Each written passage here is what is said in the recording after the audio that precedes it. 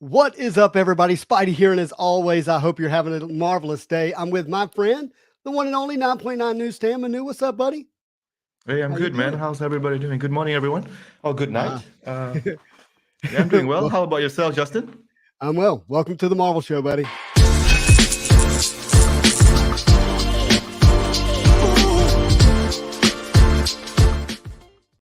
Well, brother, it's another week. We got a fun surprise for everybody, and it's not just you, Manu. It's the 9.9 Newsstand. Here he is. We've got a special guest. We got twins up? on the screen. What up, my goops? What's going on? Nothing much. Nothing much. What up, everybody? Oh, snap. We had to have twice the fun. I love it. I love it. Aslan, you look amazing, my friend. What is it? Is You it mean- his eyes? Oh, I'm sorry. Manu, you look incredible. Manu 1.5. Yeah, that's definitely You look good too, Manu. You look good too. 1.5. The red directed edition. Yeah, that's what it is. So, hello, everybody. Hello. And thank you for all of the well wishes on this box. We're going to have some fun. My audio's not working. I'm going to try to fix that right now. All right, you go work on your audio. I'm gonna say hello to some of our friends. We got Mark, a friend of the channel, hung out with us last week. He says, Manu's breaking the seal. You know what that means. Yeah. We got Dre, and so it begins. Hey, my friend, glad you made it Hey, home. Dre. We got Joshua here. So good luck, Manu. Thank you, Joshua. Appreciate that. Thank you, everybody. Manu, have you ever realized that you have a name that's like LeBron, Beyonce, Prince? Like it's just your name. No one else has it. I love that. Yeah, I love that. You do. Mhm. You know, That's I awesome. didn't. I never thought about it that way. That is fantastic. We Thank got you. John Rambo saying good luck, Manu. Oh man. Thank you, my friend. Thank you. Bad Thank you, Wizard my is friend. hoping that you pulled an Ash Gonzalez sketch or Red Cell Venom. That would be Ooh, fun. Red Cell Venom. Mhm. Ooh, Ash has sketches in this. I think so. I guess so. We've got Naj here, Wow. the one and only. Naj, my friend, what's up? Speaking of another Naj. name that stands alone by itself, Naj. Oh yeah, indeed, indeed. Absolutely correct. Mark says, I'm going to make a good luck old fashioned for this one. So good. Oh, I love that. Is it Mm. gonna have a big square cube in it? It's gotta have the big. Look, Mark's a fancy guy. I know he's got the big cubes. Unless he's at a hotel, then then it's forgivable. Very good. Ruben said, let's go. Nothing but heat in the room. Thank you, Ruben. Really appreciate that. He's thinking he maybe change his YouTube name so everyone knows who he is. Ruben, who are you? What's your YouTube name? Oh yeah, Ruben, who are you? What? Look, I think we're finally getting the Manu we all wish we had. Marvel for Dummies. Oh, sorry. I didn't dude. realize you guys were watching.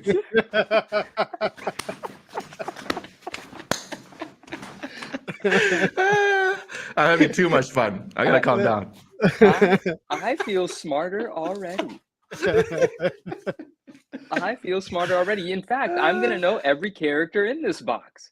Every single one. Every one of them. I can't wait. That's going to be great. Let's go. Let's go. We got Dave West Coast here saying hi to Naj. My man Dave, what's going on? Call him Manu the Goop King. Oh, that's sweet. Yeah, I'm What's in, up, I'm in Greg, a good Craig? mood. I'm in a good mood. This is exciting. it is exciting. We Yeah. got Interglobal here. What's up? My man, what's happening? Mr. My Russell McGlamory. I got a rig. Got him here. Yeah, Manu really has changed. For the better. For the better. Marvel Cards 101. What's up, my friend? All those holograms. Those are awesome. Yeah, so Oh, we're yeah, going to be doing yeah. this tonight. Our friend Azza, aka Manu 1.5, got the Manu, the 9.9 Newsstand, a box of Fleer Ultra Avengers. And Yeah, he did. Manu, this is your 57th show on the channel, or 56 for being technical. Yeah, Show on the channel, yeah, and you've yet to open a physical sealed box. yeah. Last year, Spider-Man Metal happened. You gave into the hype. You fell prey Yes, and bought a indeed. box, I and then did decided to open it in the by dark, myself in the in the living room. shadows. That's correct. Yeah. In the shadows. And you got I exactly did- what you deserved out of that box, by the way. You know what? Karma's a thing, you know. But I did open that blaster, and I did pull a comic cut out of the blaster. We remember the that. blaster was the blaster was lit. And you did that for the Yeah. channel, that's for sure. Yeah. Josh says, "What's up? Hey Justin, I didn't know how best to message you, so I sent you a tweet that I pulled 22 Fleer Ultra Avengers Spider-Man Rook chess pieces. We'll send you one if you like." The answer is yes, I would like one, 1,000%, because I don't have one. But let me like pay for shipping or something. I really appreciate that. Oh, look at Dre sending us Canadian money. Ooh, Man, that's Californian money. is that what that means? Well, No, Canadians no, probably better yeah. than what the dollar's doing right now. Everybody, by the way, Dre Studios, the one and only sketch card artist. Go follow him on Instagram. I know that's not why he did it, but if you're not following him on Instagram, please do yourself a favor. Show our guy some love. One of the sketch artists I own the most sketches of is Mr. Dre himself. For Same. sure. Go. Same. Yes. Well, look, I'm going to remove Manu from the screen for a minute. He's going to get situated, and we're going to get into this Thank you. box. Thank you. Good. All right, what's he going to pull, Azza? Oh, I've got no idea. Oh, you know, it'd be cool though. A Dre sketch, one of the sketches from the guys on the channel, or man, if you get a black opal, that'll be pretty sweet. Or green Oh yeah, medallion. I don't think I've even seen one of those pulled, so that would be incredible. I hope he does. Dre says it's like 75 cents US dollar. That's funny. It's still money. It's still money, Dre. It still counts. It's probably 75 cents after YouTube gets their share. That's for sure. So, what is your favorite Manu saying, Manu? I like it when he says, "Oh, that's really poetic, Justin." And then he goes, "I love Helen of Troy like I love my little boys." Oh wait, stop. no, what? No, Stop. No, that's not what I meant. Everybody, we'll get the real Manu back in a second. That was definitely a fake. Sorry for that. That was horrible. Oh, that came out so wrong. Oh my You're not God. allowed to rap. Yeah, I anymore. know. No, don't worry. Yeah, You're okay, fair absolutely enough. not allowed I'm to out. rap I'm banned. ever again. I am banned. All right, back to why we're here. All right, let's see. How does this situation Oh, look? no. What have we got Oh, going the situation is much worse than when you left, and I'm glad you're back. on? You know, I heard that, and I don't know what I heard that. I was about to say like my No, little don't boy, like my son. No, No, never mind. No, don't even try to fix it. Just Don't even carry try. All All right, right. so- Okay, I give up. Here's the box. But this box Right. is courtesy of Mr. Azza Collectibles. And, Both of that- them are courtesy of Mr. Oh. Azza Collectibles. How do we decide which one to open? I don't know. Is there This left, you feel right? you feel an energy to it? What are you thinking? You I've been pick. fondling this one, but I don't know if that means this is Oh, the one God. to open. We're definitely getting Just do canceled it. tonight. Which one should we do? All right. How about so Naj says left. She so says there's one vote for left. And I'm with Alonzo. You open both of them. That way we know. Tina. Hi, Tina. Tina says left. Oh, Alonzo Tina. says you open both. Yeah. Ooh, Is it- Alonzo. The Yeah, pressure we is got a lot of real. boats in Oh, here. I'm easy. I'm easy. Okay, so Manu, we're you can do whatever starting you with want. left. We're starting Yeah. with left. Let's go. Oh, All right. You're being called a professional. Look at Manu with the overhead cam. I Look got at an that overhead 9.9. cam. I got some lighting. You know, I think we're doing okay. Let's go ahead and. So, what's the right way to do this? I see you guys do this zigzag fanciness. I'm just gonna. Well, yeah. Do you feel like a sports card person, or do you feel like, hey, you want to preserve the box? It might be a collectible. There, you do it. You do it down the seam if you feel like it's a collectible item. I don't necessarily feel like it's a collectible item. I feel like there's a lot of these boxes. Yeah. But It's it heaps. doesn't mean that I want to just like rip through the top of it. Can everyone Yeah. hear me just fine? Yeah, We of can. course. You Yeah. sound great. That My hasn't dad says changed. the left one has a glow to it. RMS Collect says, let it rip. RMS, what up? Leon, you got it, my friend. Mhm. So can I ask, Mark's, Manu? yeah, I need the lessons. Okay, well, this is open now. You just need to Is this your finger crack. first? Is Fring- this your finger first box, fracture. Manu? Finger fracture. That's what it is. Finger fracture. You know, I want one of Finger those watchmaker gloves. Oh, one of our friends corrected. Never mind. We'll talk about watches later. Yep. Okay. Well, Mhm. All right, Asa, what's your question?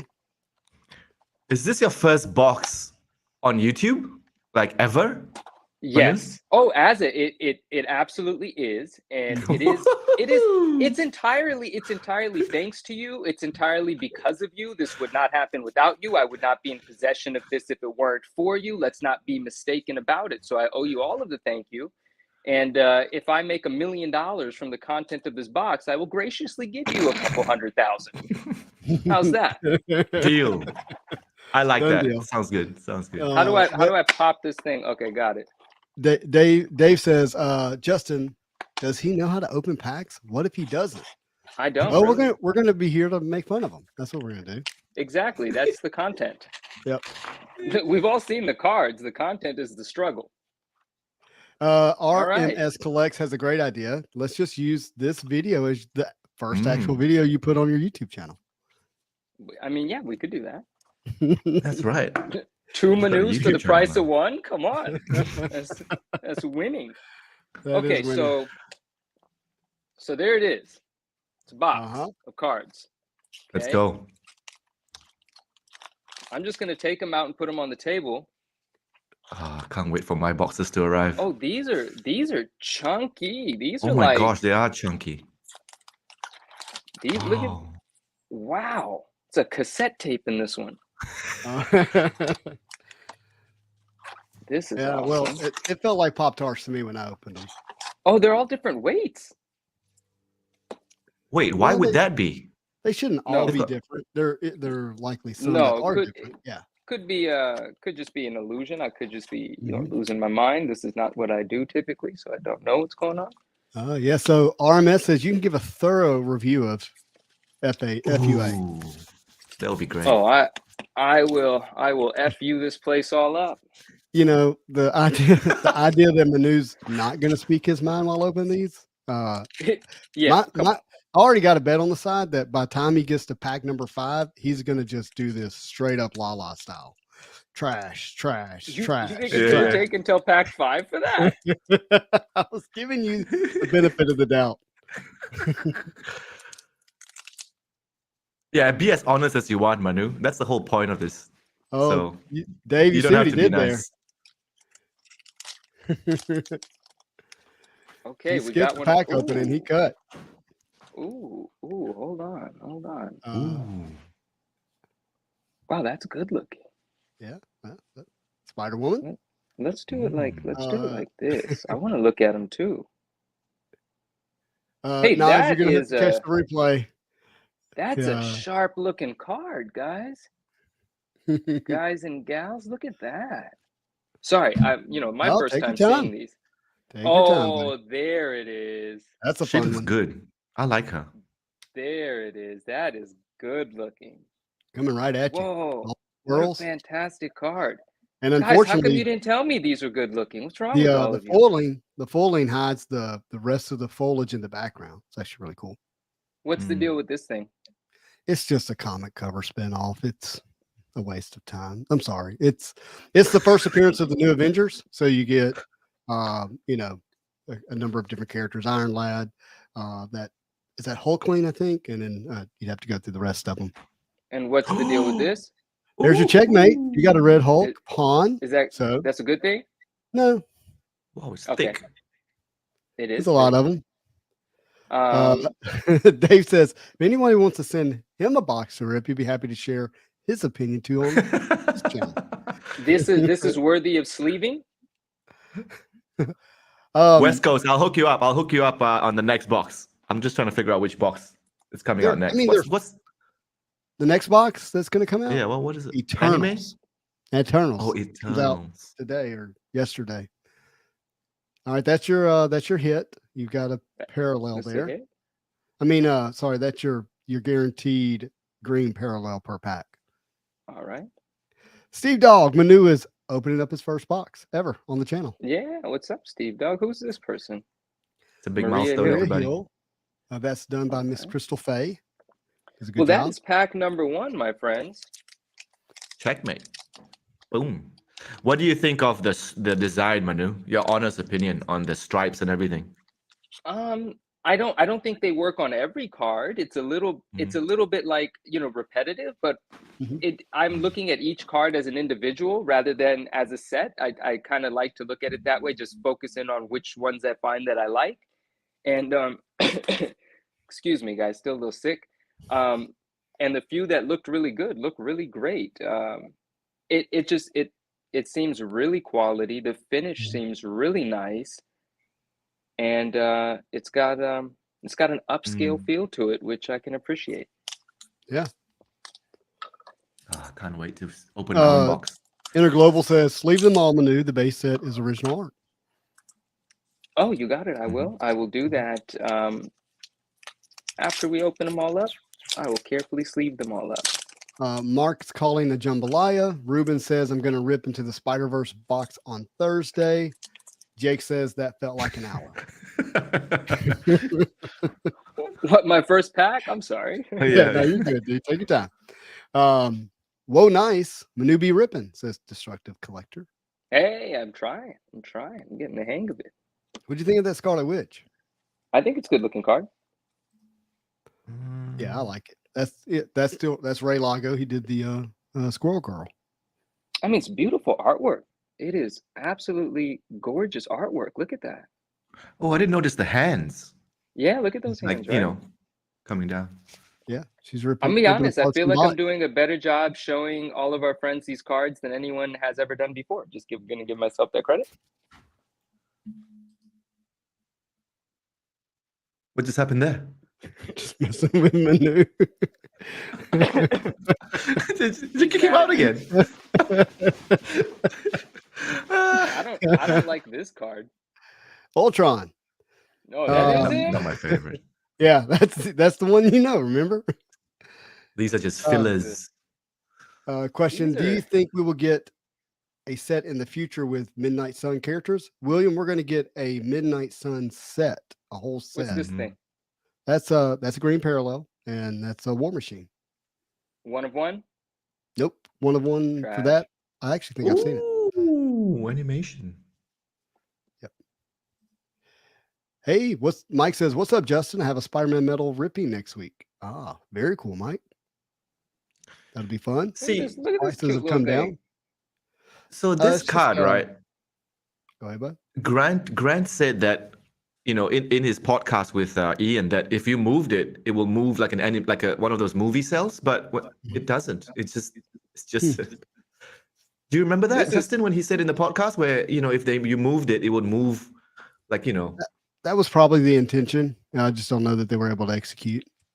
Oh. How do we open these without scissors? Like, how does that work? Yeah, you gotta speak to here you Gingy about that. go. Is Retroverse here? Is Jake here? Right. Oh gosh, I'm so behind on the comments. Ooh, Vulture. Voucher. Ian Giss talked about that. Oh, whoa, Oh, that's a you sketch. got a sketch. It's an absolute case hit right there. Probably more than the case hit. That's actually kind of cool, isn't it? Look at that thing. Oh, look at you. Hey, You pulled a sketch. look at that lower lip. That's Look at That's that face. interesting. What are those two awesome. fingers doing? I wonder who's that He's getting by. ready to. He's getting ready to fire. With the Yeah, eyes. it's focusing. Who we got here? Giles. Giles. Oh, Giles. Patrick Giles, I believe is who it is. Well, that's Sketch cool. hit. Yeah, All right. Chat's all excited about right. that. Well, thank you, guys. That's That's awesome. fun. Yeah, that was fun. Smasher. We'll look at that sketch again a little later. If you What's remember- this thing? That's a Lord medallion. It's a base medallion, but it's a great art of Captain It America. is. It's while you guys look at this card, I'm going to look at this up close. You go right ahead. We'll look at that fantastic Doctor Strange by again Mr. Ray Lago. Oh, I love this. Great Doctor Strange. Great artwork in this set. This is it's quite a different experience than Spidey Metal. Mm-hmm. Oh, yeah. Well, I mean, you're opening it with everybody, so that helps. Not just that. Manu, if you want to sell that wasp cell, animated cell, Ruben is interested. Yeah. I will sell the cell. You'll sell the cell to make a cell? Sure. Yeah. All of that. All of the above. You want them to call your cell to complete that cell? Hit me on the hip. Or the cell? Hit me on the hip. Yeah. All right, I'll stop. So what are you guaranteed in these packs? Like, you know how you got the 2 Grandioses and 3 goals for Spider-Man Metal? What is the guarantee in these packs? Man, I don't know. You know? It's been a minute since I opened them. Ooh, that's cool. Look at Speed go. Yeah. Oh, I never noticed that. Very cool. Speedy. See, we like that. Quicksilver. Hercules. That's Hercules? Cool. Yep. Yeah, it's Hercules. Tell us about Dr. Dredd here. What's his storyline, Manu? I don't know, but that glow's coming out of his area His belly button? somewhere. Whoa, what happened here? Hold on. You got a parallel. Oh, green. Okay. Mark, the Silver Ages are great. And Dre, I'm with you. Thanos throughout this entire set is really good. I don't know if Gambit would be able to throw these cards the way that he throws the thinner ones. There's a lot to charge there.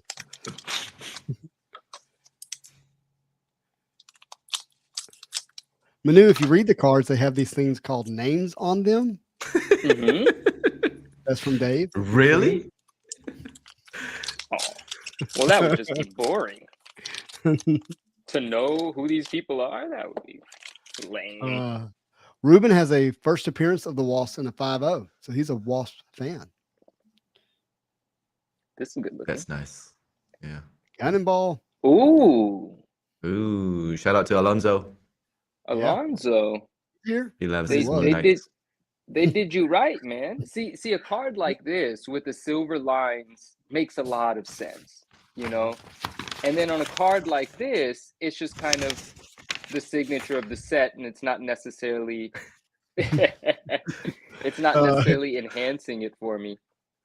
Mark said, "Get that Marvel for Dummies book back out to help."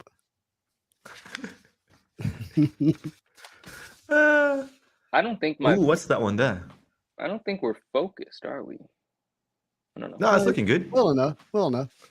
Okay. So it seems like you get a medallion in every alternate pack. Every 2 packs. Yeah. That That's nice. The Tesseract. That glow coming out of that cube looks real glowy. Like they did a good job. What are we? 3 packs in? 4 packs in? What are we doing? Ooh, we have. I'll tell you how many we have left. We have 8 packs left. Okay, we have 7 left. 7 left. Sweet. I'll speed it up, guys. I'll speed it up. Oh no, you're great. Take your time. I mean, you've already hit a sketch. You already hit an animation cell. You know the possibilities of a number of cards here. You've already got the checkmate. Checkmate. When our friend is asking to buy the cell, what's the price of the cell? How much is a cell? How much to sell the cell? Yeah. So that you can make the cell? Yeah. Probably not much. I hate to say that. Well, I mean, if it's not much, I don't necessarily want to sell it. Just pay the shipping and I'll send it. Yeah. But in fairness, I haven't kept up with any of those prices. So, okay. Well, tell me what you think about this store. Feels Alex Rossi. Who is it? It's Errol Olivetti. He's a great artist. I think it's a beautiful, beautiful card. Yeah. It's really good. Look at that. He also did the Captain America in this set, I believe. Oh, there's something drooping down. Well, you know, we're rooting for a jambalaya, but it may be another chess piece. Yeah, it's a chess piece. Novar. Here you go. So you got Oh, you got he's so pawn sweet. twice. Pawn, Hawkeye. another pawn. Yep. So I just Googled the animation cell sells for $8. That was the last sale for the Wasp. Okay, well, So, whoever wants it, just send me money for shipping. There you go. Ruben says you can talk on IG. Yeah. As Newman said in Seinfeld, jambalaya. I don't know if I that said would have been that so right, Naj. sweet. If that was a jambalaya, that would have been so sweet. That would have been cool. Ruben said he'll be fair to you, Manu. Oh, yeah, I mean, paying the shipping is plenty fair. Oh! Oh, Mr. Bianchi. Let There me he take a is. moment with this one. Yeah, you spent some time with Mr. Venom. So did you manage to find out why he drew that? I think you guys would. I think was it We Alonso who talked. asked him?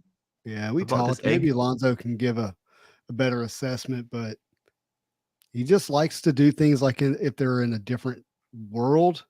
He likes to create their Right. own All right, universe well, when he paints. let me tell you, Mhm. I already know that this card is doing zero justice to what this artwork actually probably looked like, because I know Bianchi's sort of strokes now, and sort of Mhm. like the designs that he does, these unique sort Mhm. of textures he uses, and they're not coming across very well in the way that this card has been like post edited, if you will. Mhm. Mhm. And all of the just sort of Mm. gray thrown in the back and the silver stripes are all taking away from what this card Mm. probably could have been. And Mhm. unfortunately, it just makes it not all that great. Not because the artwork wouldn't potentially have been amazing. The Mhm. design of the card itself is taking away from what I know this artwork probably looks like. Yeah, it's cropped in, so the Yeah. painting there's a lot more to it. But the idea is, he's coming out, he's spawning out of this egg, so to speak. But it's a different take on how Venom, and Venom exists, so to speak. Right. And Oh, this I like vision. Bianchi's takes on things. Wow, that's remarkable. Yes. Victor Kraft, my buddy, says the symbiote that eventually became Venom was born in an egg on Caldinatar. Oh. From what I remember. Clintar. Clintar. There we go. So maybe that's the origin of the painting there. Maybe. This is a weird one. I like the Iron Fist personally. I'm not saying it's bad. I'm not saying it's Here's your bad. number Ooh, a card. blue. Who's this person? Black Bolt? Okay. Yeah. Let's take What's a the look blue at what number to number again? the number 50, was it? is. No, it's 160 or Oh, 360. 160. Yeah. 360. 360. 161 is the maroon red or whatever. Burgundy. So I had a question. I mean, Mhm. let's try to be Ask that constructive question. to Upper Deck. If you had a choice to change the way the stripes, were to be done, because they needed the stripes to indicate the parallels, right? Like the green, the blues, the orange. Mhm. What would you all recommend? I mean, how would you want it to show up on the card? Like, my masterpieces at those borders, Mhm. the Right. like very minimal and minimalistic sort of style. Like, what would work for these original art cards, in your opinion, Justin and Manu? That if they would have left the base alone, had no foiling, and it only foiled the parallels. Oh, Yeah, that way but we get still the keep full the image. stripes. No stripes. We get the full art.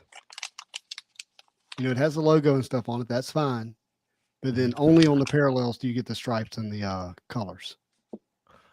I see what you're saying. So like that would just have the art, whatever the artist is. Yeah. This would we would be able to see everything that was going on with this whole scene of Ant-Man. Is he shrinking or is he growing? Instead of Oh, I like that. That's a good idea.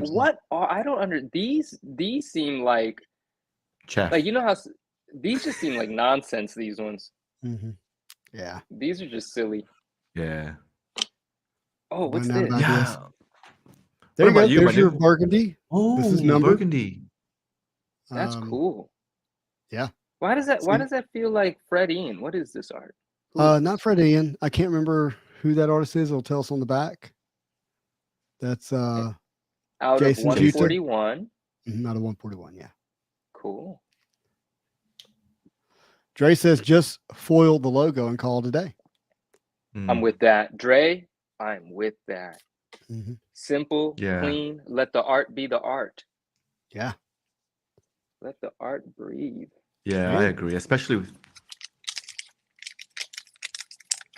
with original art cards, you know, like why would you do that? You know, a massive stripe. I don't know. Yeah, it's. I think because they would have had to print those cards two different ways to get that foiling, the space where that foiling is probably why. Oh, But I wish there was just straight, you know, art on the back on the base. Mm. I have all the answers, Dre. He does, doesn't he? That's awesome. Tom Fleming. It's another Tom Fleming. Is it Tom Fleming too? Yeah, I think it is. All the times. all of the time. What's that? All right. That's cool. Well, I gotta start work soon. Oh, you do? What? What time is it over Yeah. there? It's 8:30 in the morning, Ooh. but my stand-up What's is at this? 8:45. That's Oh. that's the one of the puzzle pieces, the 9x9s or the 3x3s. This is a pretty good box. Yeah. Why, thank you, Aslan. All thanks You've to got- you. All you need now is a jambalaya or a jambalaya. All right, That's there are three more packs. Don't leave until we open them. I forgot that we were on 3 more front packs side. and a box. Yeah, but he's got work to do. He's got work to do. Let me see what I've got at 9 o'clock. Hold on. Let me give me 1 second. Oh damn! I've got. Hey, be careful there. Oh, sorry. I've got meetings all the way up till Well, you are an important guy. midnight, your time. What is this? This is Spectrum. I've never seen Spectrum before. Oh, She looks like Domino. Oh, Rogue. Let's look at this Rogue. Robert is asking Manu, where can I go to procure some of your cards? My Instagram page. Just meet me in my DMs. I like Yeah. this card. Yeah, the Tom Morgan stuff is all great. Mark says, tell your work you got to call in sick because you got marker on your face.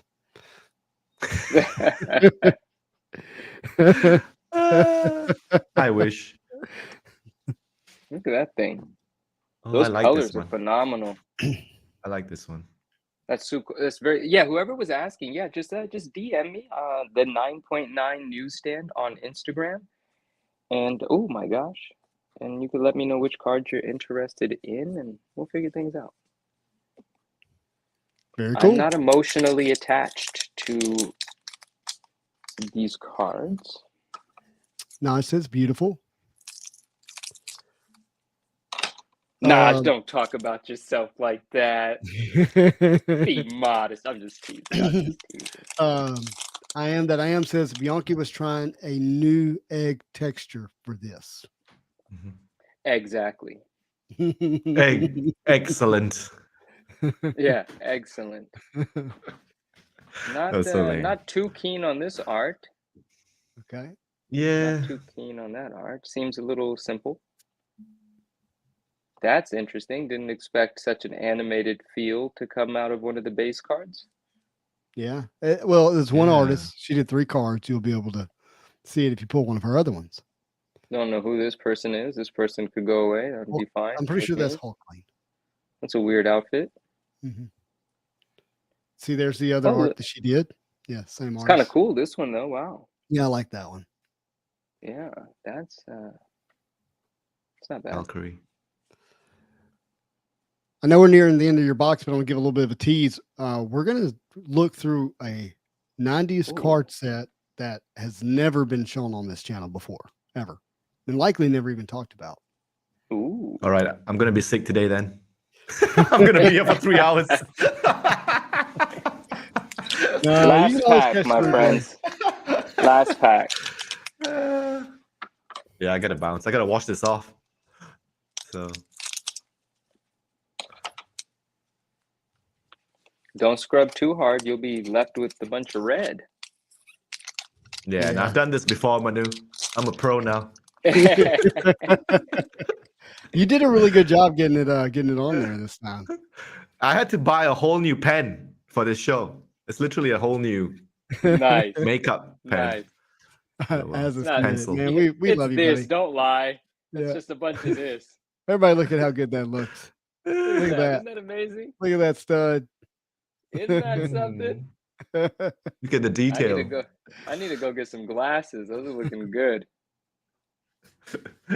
What happened here? That was stuck.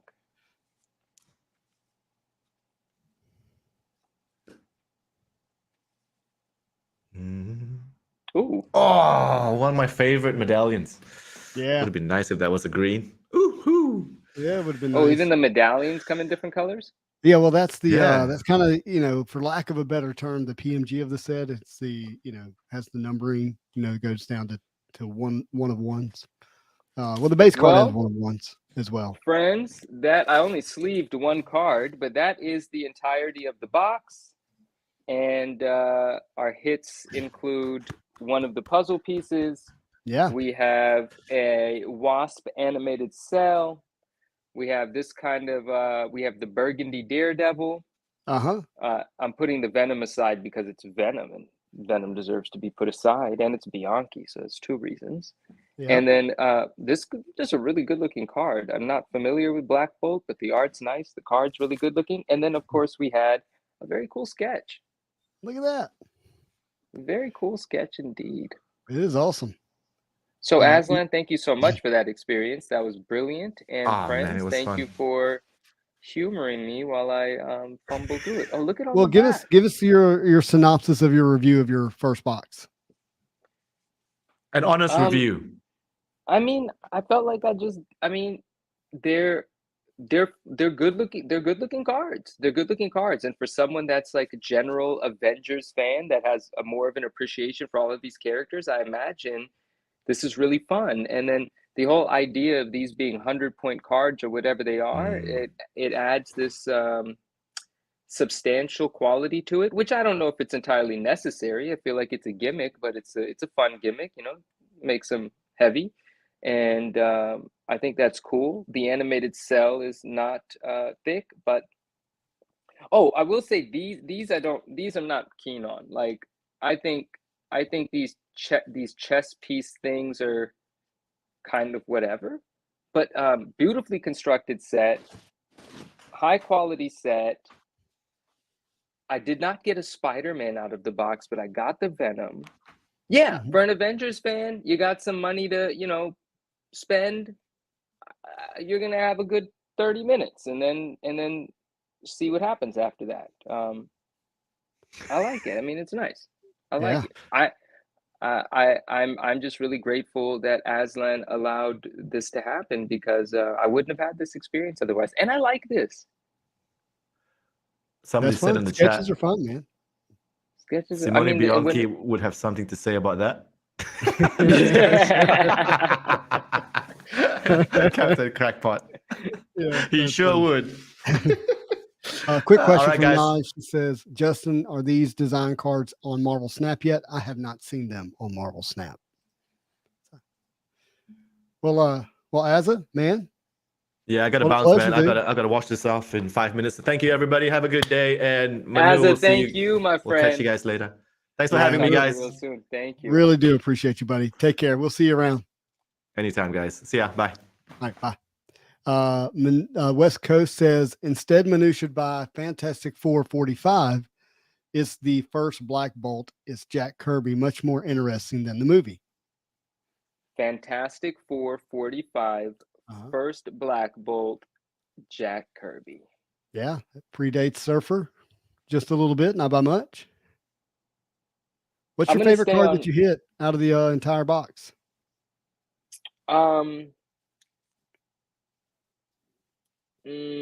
Artwork wise, the Squirrel Girl is still my favorite card in the entire set. Yeah. and so I'm happy to have seen that in person. A lot of the cards are just really good looking, just like amazing art, like Mhm. Yeah. incredibly good art. So If you that's see that impressive. Thanos That makes me again, take happy. a second look at the Thanos space card. It's amazing. I'll take a look at it. I think, oddly enough, this is very, very interesting. The sketch card is my favorite card that I've hit. Oh, wow. Yeah, I like it. absolutely. I love it. I actually think the sketch is really cool. It's playful. It's done in an animated vein. I Yeah. like how the gold looks. I like how it's done. I like this. This is my favorite card that I've hit. No question. Anime was always difficult for me to draw growing up because I couldn't get rough with it, like putting in the messy details. Like it had Yeah, to be yeah, clean. And so that yeah. always was difficult for me. Naj says, was fun, my friends. Congratulations, Manu. Thank you And so much. something, listen to Dave. He knows what he's talking about with that. FF45 is stunning. You guys both are well versed in the ways of classic books, and I can learn a lot from you. And Naj, thank you so much. Have a wonderful night. Sleep well. William has a statement, which is kind of a question. So I'm curious, why is Namor talked about or I think he's saying isn't talked about or collected by more people when he was one of the first superheroes and one of the first mutants in Marvel comics. And I I think, find him. Oh, sorry. okay, Yeah. no, you first. No, You no. first. I'm just gonna get in trouble. I'd like you to go first. Oh, well, I think it's because his he plays in that villain hero kind of in between. Um, and I know the anti-hero works for like Deadpool and Venom, but it's not quite like them. I think maybe that has something to do with it. I think, maybe because he's an aquatic creature, like he's in the water most of the time. Maybe that has something to do with it. But overall, you know, it's just not something that's attracted to me from a storyline or a character. What about you? Yes. Same with me. He didn't resonate with me when I was younger. He wasn't somebody that I thought was very cool, probably because, I don't know, there was just something about it that wasn't necessarily anything that I desired to pay attention to. Mhm. And so since I didn't develop that connection early on, be hard pressed to develop it now. And I don't know. I feel like if you put Submariner up against some of the other characters, someone Mhm. just coming into Marvel now, maybe if they watch the movie, they have an opportunity to to develop an attachment there with the character Mhm. and sort of what the character is going through. But if you're just looking at the images of the characters, I don't know that Namor is one of, I don't know that he's the coolest or anything like that. I think there's just cooler characters. That's my personal Yeah, take, guys. No one, got it. you know, yeah. He's Namor now, so that's Say how no Ruben. more. Mark says, "I wish they'd make an X-Men card set from the Japanese X-Men series from 2011. Just came across that series and the animation was awesome. I know the series he's referring to, and it is awesome. It's a different, take to see the X-Men full, that full Japanese animation style. Was fun. All right, there you go. That looks So, great. okay, so I'm switching back to normal. Unless you're opening up another box. I mean, is that are we? If is that what the people want? If the That is people definitely want, what the people want. I mean, I can go ahead and attest to that 100% because they said so in the chat. But is that what you want to do with the box? I want to appease the chat and I want to appease Azza. And I think Azza here in spirit with us is saying, yes, Manu, that would make me happy because I like that you're opening these boxes. And I so I'm think, going to open that box. yeah, you go right ahead, my friend. We're getting a lot of do it's in the chat, a lot of Let's rip do it it's. then. One save it, but I can block him real quick. Oh, stop. Who said it? Who said save it? I'm Ruben kidding. said Ruben. save it. Ruben was joking. You know what we, always be ripping here on the channel. That's what this channel's about. That's what Yeah. birthed this channel. It is what birthed this channel. Look, I've said before, I think this is a good place for me to say it again.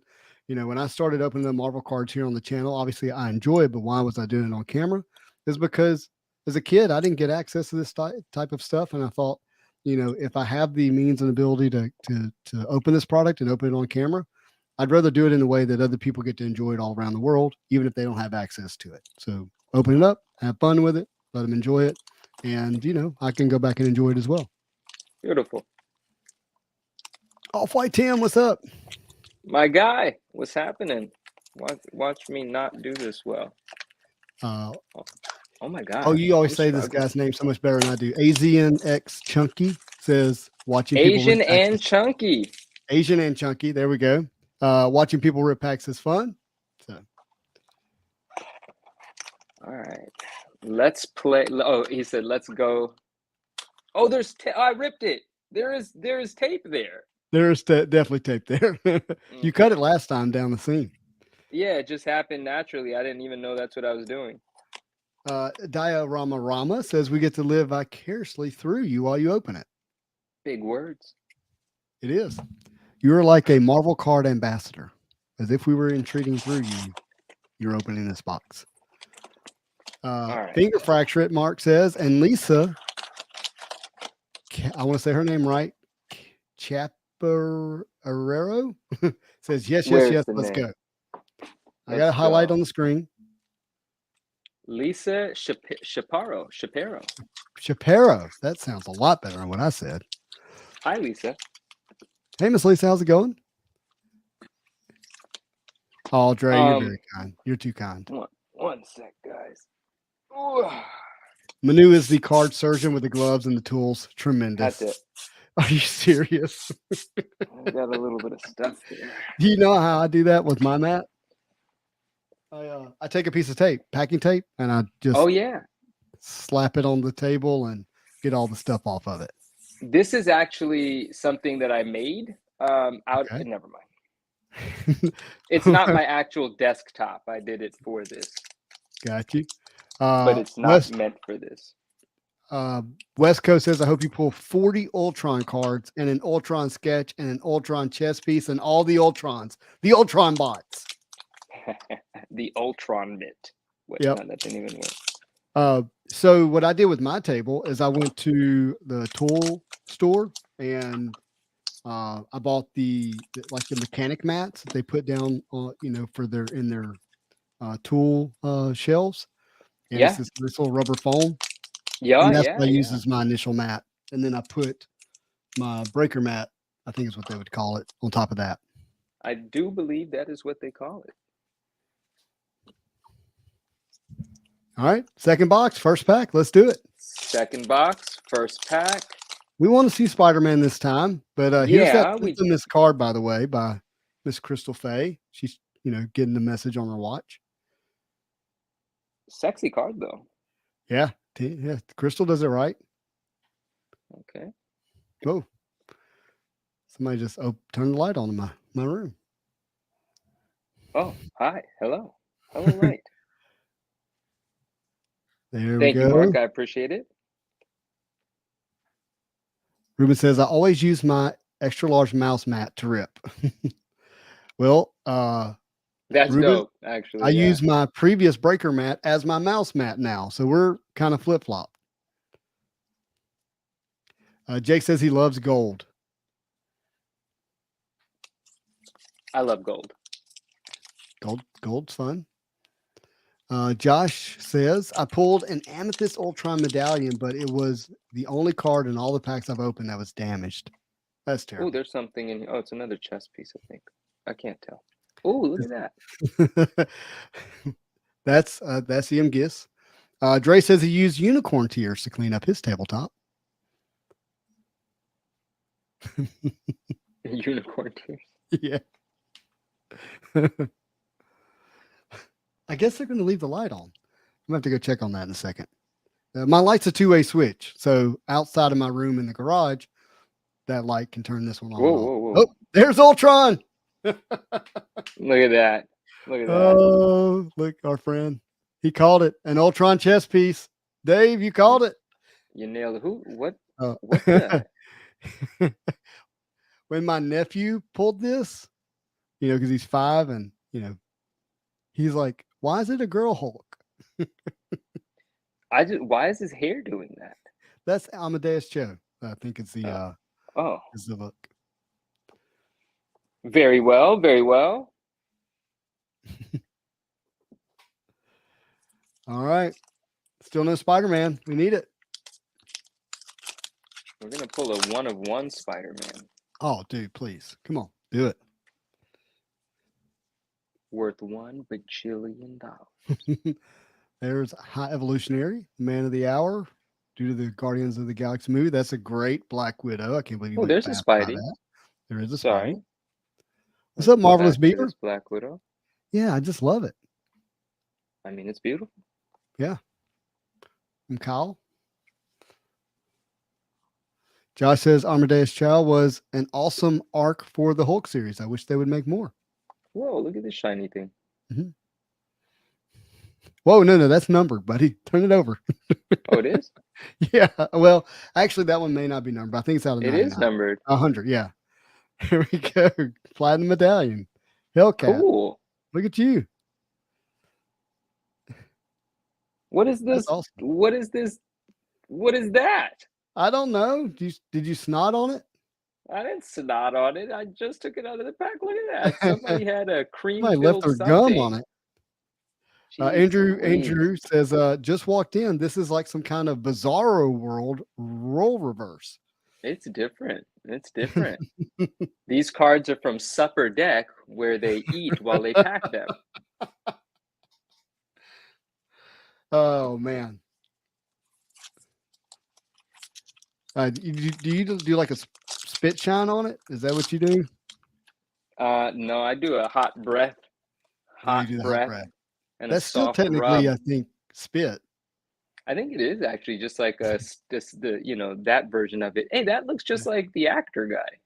It does look just like Samuel L. Jackson. So there's two things about this Yeah. card. Pause for just a second. Number Okay. one, I can't believe they got a likeness image of Samuel, into the set. That's shocking. Yeah. And number Yeah. two, the gun is like really pointing at you with like the laser scope and everything. And I thought that Right. wasn't allowed either. Yeah, you're right. And that helicopter is tiny. Tiny chopper. Tiny Chopper. That's your rap name, bro. Tiny chopper. I like it.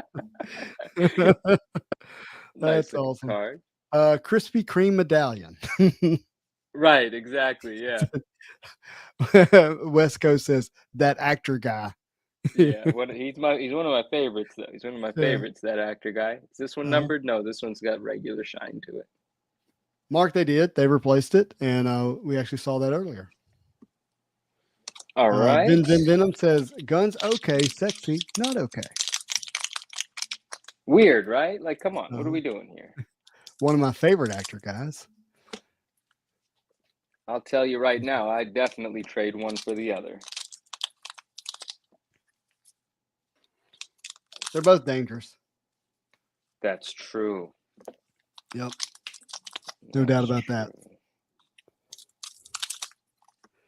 All right. How many packs are we in on this one? We are 1, 2, 3, 4. We have 8 packs left. Oh, wow. I thought we were further than that. I'm just gonna go ahead and rip the tops off of all 8 right now. Yeah. Venom's right. Crystal had to tone it down a bit. I actually think the way she did her females is actually, has quite the attraction to it. Yeah, I think they caused her to do a few revisions. Josh says, I have 2 packs of Spider-Man metal. Should I hold them or open them? What do you think? Open them, Josh. Open them. There's no point in holding them. What I would do is I would grade one of the packs if it's in good, clean condition and not open the other one. That's interesting. You would have him invest money in encapsulating a pack that's not necessarily rare? Yeah. I actually think the graded pack, unless somebody just starts grading packs all of a sudden, which is possible. Yeah. Has an appeal to it. It does. Graded packs are cool. I've never actually looked at a modern pack graded, so it'd be fun to see what that feels like. Well, I definitely intend to get. Oh, Bane. Yeah, That's not Bane. That's Oh my Crossbones. gosh. Bane was angry about that. Tell me about this one. I don't like it. Yeah, It's there you go. a dynamic pose. It's not all that great. Mark says the only pack worth grading a 10 is an open one, in his opinion. No disrespect to the artist or anyone. I mean, it's beautiful in its own right, but there's like some really superior art in this set. So, by comparison, it feels a little. Yeah, and we don't know. I mean, we've heard the artist story on the channel, but you never know what conditions they were working under, by Upper Deck. Yeah, absolutely. We can You got definitely Pond have- again. Yeah. All right. Whoa, they do this all the time, don't they? Yep, double parallel. Dre says he doesn't like it. Mathis says, what card set is this? This is Fleer Ultra Avengers. She's pretending to be Raphael. Raphael. How do you say it? How do you say Raphael? Raphael? I say Raphael, yeah. Yeah. That's what I would say. Whoa, what's happening here? Oh gosh, come on, Pack. All right, we're gonna do this one a bit different. Oh, how are we doing it? We're gonna go like this. On the back. What's that? That's a medallion, is what that is. There you go. All right. The artist talked about Jessica Jones. He's like, how do you make a woman? Oh, I got a numbered card. Oh, Right yeah. there. A red Ooh, Hulk whoa. numbered card. Yeah, well, that's actually a big hit. When you turn it over, snap. you'll see. Oh snap. Well, let's start like this.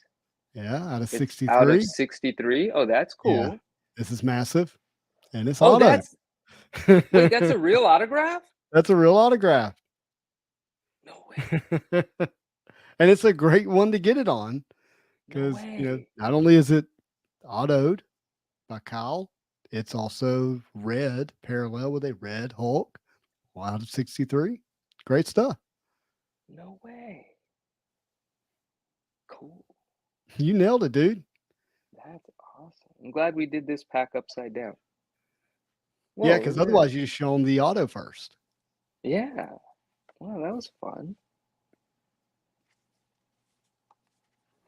Don't get too excited though. Why? I'm just kidding. I'm just messing with you. Like, yeah, that was fun.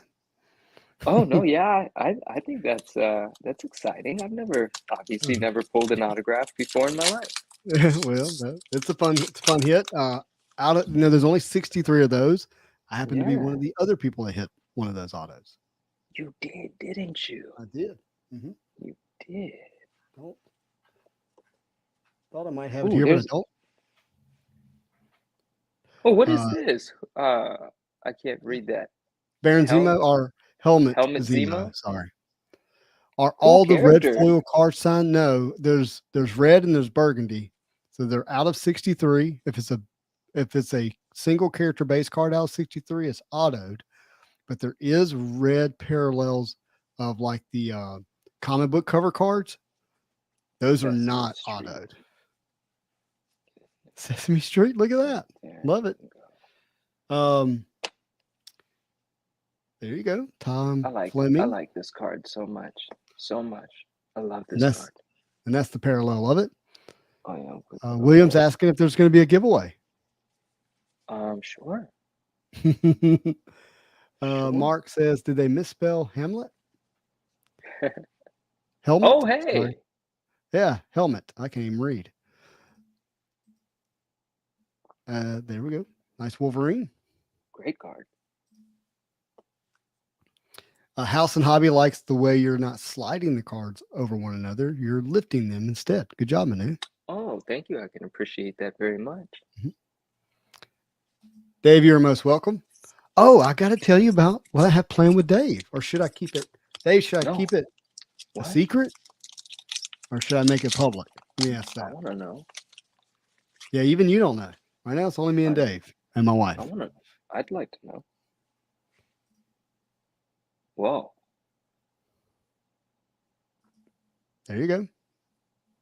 Gonna take a moment there. Tigra. Cool. Or as I say, Tigra. Alberto says there's also Cell Animation Autos. There sure this one's numbered. The blue parallel. Numbered out of Dave says 360. keep it a secret for now, so I will.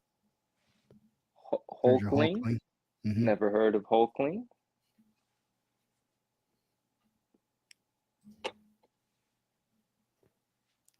Hayes and Chunky, we do too, man. It's just perfect Onslaught comic is book. dope. Yeah, he is. Onslaught is dope. These are ridiculous. These are just... But that's the one I was saying that can be red numbered. There you go. There's. Oh, I got you. Oh, cool. This is nice. Yeah, Iron Man again by Ariel Olivetti. Stunner. And an Iron Lad. 4 more packs. I like this sort of calm sort of pace. It's a good pace. Oh yeah. First time. Dave, you should have said that. He said I should have said keep it secret, keep it safe. Ooh, you know, ultra power. You know what Marvel movies that's from, right? What was the saying? Keep it secret, keep it safe. I'm gonna guess with a wizard emoji.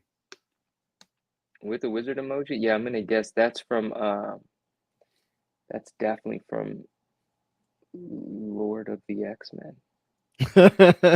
Good answer. That's funny.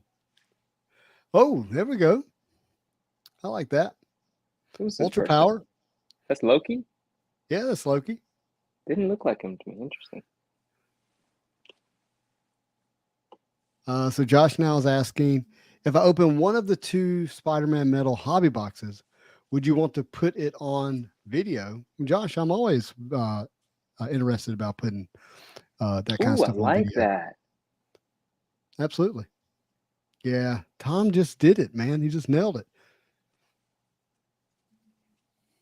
Oh, this card is gorgeous. Yeah. A lot of people's card of the set from an art standpoint. I mean, it's really it's kind of perfect. Yeah. Nice. You nailed it. I'll put that over there. Yeah, Josh, look forward to hearing from you, buddy. This Kate. Kate Bishop.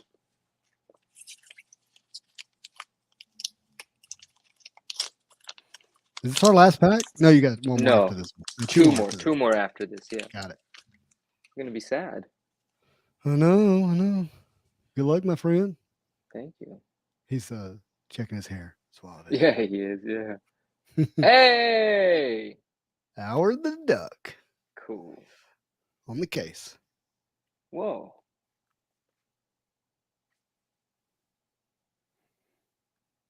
I got 2 cards here. Oh, hey, look. The green one. Ooh, another medallion. Who's that guy? That's Nick Fury? That's Nick Fury Jr. Oh, yeah, he's a cool guy. Brendan McElroy says, good job, 9.9. Way to get into a hobby box. Hey, thank you, my friend. I appreciate that. This is all thanks to Aslan, of course. Yep. Second to last. We'll go back to this style. By the way, I like how you got your 9.9 newsstand pin back there. Hey, thank you for that, by the way. That's thanks to you. Whoa, there's a number card.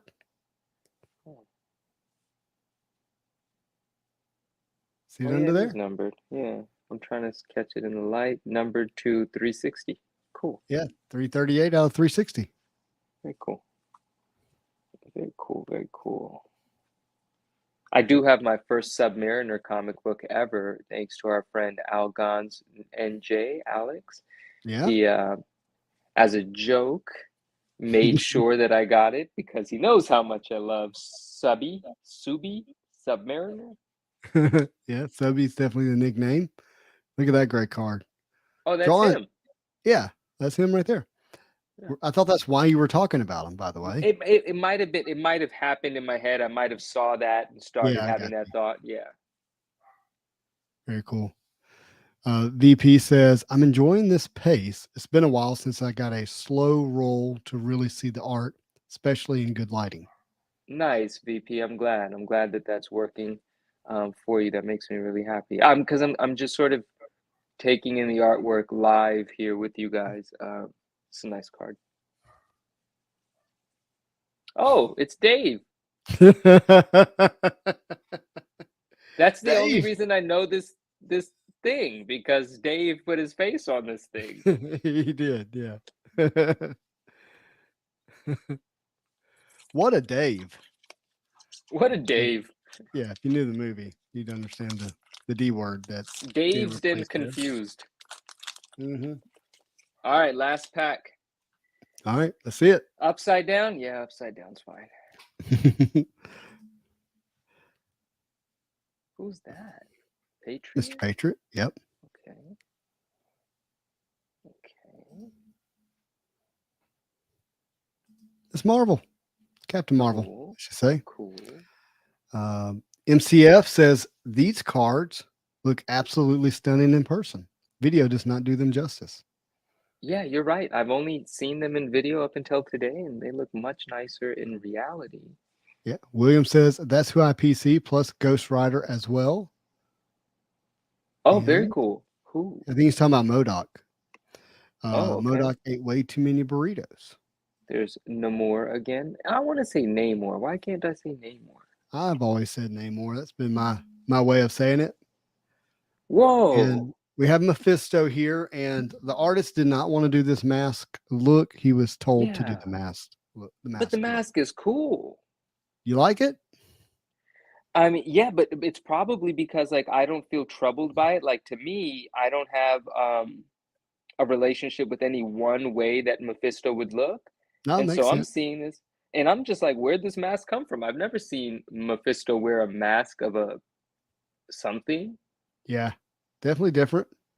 Definitely different. Well, that was it, guys. That's everything. Let's do a quick recap. Oh yeah, we got this out of this box. Yeah, that's a great hit. Hey, by the way, we got another awesome. guest. Who's with us? We got Mr. Lonzo. What up? What up? Man, what up? What up? Hey, bro. Congrats, man. Those are two nice boxes, man. Thank you, my friend. That's your energy right there. Thank you. Thank Yeah, you. bro. You hit a sketch in the first one. You got the auto, bro. You're on a roll, man. Where's that sketch? You're gonna open up a box with us today? I think so, bro. I think we're gonna keep it. We're gonna keep it going. Those I are love it. gorgeous, Well, dude. isn't that nice? That's fun. Yeah. And then we also got this. What were your other numbered cards? Oh, that's out of 100. That's fire. It is. Doesn't that look great with the on it. stamp on the back? It just looks good, man. They killed it with the medallions.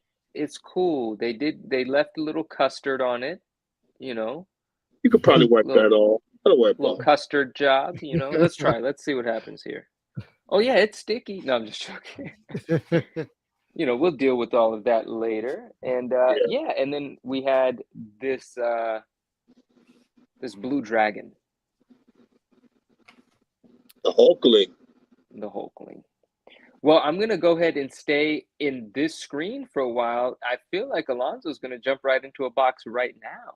No. We're gonna look at that card set I was teasing, and we're gonna run a giveaway. Oh, okay. Fantastic. Yeah. All right. Cool. Give me 1 second here. Getting things set up. That was fun. Thank you, everybody. Yeah, Manu, that was awesome, dude. Thank you. Hey, Lonzo, welcome. You did it. All right, everybody. We're gonna run a giveaway for these slab mags. Oh, really? Yeah. So this is the gold one. This is the red one.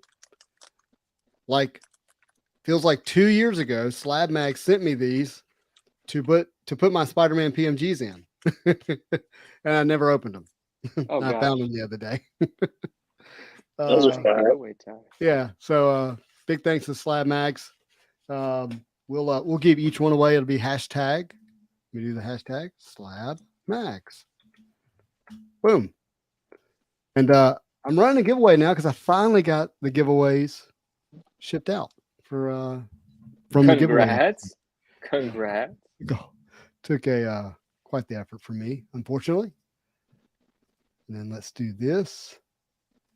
Switch this camera around. Boom. Does it look all right? Oh, it looks terrific. Sweet. Again, we're giving these away. We'll run these in a little bit. We'll have fun with that. And wanted to show some of my pickups this week. I wanted to show this one first. Let's get this out of the case so you can see it well. This is just a personal sketch I had done. Ooh. Then let me know when That's that sweet. Oh, wow. This is from Don't Touch Hutch on Instagram. All right. All right. Don't touch Hutch. I But want to isn't that ask cool? you, that's brilliant. That's, I mean, really awesome. I saw his work and I was like, hey, got to get me one of those. Just gave him the list of 5 characters and told him to pick one. He picked Ghost Spider, which I'm not mad at all. Nope. But she's coming right at you. A lot of action there. So speaking of Ghost Spider, did you see the new Sideshow collectibles statue? I did not, Oh, it's but I can look it something. up. Yeah, if you want to look it up and pop it on the screen and share it with our friends, Yeah, let me do that it's real quick. beautiful. Yeah.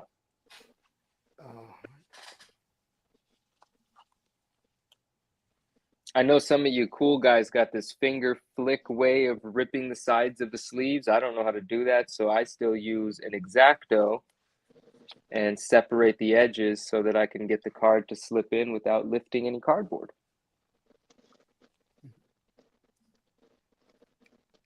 Well, this says it's only $600. Sounds about right. Look at that. Oh wow. Oh, she's Dude. taking a photo. Look at that. Yeah, and you're not, we haven't even seen the base of it yet. Look at the base. Ooh, that does look good. That's This pretty has to be fun, sold man. out already. It has to be sold out. I don't know, but I would imagine so. It's got to add to cart. You want to give me your credit card? Oh wow, it's not sold out. I'll trade you this red autographed card for you to purchase that for me. Done. No, stop. Now I feel like I made a bad deal. Oh wait, here's the exclusive edition. Only $20 more, and it has a Oh, you weight. gotta go for it. It's the unmasked version. Dang, it doesn't bring the 2 heads. Usually those statues bring 2 different heads and a separate set of hands. Right? Yeah, right. I've never bought a statue, like not an expensive one. Oh wow, look at that. But That's I've got to nice. get. Right. I've got to get off of this site. What is this? Whose artwork is that? Is that Campbell? That's J. Scott. J. Scott Campbell for sure. Yeah, it is. Wow, it's gorgeous. West Coast says the exclusive looks creepy. You know, the strangest thing about the last however long I've been on with you guys right now is that I haven't looked at the chat, which is unusual for me. But I guess that's what happens when you're opening cards. It does. It makes it difficult. But again, we'll just take another glance at that, and I'll put it up. No, that's beautiful, man. Congrats on that. But somebody asked, did I get a commission? The answer is yes on that. Then I picked up this Wolverine sketch. Oh, let's see. From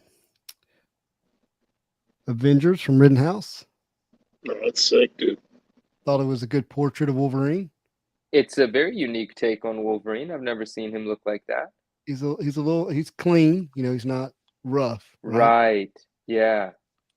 But I liked it. And then I got these two. They go together, but they're individual sketches from Women of Marvel. He shaved. Indeed, he did, Mark. Indeed, he did. First is this Miss Marvel. Oh, cool. That's very nice, bro. Oh wow. They go together. Oh, wow. So I like that. I'm working on a binder of sketches. Thought I'd like these in there. Again, from Women of Marvel. So those were fun to get. And then, yeah, everybody hashtag slab mags. Hashtag slab mag. Yep. First thing I'm going to show This you is one's this. I picked this up this week. Hey, wait, what is that? Oh, that's the binder. Yes, the Marvel Metal binder from '95, Slick stuff. official binder. The inaugural edition. You know, it only took what, 10, 16, I don't know, it took quite a few years, almost 20 years to get the next edition, but happy we got it. No, longer than That's that. just so classic, man. Yeah, 26 years, something like that. Anyways, can't do math right now for some reason. And I haven't put anything in it yet because I just got it, but I'll show you the back side says that. I like it. I like Yep. it a lot. So I'm really happy to put my set in there. And it says Hulk, Spider-Man, Iron Man, and Marvel, and 95 Marvel Entertainment Group, produced and distributed exclusively by the Fleer Corporation. Fleer It's got Corp. these little metal things on the corners. And I've actually seen that this was released with official 9 pages that have, like, where this might have Ultra Pro right here. Mm-hmm. It actually says Marvel Metal. Oh no. Mm-hmm.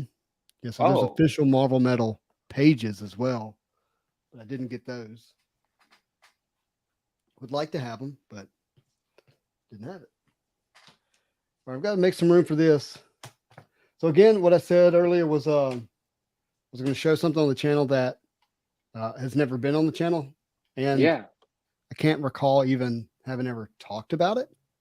Okay.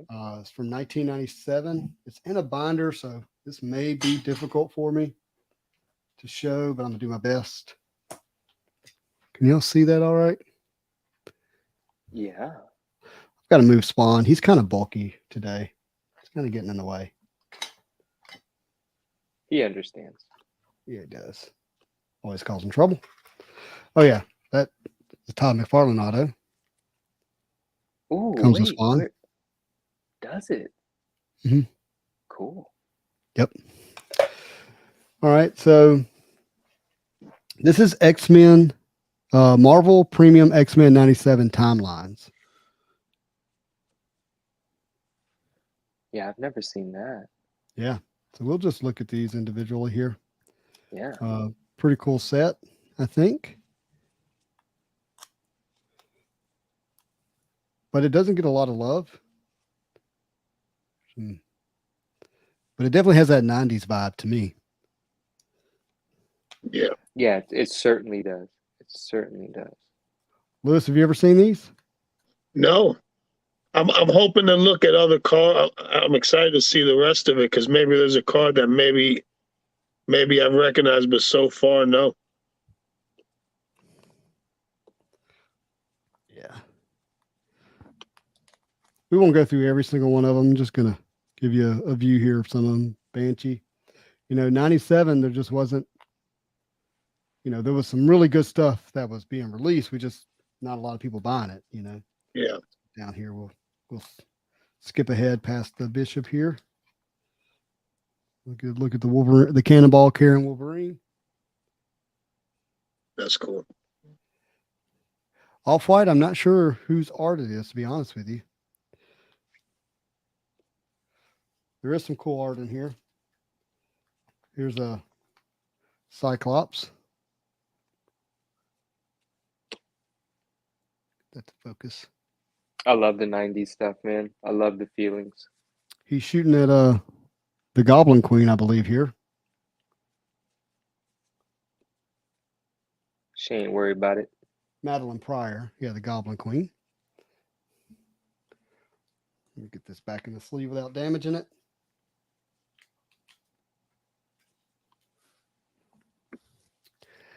West Coast says definitely some Joe Mad there for sure. Let's see if it says the name of the artist on here. Man, I didn't get that Spider-Man. I'm not complaining, but I didn't get that Spider-Man. Here's a domino. Ah, Domino's cool, man. Where's she been all my life?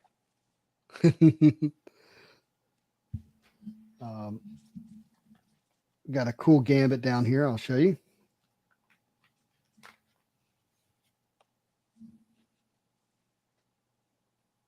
Oh yeah, I like that. I dig That's it. awesome. Very cool.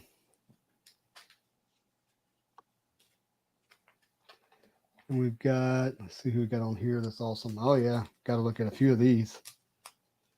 Come on. You know, we've got in the 90s, Magneto and Rogue had a thing going on Did they? for a little while. Yeah. Wow. Controversial. Come on, focus. There we go. So that's cool. Magneto and Rogue. Yeah, the costumes are different there. Yeah, it really was. Look at this Jean Grey. I like it a lot. Yeah, that's the Jean Grey I like. Yes, indeed. There's Miss Yes, Jean. indeed. That's a beautiful card. Yeah, it is. What's going on here in the chat? Anybody? Well, Manu can't watch the chat either. Sorry, what is it? Yeah, what's happening? Definitely Joe Mad there for sure. If top right isn't Joe Mad, it's Jay Scott. So, Oh, yeah, love that Gene. Fantastic. Wait till y'all see this magic.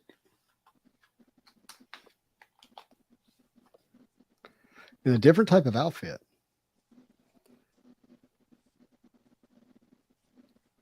She's what's in that this. little bit of that sound, that scratchy sound? Anyone else hear that? No, I mean I don't, unless I'm the No, one no making way. it. Sounds like maybe there's a fan on. Anyone got a fan on in their room? Air blowing into a microphone, perhaps? Let me see if that's me. Hold on. I think I might hear my computer humming back there. Don't Dave mind said me. he Don't hears it. mind me. Okay, well, So you're just not want alone. to. Well, I hope it's not too distracting. No, it's not. It's not too distracting. Okay. Dave will let us know if it is. Thank you, Dave. This is we've got, I don't know that I quite understand this one. You got Invisible Woman with Apocalypse and Cable. I don't know, but Apocalypse looks dope. He does look dope. And I guess that's Franklin Richards down there. Oh, well, never mind. This is I do remember this is the Onslaught series. Franklin Richards played a big role in helping stop Onslaught, Okay. if I remember correctly. It's been a long, long time since I read Onslaught. Oh, we got a great Jubilee here.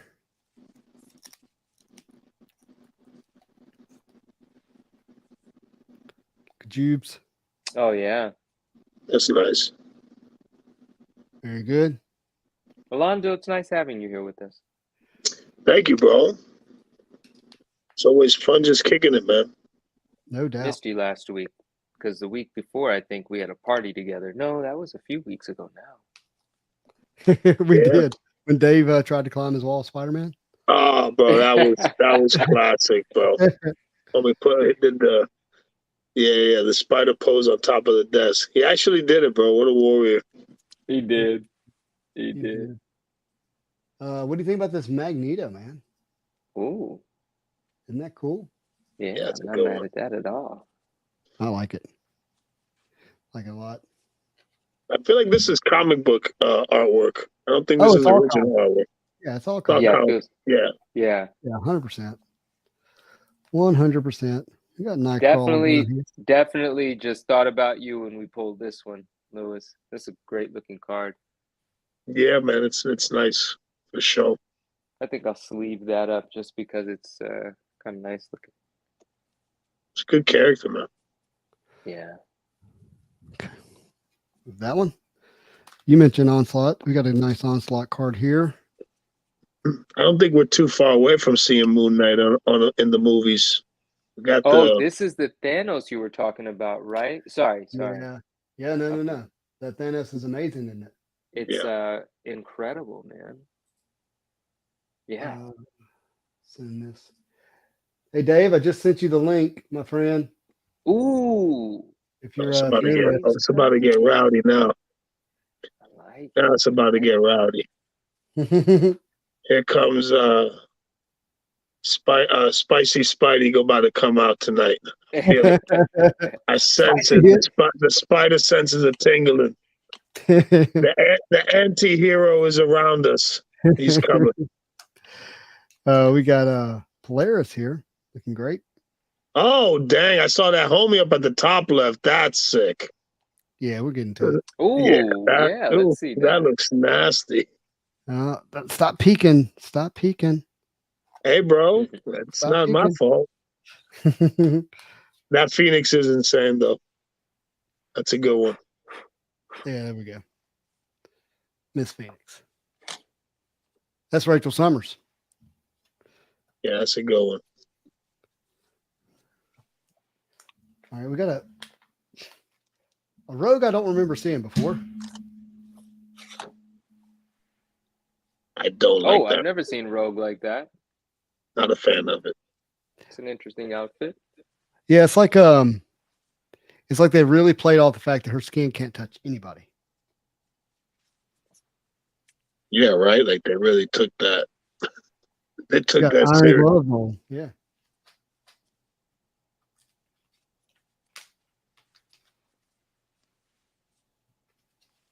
All right. Are y'all enjoying this? Am I going fast enough? Yeah, bro. Yeah. Killing it. I'm just trying to look at the chat and help out on my other phone. Thank you. The chat. We got Shadow Cat here. Very cool.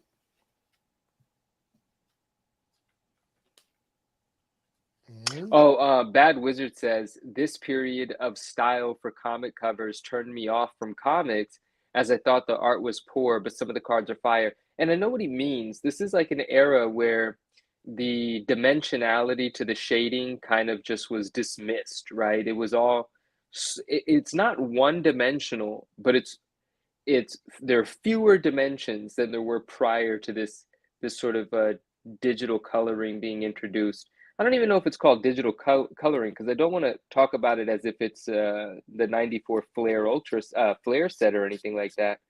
Mm-hmm. But there's definitely this 90s era in comics where everything just became super clean looking. And it wasn't everyone's favorite when that switch happened. So I could totally understand. Oh my gosh, Dave. What's up? He's back. Did somebody say Spider-Man? I'm the 9.9 Spider-Man. Oh gosh, she's got the black on and everything. I just think the vibe of this era is a little different than what we're used to. Yeah, exactly. Yeah. But I'll tell you what, that Scarlet Witch you just showed, that thing's gorgeous. That Sabretooth is dope too. Hold on, did we skip the Spider-Man? I didn't even see the Spider-Man. Where'd that Spider? Oh, there it is. I'm getting to it. Saving it for Dave. Is there a Venom in this set, Justin? It's got to be a Venom. Dave, are you on the table? Dave is on the table. Dave is on. Now listen, Dave, you got to take it up another notch, dog. You got to hang from the ceiling somehow, bro. Oh, no, don't, dude. Do not.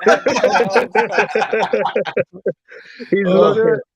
Oh, can't breathe in that thing. That's an interesting Spider-Man. I'm not mad. It is interesting. Like the head feels a little small, but it's a little tiny head. Little tiny head. Yeah. Mark's asking if I have pants on. I have shorts on. Okay. So no. Yeah, that still looks cool. It looks fly, but yeah, the head is a little small.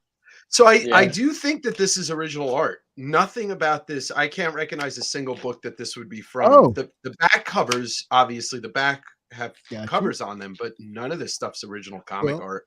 But you're saying that, Interesting. but maybe outside of the Spider-Man here, a lot of it feels just like that style then, though, like from the comics. You know, it Bad definitely Wizard does. starting the bidding at $1. What are you starting the bidding on at $1, Bad Wizard? For Trying to get for Spider-Man. my Spider-Man mask. Hmm. Ooh. Priceless. How you doing, So- Only Alonso? if you promise I'm not doing to good, wash bro. How it. about you, man? Doing good. Doing good. Oh, That's a good one. I like. See, I dig that. yeah, but this has a like Gen 13 vibe to it. Yeah, this stuff definitely. Oh, Dave was on the table. Get it? He was on the table. Yeah, get it? Yeah. Got it. This stuff definitely seems like it's Jay Scott or Joe Mad or somebody pretty much ripping off their style for the benefit of Marvel being Right. paid. But Let me read this note here. This set features a Mystery of Timelines contest that qualifies for a drawing for original X-Men artwork. So I wonder if the artwork was the cards. maybe. Justin, Yeah. could you remove me from the stream minute. for a minute, and then I'll be back soon? There you go. All right. But yeah, that's interesting. If somebody can find that out, or maybe look at like Cardboard Connection or something. See if I there's was more doing stuff. some research before you sent the link just to see if I could figure it out. But it was the first page, the top right card. Mhm. I'm pretty sure it's Joe Madureira art. Got you. Yeah, that's. I've always enjoyed the Age of Apocalypse Sunfire. Mhm. That design. The Celestials back there. Yeah, some of this art I can't recognize though. Like I couldn't even pinpoint who it might be. Risque. Oh, how risque! And who is that in the background? It's like I mean, I would think that's Doctor. No, that's not Doctor Strange. Who I is thought it was Doctor Strange too, but he was never on the Ra's X al Men. Ghul? that's a Manu type answer right there. Doesn't even say. Yeah, I don't know. And also, why is the back of the card the cover to X-Force 1? Whoever is on that card was not in the X-Force. Yeah, I'm with you on that. Yeah. But it's a New Mutant thing. So Yeah. not since a strange and mysterious white-haired man simply called Cable picked up the remnants of the New Mutants and banded them together as a young Technobull mutant squad, has X-Force encountered a person that has as much of an impact on these lives of young mutants, nearly Cable's opposite in every way. Young, raven-stressed woman called Risque has picked up where Cable left off and initiated events that have caused X-Force to sever their ties with the X-Men. Whoever made this set was drunk when they made it. They're like, I'm gonna put X-Force #1 on the back of this card. Yeah. Here's our Wolverine. Who drew this? What is that in the background? What's happening to his body? And it's He's like, called- he's got 2 veins that go right to his nipples. What's happening here? What is happening here? Oh gosh, Marvel Cards 101 said you just made me buy a base set on eBay. And Bad Wizard said it just sold a set on eBay. Oh, you're crazy. You guys are crazy. Yeah. That's definitely a weird Wolverine, the weirdest one I've ever seen, for Yeah. sure. Claws up, claws down, and he's like, Feel like they gave him way too I'm much Wolverine. adamantium, bro. He's just like a block. he's yoked, and his yokes have yoked. And now these cards look different, bro. What are these? An insert within the These set? are called alien forms. You know what? Now that I'm seeing these, I'm definitely seeing original art Mm-hmm. for sure. I've never heard of this set before. This is all new to me, and I kind of dig it because like the Scarlet Witch, is that Simon Bisley art? Who's doing the art on this? No, that's not Bisley. I don't know who that is. Deathbird. Oh, that's not even Scarlet Witch. No, that's Deathbird. Yeah, that's not a color I've ever seen Deathbird in. Solid color. Yeah, and the helmet is Scarlet Witch's helmet. Yeah. Somebody just made an amalgamation. Like I said, whoever made this set was really drunk. But I do like this little Andrew. Yeah, it's nice.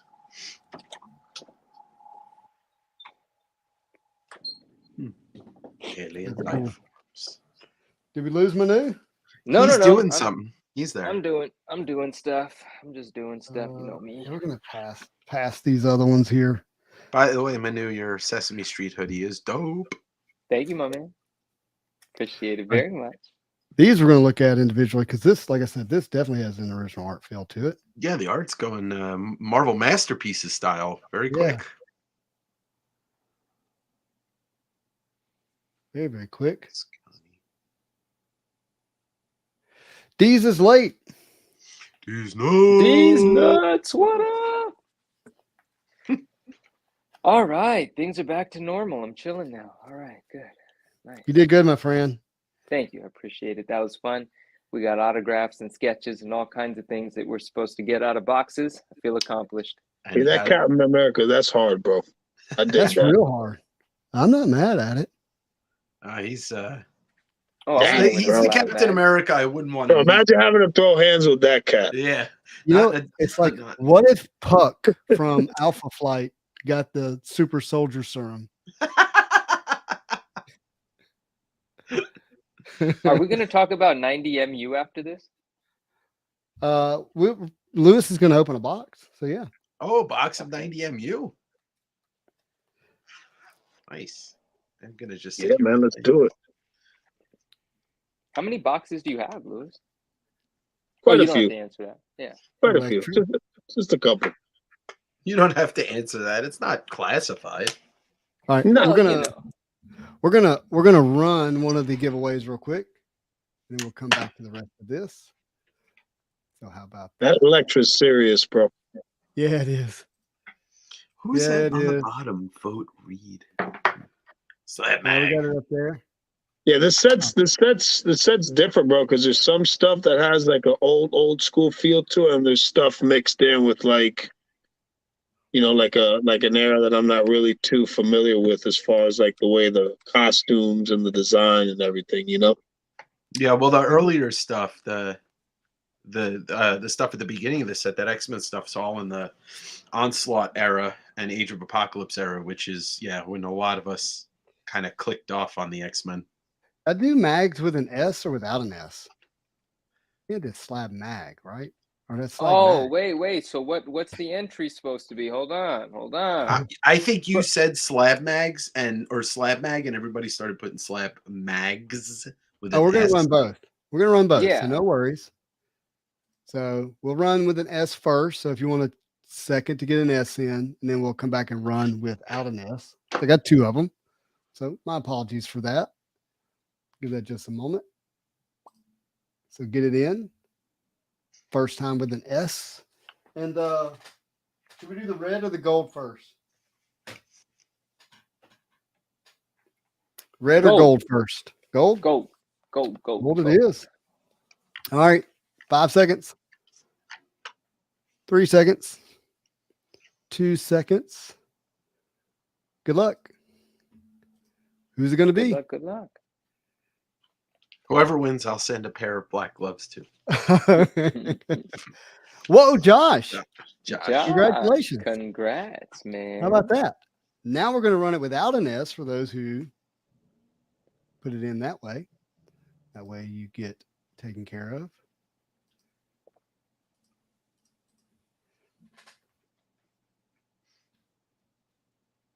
AG. I'll do better next time. Give that a few moments without an S. This is for the red.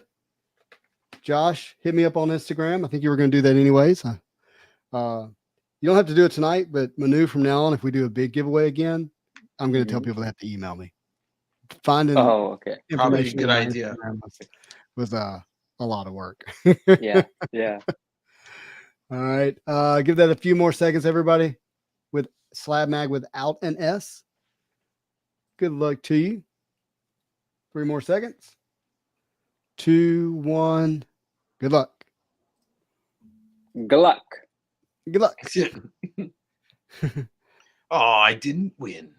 That may come back to you. Whoa, Miss Brittany. Nice. How about that? Congrats. Beautiful. That's Congrats. my friend.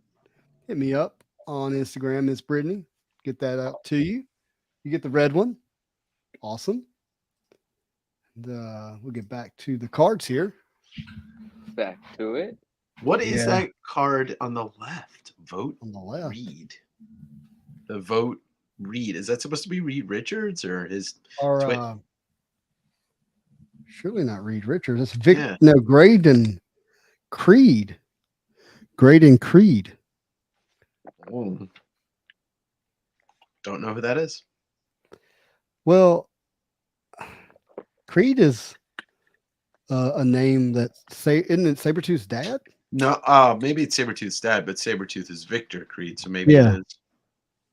Let's see, owing much of his success as a presidential hopeful to his partnership with Bastion and anti-mutant campaigning hate groups like Humanity's Last Stand on the stormtroopers' tactic of Operation Zero Tolerance, Graydon Creed came within inches of the White House. Ironically, Creed himself was Oh, he's the son. Okay. was a human-born son of two of the most infamous mutants of all times, which is Mystique and Sabretooth. Yeah. So it's a son. You know what I'm thinking of? I'm thinking of that episode in X-Men the Animated Series. Hmm. Wasn't T it? there, what up? Vaguely remember the plots of the series. Yeah. People Who that say is? Bagley, like Mark Bagley, but people that say Bagley the way that the word vaguely is pronounced, that's funny to me. 'Cause there's Mark ba- there- Bagley. There's people out there, and it's just like, I don't know. Sometimes I like to put cream cheese on my Mark Bagley. You know, yeah. Yeah. Here's another weird Wolverine. Wow, that Mariko looks like I don't even know what's going on in that. This is a weird card. It's a weird card. Their facial expressions say to me that they've been at the dentist and they've just been huffing the nitrous. All right, just to prove my point earlier. It's And I did vaguely not right, plan yeah. this. You're gonna think I planned it. But I did not plan it. Jeez. Puck looks like Man at Arms from He-Man. Yeah. Such an odd card.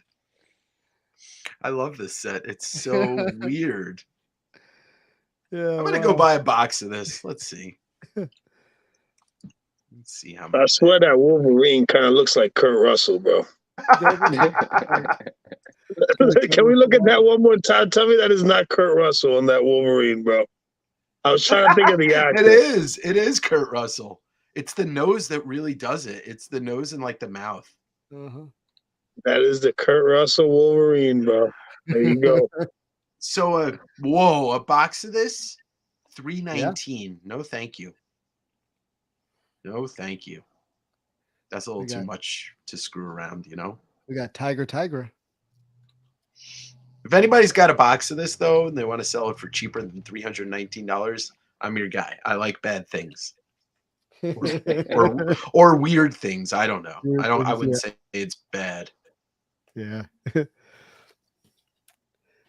think this would be a fun box to open, man. For sure, but not $319. I just paid $330 for a 94 flare box, which I think is a great deal. But almost $330 for a box like that, it's a little too much.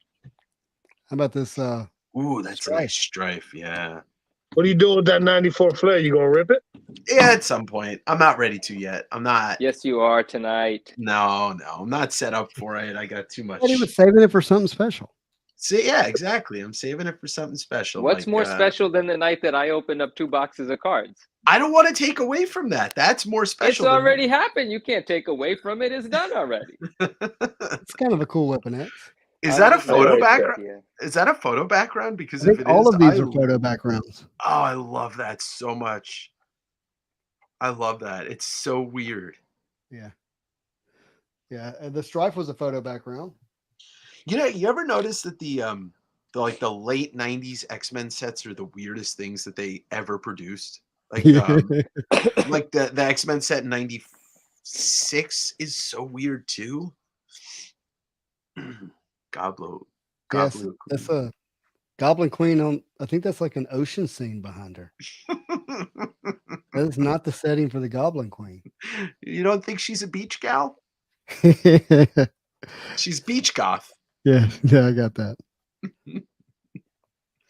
Here, I'll show another one of these because it's kind of cool. But you can see the building in the background. Whoa. All right, Okay, nice. here's my question. How is Constrictor able to stand at a 46-degree angle on the side of a fire escape? He's hanging, bro. Don't ask questions you don't have answers to. I want to start a new series called Dave Questions Cards. Yeah. You're gonna have plenty to talk about. Oh, we got a checklist. Oh, nice. Okay. By the way, I don't want to show that. Uh-oh. Timelines. Even that logo screams like almost on the cusp of 2000. That that's the future right there.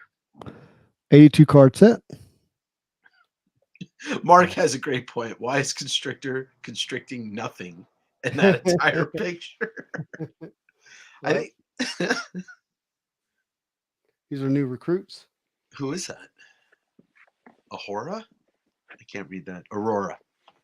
Yeah, Aurora. Oh, so there's the Mike Deodato Jr. This is making sense now because Deodato Jr. would have come up around the late 90s and his first, I bet you like this is close to his first Marvel job. Yeah, it's got his gold signature on there.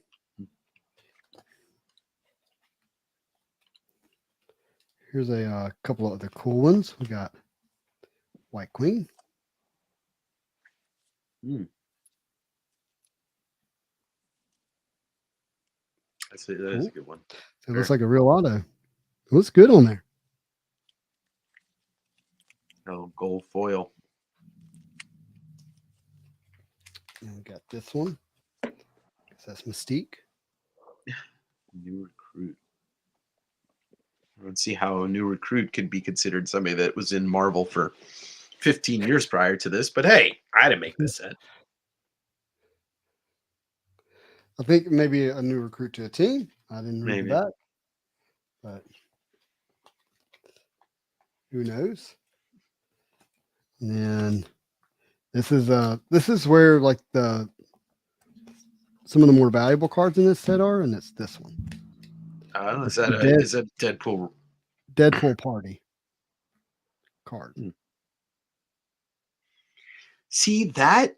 Man, that looks so much like Madureira's artwork. Or somebody trying to be. Maybe it's all Deodato just trying to stylize everybody. Ooh, that Deadpool is dope. Yeah. Mark, I'm not going to open the 94 flare. The looking at this in person, I would say this is a pretty underrated Deadpool card. Isn't Marvel Annual 95? Yeah, 94 is just regular flare. Right. And 95 is annual. That Taskmaster's great too. Card and Comic Freak, what up? Dang, you're a little delayed. That giveaway happened, my man. But hello. Justin, are those like speckled with Yeah. Okay. You I wasn't kinda sure. feel it. They're different than the other cards in the set. Snip, snip. And let's see. Yeah, the Taskmaster's cool, but you can kind of see it right there. Yeah, it's probably 94 Flare is not original art, Ron Customs. Or wait, you're not talking. No, he's not talking about Flare. Ron's talking about Marvel Masterpieces, I believe. Right. Yeah, Flare's just repurposed art. Ryan McKenna said, did Manu open anything? My friend, I opened 2 boxes of Fleer Ultra Avengers. That's Blind top Alfred. Of the show. Who is that? I've never. Oh, you know what? That's the woman. The movie. Yeah, the woman. You're always on time, my friend. No apologies necessary. Leon's trying to. During that time where Deadpool for the first time was becoming, very, comedic's not the word because it was already comedic, but I don't know, slapstickish, I guess. Yeah, and he was getting popular. I want to say 96 or 97 was the first ongoing series. I think. Ryan, you missed it, but catch the playback. It'll be fun. I got an autographed card. Here, let me show you the backs of these real quick because it is different. So They have different. Oh, they're. Oh, I. Yeah, they were him cooking at them all at the party. So it's the same art, Mm-hmm. but it's all at a party. It's kind of like also a spoof on the. Was it Fleer Ultra X-Men where they're all at the beach wearing their bathing suits? See Deadpool back there. Mm-hmm. Kiss the cook. Thank you, Lucas. I appreciate that. Okay. You have these wanted cards. Let me do that. I'm doing this and trying to get it. Extreme close up. Yeah. With good lighting though. So you got Sabretooth. That Wolverine looks so familiar. It doesn't say who's the artist on the back of those? We'll look. These are die cut too. But the one that's supposedly this Professor X can be really difficult to acquire.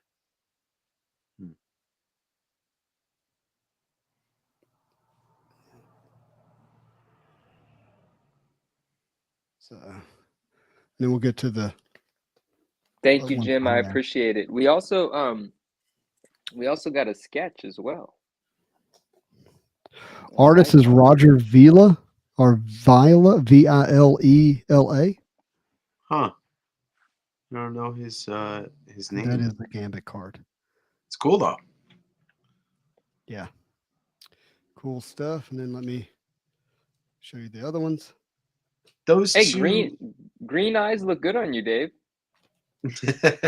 those two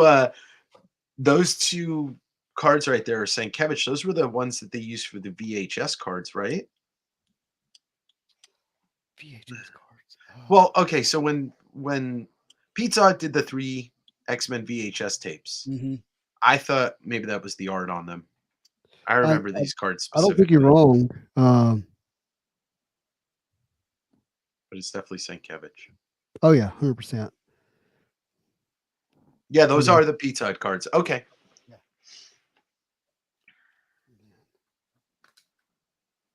What is that? Oh, it's a goblin in your closet, dude. Dude, there's something in the room. I was just kidding. What is he talking about? I don't know. I keep hearing something. Focus. Maybe it's in the walls. It's the ghost that escaped from the packs that you opened because you never open packs, so you don't know about the pack ghosts. Tell him, Alonzo. Tell him. Alonzo's keeping secrets. I don't even know what you're talking about, bro. But yeah, the ghost, bro. Keep a nightlight on. He's like, crazy person's talking to me. I got to say something. Yeah. Just make sure you keep a nightlight on, bro. You good.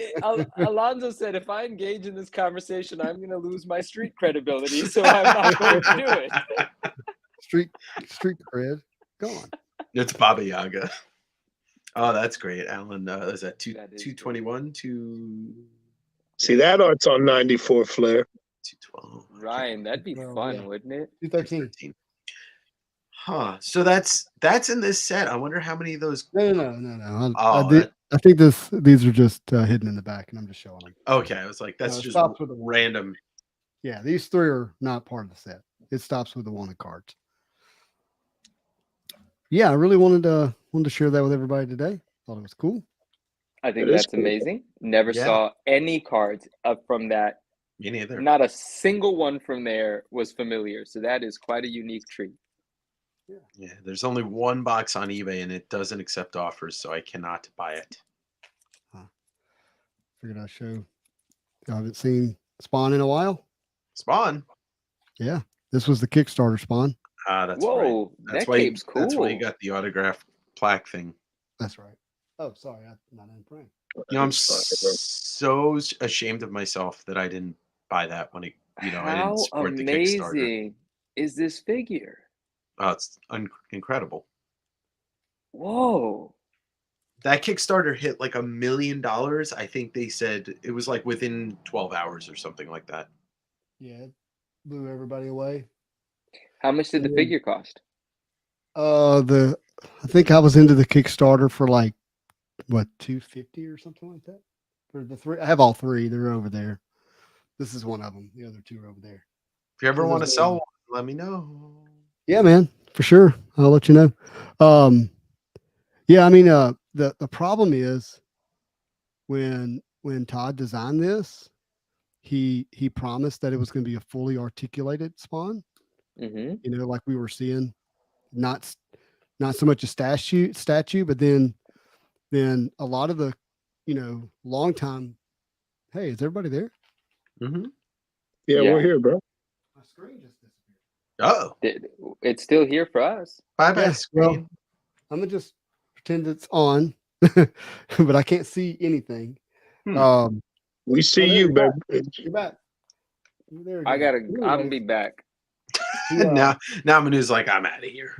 This But is anyways, something. what I was saying, sorry about that, is people wanted to. There were a lot of people who collect them as statues, not as articulated figures.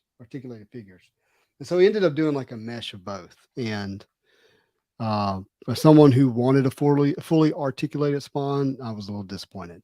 But it's still really cool. You got actual metal for the chains, which is fun. But you got a cape. The cape does flare out, so you can. Oh, I that's definitely cool. would have Didn't know backed that. it. I wish I Yeah. would have known about this. I'm an idiot. I was like, I think because the Kickstarter dropped before COVID hit, but not too far before. It was like Not too right- far at all. Yeah, and I think I was like, I'd lost my job, and I was like, I can't justify spending, Right. and then like 3 weeks later, I was working for the post office. I'm like, I should have bought it. Should have bought it. And Now then, you got 3 of them, Justin. Are they all the same figure? no, one has got the one is like a black and white variant. The Mm. other is more of a more modern, like not a modern. It's a different style, and you get all the different heads. So you got the head that looks like chewed up hamburger meat with Mhm. and all in it. But it also came with 3 variants of Spawn number 1. Yeah, So that's right. 3 comic books. And I don't have them in here. They're in the other room, but Dang, that sounds like a really hot Kickstarter to have backed. Yeah. dude, it exploded. It was huge. really did a lot for Todd, I think. Yeah. Anyways, That's awesome. Very cool. I'm being called out for not seeing Todd buying Todd. It's the one time. Just one one time.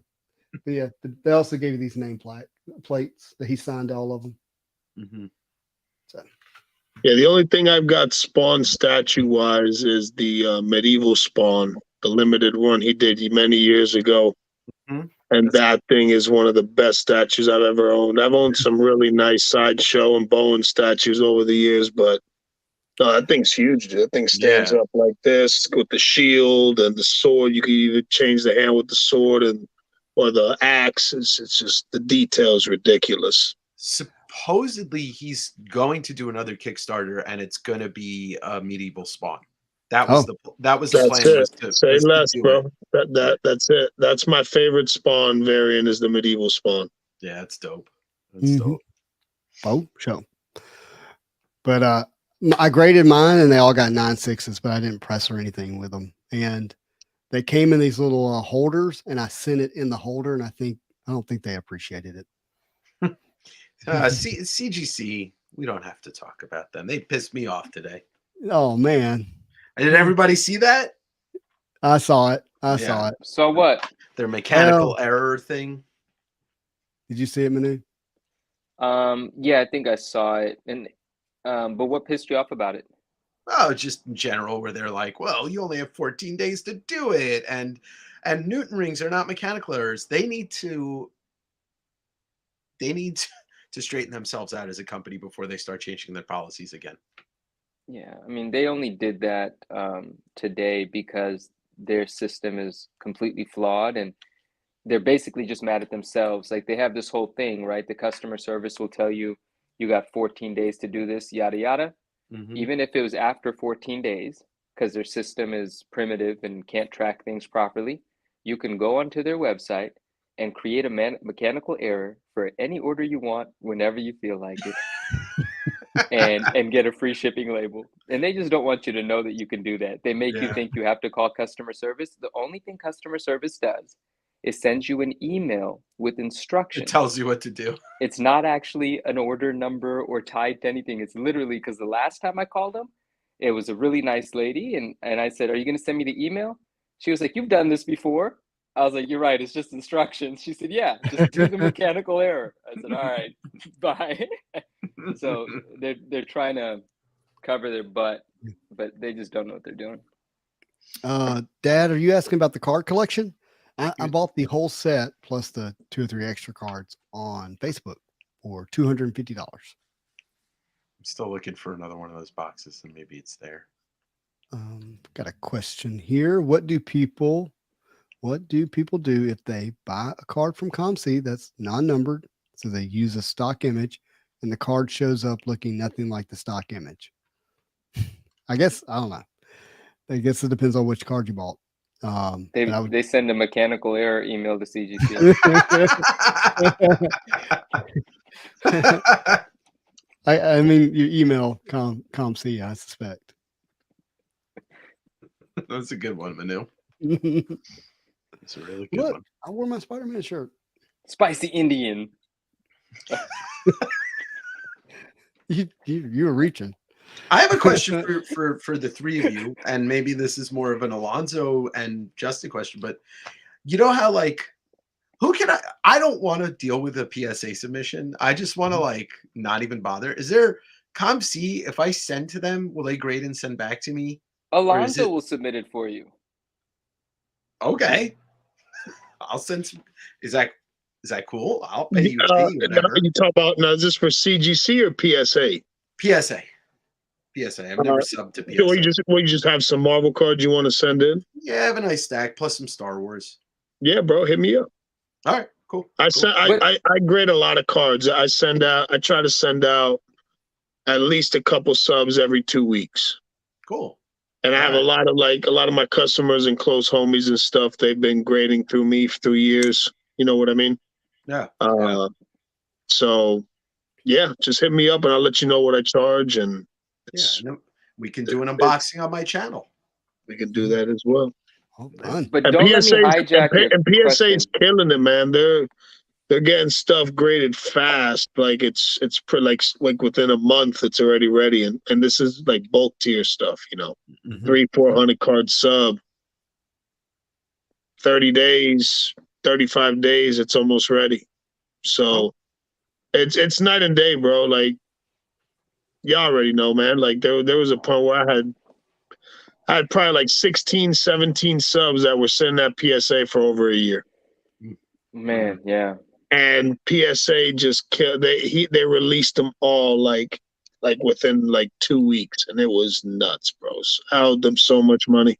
I was like, bro, y'all really got to do me like that? Y'all really got to do me like that? Like, you've been holding my stuff for over a year, and you're gonna finish all 16, 17 subs within a week? Yep. They came to collect. Yeah. They came to collect, but right now they're pumping them out like really fast, and it's beautiful, man. It's the pace that they're going at is great. I'll hit you up in the D. Sweet. I have one Michael Jordan card that I really want to grade, and I think I just want to send it in immediately, and I keep forgetting to do it. I think it's a PSA 10. It's a super dope one. It's a metal card. It's called a Decade of Excellence. It's the actual image of the rookie card, but it's from many years later. But there's different variations of it, and this is the metal one. So it's called Metal Decade of Excellence. I believe that's what it's called. And I think it's a 10, and I actually think it's relatively valuable in a 10. So I cannot wait. I think it's a 10, so I just got to get that sent out immediately. Yeah, love to see how that turns out. You're a 10, Manu. Thanks. I appreciate you, Dave. So are you. Actually, a 9.9, but whatever. Josh says, Justin, do you mind sharing how much it costs to have an art card commission? Hey, Josh, I don't want to speak specifically about the one I had done because it's not fair to the artist, to in my opinion, to make public the private price that he paid. But I would say that commissions can like range from $50 to $1,500. It depends on the artist, depends on what stock you want it put on, and all that can. Some of it has to do with complexity, like how many characters and scenes and backgrounds, all that can factor into it. But if you have an artist that you like, I definitely just reach out to them and ask them if they have an opening for a commission, and if so, what's their price, and then be patient, have grace. So I can't ask how much Bianchi charges to do some of that amazing stuff he's been doing for some of our friends? Oh yeah, you can ask him. I want to know now. Get him in here. Josh, you're welcome. No, I'm not going to say that. Let's see. I used to collect back in the 90s, just got back in with 2022 Fleer Ultra Avenger set. I'm loving it. Out of 3 boxes, I scored an emerald medallion. Curious about which grading company is best. That's from Brute Brother. Lewis, what you think?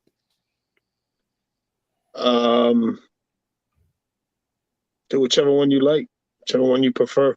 I've been grading with PSA for many years, so it's kind of like the norm. Like PSA is always my go-to grading company, just because I've been grading with them for over 8 years. So it's. And then, but there are a lot of things that I feel like are exceptions, and I prefer to send them to CGC, like comic cuts. Even though you can grade sketch cards and encapsulate sketch cards with PSA now, I still feel like the sketch cards look cooler on the CGC slab. So I think sketch cards is that's the route I would go to as well. Again, it's just preference, man, and what you're trying to do. If you're grading it to collect and hold on to it, go whatever slab you like. If you're going for value, it's just really hard to say that PSA is not the top tier premium grading service when it comes to value. Like if I was to say it wasn't, I'd be lying. And I'm not trying to promote either grading companies, because I do love CGC and I do love PSA. So my answer is I use both. So, but if we're talking about straight value, it's just hard to argue that PSA is the leader. Yeah. And I'm with Alberto here. I grade exclusively with Legion. Captain Buttcrack. Captain Buttcrack is my guy. You are crazy. But no, I think that's the perfect answer, Alonzo. Like, that is it. Oh, Captain, bro, that's Legion, bro. Yeah, that's our boy. Exactly. I just caught it. Yeah, Legion, bro. Okay. Yeah, that is definitely that is the standard. That Legion is the standard. We many months ago, I do believe, took a look at an early iteration of one of this other company's slabs, I believe, or at least I did. And now there's a new variation of it, or it's unfamiliar to me because it's clear in the label. But I'd like to revisit the grading company tag, because I'd like to talk about how beautiful their slabs look. I want to do that, but I've got to challenge Lonzo on which grading company to use. Okay. You ready, Lonzo? Man, what? Why do I All I gotta know be the guinea pig? is if I Google Amazing Fantasy 15 Spider-Man and do videos, look who shows up at the second hit. I know, bro. Yeah, for sure. But that's what I'm saying, man. Like there's top of Google, everybody. That's Lonzo. Him and his homies at CGC. And you scroll down, and I love them. I love all the homies at CGC. Look, man, that's why I rock with both of them, bro. That's the best answer.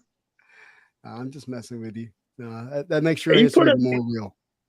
Yeah, I'm not gonna sit here and what company do I grade with more? PSA, obviously, hands down. When it comes to like the company do you grade stuff. your AF-15 comic cuts with? I graded with CGC. Well, it's not who would I grade it with; it's who I graded it with, and then when we rock with CGC. Yeah. How many AF-15 comic cuts do you have, Alonzo? Just Uno. The only that one was I a whole need, lot bro. of grading with CGC you did there. Oh yeah. Nah, listen, bro. Hold on. Okay, listen. All right, listen. I've got my cut. I've got about 4 or 5 comic cuts that are great. Hold on. Hold up. You taking shots, so I'm gonna come back. I'm gonna put my armor on, and I'm coming back. So I got that. I got I got my Tom McFarlane stuff, all my signed Venoms, which I love them. I got them all on display. I got my sample. I got a couple gangster samples of characters I PC from the first sample cards that CGC did. I got some of those. So I've got some bangers in there, man. I got some hotties in there, bro. But I see clearly now. The stuff you're unloading on people, you do PSA, but that PC stuff you're holding on to. CGC. Well, that's not true. Justin, I listen, PC both. I PC both. How are we going to split up the check that CGC sends Justin every Tuesday? Because I don't get a piece of the check that Justin obviously gets, right? Like where's just my messing with my piece boy. I'm messing with Lonzo. I'm going to be 100% honest with you. The AF-15 cut is what propelled me to give CGC a shot. Yeah. Yeah, I think you're right. I think I remember. That's the reason I did it. I just felt like, you know what? It's just meant it needs to happen. Mm-hmm. You know? I have a question. It was just, there was no other choice. Like there was no like, should I send it to PSA? Do I really want to send this? Nah, bro. It was just like, yo, we're sending it to CGC, bro. That's it. It also wasn't a decision about value because the case can't affect the value of that card. And so you didn't have to make that kind of decision. If you were grading, like you just said here, you even before Justin jumped in about the comic cuts, you had already said your comic cuts, you like them in CGC cases. It's closer to the relationship to the comic book. And then, but like you said, and which is just super fair to say, if you're selling it, it's PSA, because why would you leave money on the table knowingly? That's just not smart when you're looking at the business side of it, right? And so it's just a very fair answer, Dave. I still think even if you're selling comic cuts, you still send it to CGC.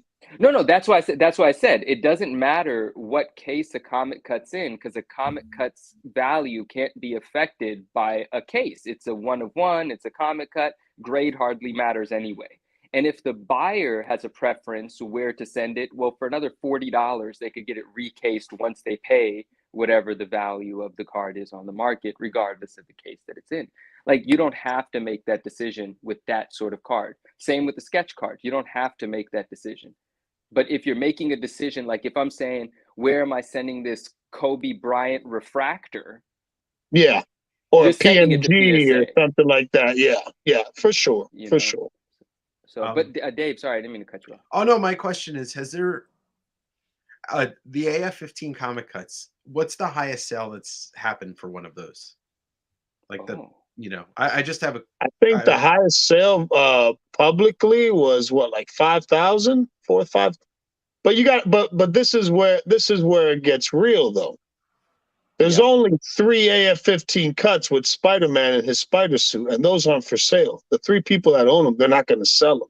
So all the other comic cuts, you're getting, Peter in his room reading a book, or climbing up a building with no costume on. You got Aunt May.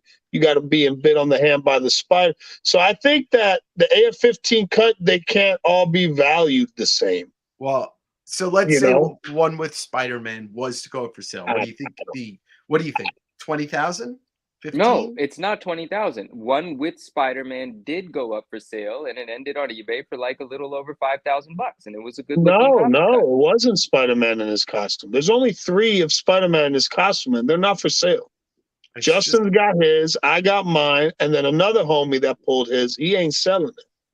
So there's literally right now the majority of the cuts have been pulled. I think there may be 1 or 2 left that haven't been pulled, and I think I've pretty much seen them all. And there's only 3 clippings with Spider-Man in his costume. And I think long term, if that is the case, if there's only 3 out of the 15.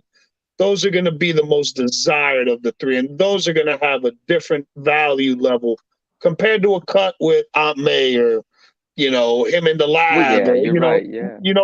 I'm just being real, and I'm not saying this to hype because my card ain't for sale. My kids will sell it when I'm gone. That's like a staple piece. Like that card means more to me than just a dollar value. It's just weird. Look, I know cards and comics are 2 different things. Mm. But you're talking about it. Somebody ruined a comic book to put a piece of it on a card. And for that same amount of money, you could own the comic. And I mean, listen, Yeah, and that argument makes sense, but then like that intangible of just cards are different from books. You know, Yeah, it's just you I can't. There's get not it. even a way to explain it. It's just this is the card thing. It's different. It is a card thing. It's just if I pulled one of those comic cuts and I could get 10 grand for it, I'd be like, here you go. See, I'll take the comic. If See, it were, that's necessary in all hobbies because you may look at that card and not appreciate it for what it is because the way you feel about it, you'll give that somebody the opportunity that will cherish that card. So, people with different mindsets are necessary, and that happens all the time. You pull something crazy and I want it, and you don't give a damn about the card. It's cool. It's cool and it has value, but you rather sell it to put into something that you appreciate, like to buy more comic books. So that gives an opportunity to that card guy or whatever the case may be to get an opportunity at getting some. And I just, for the school of like, you're talking about something that in 50 years, there's going to be a lot less AF-15s out there than there are now, just by evolution of existence of humans.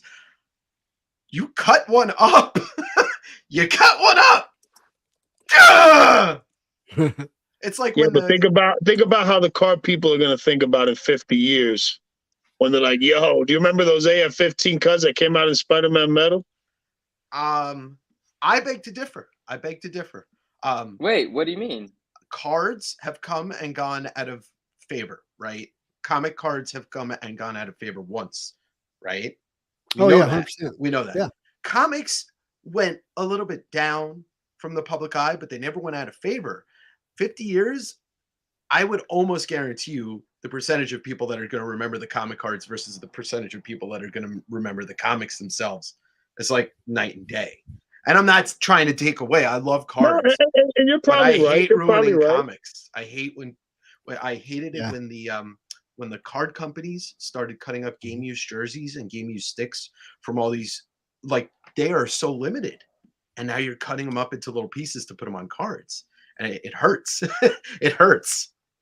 So let me ask you this. Now, how do you feel about, okay, so you don't really dig that, but do you see the way they did it though? The way they just didn't cut it up and put it on anything. Like they really did a good job. You know what I mean? So 100%. I don't know, bro.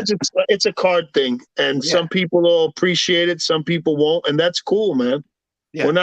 We don't need it. We don't have to collect everything that, we all collect different stuff, and there's stuff that we meet, at the middle that we both enjoy, and that's collecting, bro. And that's cool. I do agree. I think you should have both the comic book and the card. I do agree with what Ryan said, is that they probably just bought pages. They probably didn't buy a complete, issue to cut up. Then that would make them dishonest because they're on record publicly saying what they did. You can go back and listen to the podcast with Grant Sandground on one of our card collectors podcasts. Mm-hmm. And I can't quote him word for word because that was done in like 2021, but basically says they acquired what would have been a high grade copy high grade for Spider-Man. Mm-hmm. And they needed to because they cut up the cover and the cover became an achievement. So right. My friend, I'm not gonna say their name publicly because they haven't made it public. Well, maybe they have. Who hasn't made it public? You guys did a whole video on it. Yeah, Grayson did make it public. So there's other stuff going on there. But Grayson from Cherry Collectibles has the AF-15 comic cut, and it's supposedly a clean cover. I have a lot to say about this, and unfortunately, two reasons I don't want to say it is number one, public here on YouTube. Number two, whatever I say about the comic cut is going to be accused of being pumping my own card, and I can't make the information public because these are private conversations and offers. But let's just say I've been offered more money than either of you have mentioned yet on the channel for the card, and I made an offer for one of the comic cuts that Alonzo's talking about. It's the one where it's the first time he's in a full body of the Spider-Man suit. I can't remember, guys, and I've said it, I think, on the channel before, but I offered like 12 grand, 13 grand or something like that. And the guy just gave me a quick no. And so, but is it really worth that? you know, who knows if it's worth that. Well, it's worth what somebody's trying to pay you for it, I guess. When The So question far, is, I anything I really wasn't worth inspired to say anything? yes. Here, you can It's have it. all cardboard and I'm not, paper. yeah, and I'm not I stupid. wanna, I know what an I AF-15 goes for. when but wait, Mhm. never mind. No, say it. No, it doesn't matter. Yes, it does, because you were going to say it, and you are part of the show. No, I mean, there's now and there's then, and we all know that the stuff out of that set is not commanding what it was when the set first came out. I'm looking at the offer that I got was on February 22nd. So you Guys, timeline everything's down. Every set's that down. any way you want to. A lot of I'm cards not. are down. Everything, a Yeah. lot of stuff is down. It's the economy affects a lot of it. No, you know? those are, yes, the economy does, but we always talk about the psychology of when something first comes out, the FOMO of Mhm. everyone running to be the first to Yeah, have it makes for prices sure. go up. That has been For left sure. behind for this set. But with what Justin's saying, that could just be highlighting the fact that this is the cream of the crop from this set. This isn't any old card from the set. Justin himself gave us an example last week where he spent 7,000 for something that he can buy for 700 right now. Okay, Mhm. so I'm not the bad guy for bringing this up, but I get it. With an AF-15, one of the ideal cuts from an AF-15, perhaps that is immune to both market conditions and the fact that the excitement from the set has dwindled significantly. Naturally, it Yeah. would. We're a year removed from all of the hype of people waiting 2 years for the set. So it's not going to be the same emotion anymore. But since it is the AF-15 comic cut, perhaps it's always going to be protected. Now, what Alonso's saying is fascinating to me because I didn't realize that there were only 3 cuts that show a fully That we've costumed Spider-Man seen. that We we've have not seen. seen all of them. We've seen most of them though.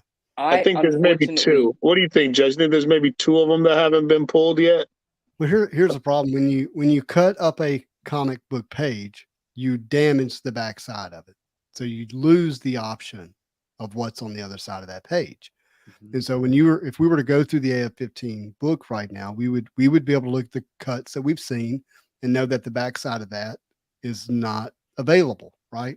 And so I think what it does is it does begin to significantly limit the number of, Spider-Man in the costume, panels that you get. You get the wrestling scene, you get the him with Aunt May and Uncle Ben, you get Flash Thompson, you get all this kind of stuff, but you don't get a ton of him in costume because we know that first page where it has him putting on the suit or sitting in the bed with the mask, putting on the suit, standing up, and then the one where they get the profile shot that I have, and then the one with you web slinging that you have. All the other panels on the other side of that page didn't get used, right? Isn't there a digital way to see this comic book, Justin, that we can look at it? Yes. but Or is how it would you too know difficult? what got cut out of it? Well, I have the cuts on my phone. I think I have every one that's ever been. Well, I have all the ones that people share with me, and typically when people pull one, they send it to me. Yeah, it makes sense. So I can see if I can pull them up on my phone. And unfortunately, I don't have any way of pulling up that eBay sale. It was over 90 days ago. I saw 2 AF-15 cuts sell on eBay. One was a disappointment at like $20-something $100, but again, I don't remember the image. It was Spider-Man, but I don't remember if he had a mask on, didn't have a mask on. I don't remember. And then one in my head, I can't remember. Was it like 5,700, 7,500? I don't remember, but I think it was 50-something hundred. And those are the 2 sales that I remember. Yeah, none of the ones with Spider-Man in costume have been for sale. So this is the one that I think is the best one that's yet to show up. And this is him walking away at the end where it says, with great power also comes great responsibility. It's not the best looking cut, but it's the most important panel. It's very iconic. It's the quote. It's the quote. Manu, the AF-15 cut that sold December 23rd, 2002, which was the CGC 9, which is the panel of him sitting on the bed with the mask. Oh, this one. That sold for $5,258.61. Yep. Okay, so and I will that's the tell one I you, remember. Gotcha. not that Why did happened. you That's pull what's that up? real. Oh, So you don't have the hear what I'm thing. about to say as saying that sale wasn't the best. But one of the people who would have paid more, he just slept right through it and is super mad at himself. But And the other that is problem, the sale. That is the sale. and the other problem is they put it up for auction, which, if he put it at a $7,000 buy it now, it would have sold for $7,000. We all recognize this one here. This is the first time in the comic he's wearing the Spider-Man outfit. You saw the That's one yours, right? No. No. This is the one I made the offer on. The guy turned down. I remember, but that offer also was made like the week the set came out. As soon as he showed me the card, yeah. And I wished he would have taken it. I believe that's the second one that was pulled. I remember it was like a sports card person. I remember there was Yes. conversation about when it was pulled. I remember Justin making the offer. Make the offer again. See, Alonzo, I should say, I like comic cuts. Don't get me wrong. I absolutely love everything about comics. I love the panels that they choose. I don't like cutting up a real comic. Not one that's that historical, because it'll lead to. But when you're a card fanatic and you're a card collector, this is the only way to really bridge the two together, to give you a piece of a vintage comic on a card. Like, this is the steps to bridging the two together in a way. You know what I mean? Yeah. Look, I still have this belief that if I live long enough, Lord willing, and get my kids out of college and married, like, I'll own an AF-15. And I have a strong belief that ability to own one is not going away. Like, there's always going to be one for sale. But getting a comic cut, I didn't see that as always being an option. It's going to be definitely more rare. There's only 15 of them. As a Spider-Man card collector, I was like, you know what? I need to go ahead and grab this while I can. I should be able to access an AF-15 comic cut. Because it's easy to buy an AF-15 comic, right? You just have to. The only obstacle is just having the money for it. But you can go out and buy it whenever you want. And that one's mine. Yeah. I will say, Dave, that with the group that we have here and the opinions that we share, all is right, because this is how those opinions, I would assume, would come across. If anyone was going to have more of an issue with it out of the group of us, it would be you, Dave, because you're very pure in the ways of comic book, especially relative to the rest of us here. Justin obviously loves Spider-Man cards, so we know his opinion would be could appreciate both things because of the way that of an individual that he is, but also still be fine with it. Alonzo, of course, we would assume would love it because he's not even a comic book guy. Like, I'm not going to say at all, but Alonzo's not a comic book guy. He'll tell you, I don't even think Alonzo has any comic books. So I do now. I do. I'm a stun. Yeah, I got a few, but I'm not. Okay. I'm not. I'll be honest with you. I had comics books as a kid before I had Marvel cards, because it was easy to get a comic anywhere. But I know I'm not a comic book. I'm a trading card person, but I do like comics, and I do see the beauty and the value in them. So, of course, but I'm cheerleading for your opinion because it makes sense. Like, you're more in the card world, and you do love comics. So this, like you said, is that perfect combination. And then me, I'm super critical, but I'm just like, yeah, they tore up an AF-15. There's thousands of them. It's all right. And I think it's cool. And I'm kind of just like amused by the whole thing. Like, I would love to have one of the AF-15 comic clippings, no question. And I would also love to have an AF-15. So, but I'm with you. Like, I think everyone's right in their opinion because it makes sense who those opinions are generated from. Absolute Game of Nerds Rohan says, but could it have been restored? The book. That's fascinating because it very much could have been. It could have had tape on certain parts. Could have been a purple. It could have been color. Could have been touched. A purple label. Yeah. We don't know, right? Here's the two things I want to say. I'm one of those people that looks at something and then sees, okay, what's the next step? What's the next step? When they start cutting up original art, I'm going to burn the card companies to the ground. That's what's going to happen. If they start taking, I don't see that happening though, because usually the artists have most of the control of the original art. That is very much not the case of anything produced before 1980. Oh well, the old school stuff, probably agreed. But like more modern stuff, right? But I just are you thinking about them going back and getting some vintage original art and doing that? Why not? If they run out of ideas and they run out of comics to cut up, what's next? Dave, it's absolutely gonna happen. Yeah, well, they'll be calling me the upper deck terrorist. Well, how would they do that though? Like, how would they do that though? What, like one dude gets an arm, another dude gets an elbow.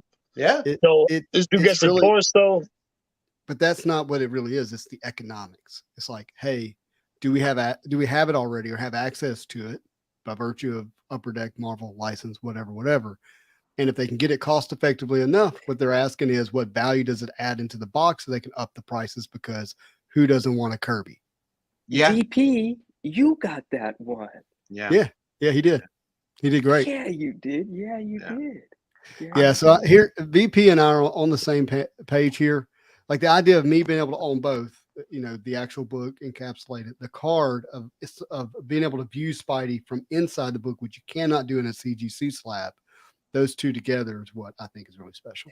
VP, if your opponent in that auction was awake and was bidding against you, and you guys weren't, being like, snipers about it, you were actually bidding at it for whatever. I don't know why anyone would do that, but let's say that's what you guys are doing. How high would you have gone? If you had an opponent, how high would you have gone to make the card yours? I'd love to know that answer. Very interesting. Yeah. Paul's got a question or a statement here. Let me read it. He says, in my opinion, if Disney can continue to right the ship with the MCU, and I think he's referring to the recent Guardians of the Galaxy movie, by the way, and that's a big if, then Marvel cards will have a longer shelf life or life shelf. Thinking 10 to 15 years, Marvel needs to stay pop culture relevant. Yeah, I would love cards to continue, but for that to happen, it needs to be affordable and accessible for everybody, not just the people that are spending $500 on a box. Like if we had sets that were like what we had in the 90s, kind of basic, great art, and they were like 50 to $100 a box, if you inflation, whatever, I'd be buying one of every box. We're starting to see that though. We're starting to see that. The quality. I think Upper Deck hit a home run with Annual. I'll say it again. And I've only opened one box, so I don't have, a horse in the race. They did an amazing job with Annual. You can get it for under $100. You got $20 retail blaster, and every pack you get a blue. Like, I think Spider-Man Metal opened up Upper Deck's eyes to realize, hey man, the Marvel card community has grown a lot. Look how quick it sold out. Look how many people are buying into it. Look at Unbound. They doubled the run. It's just as crazy to get packs as it was last year. So I think they're doing things. Are they perfect? No. Do they still have a lot to fix? Hell yeah. But I think they're on the right path.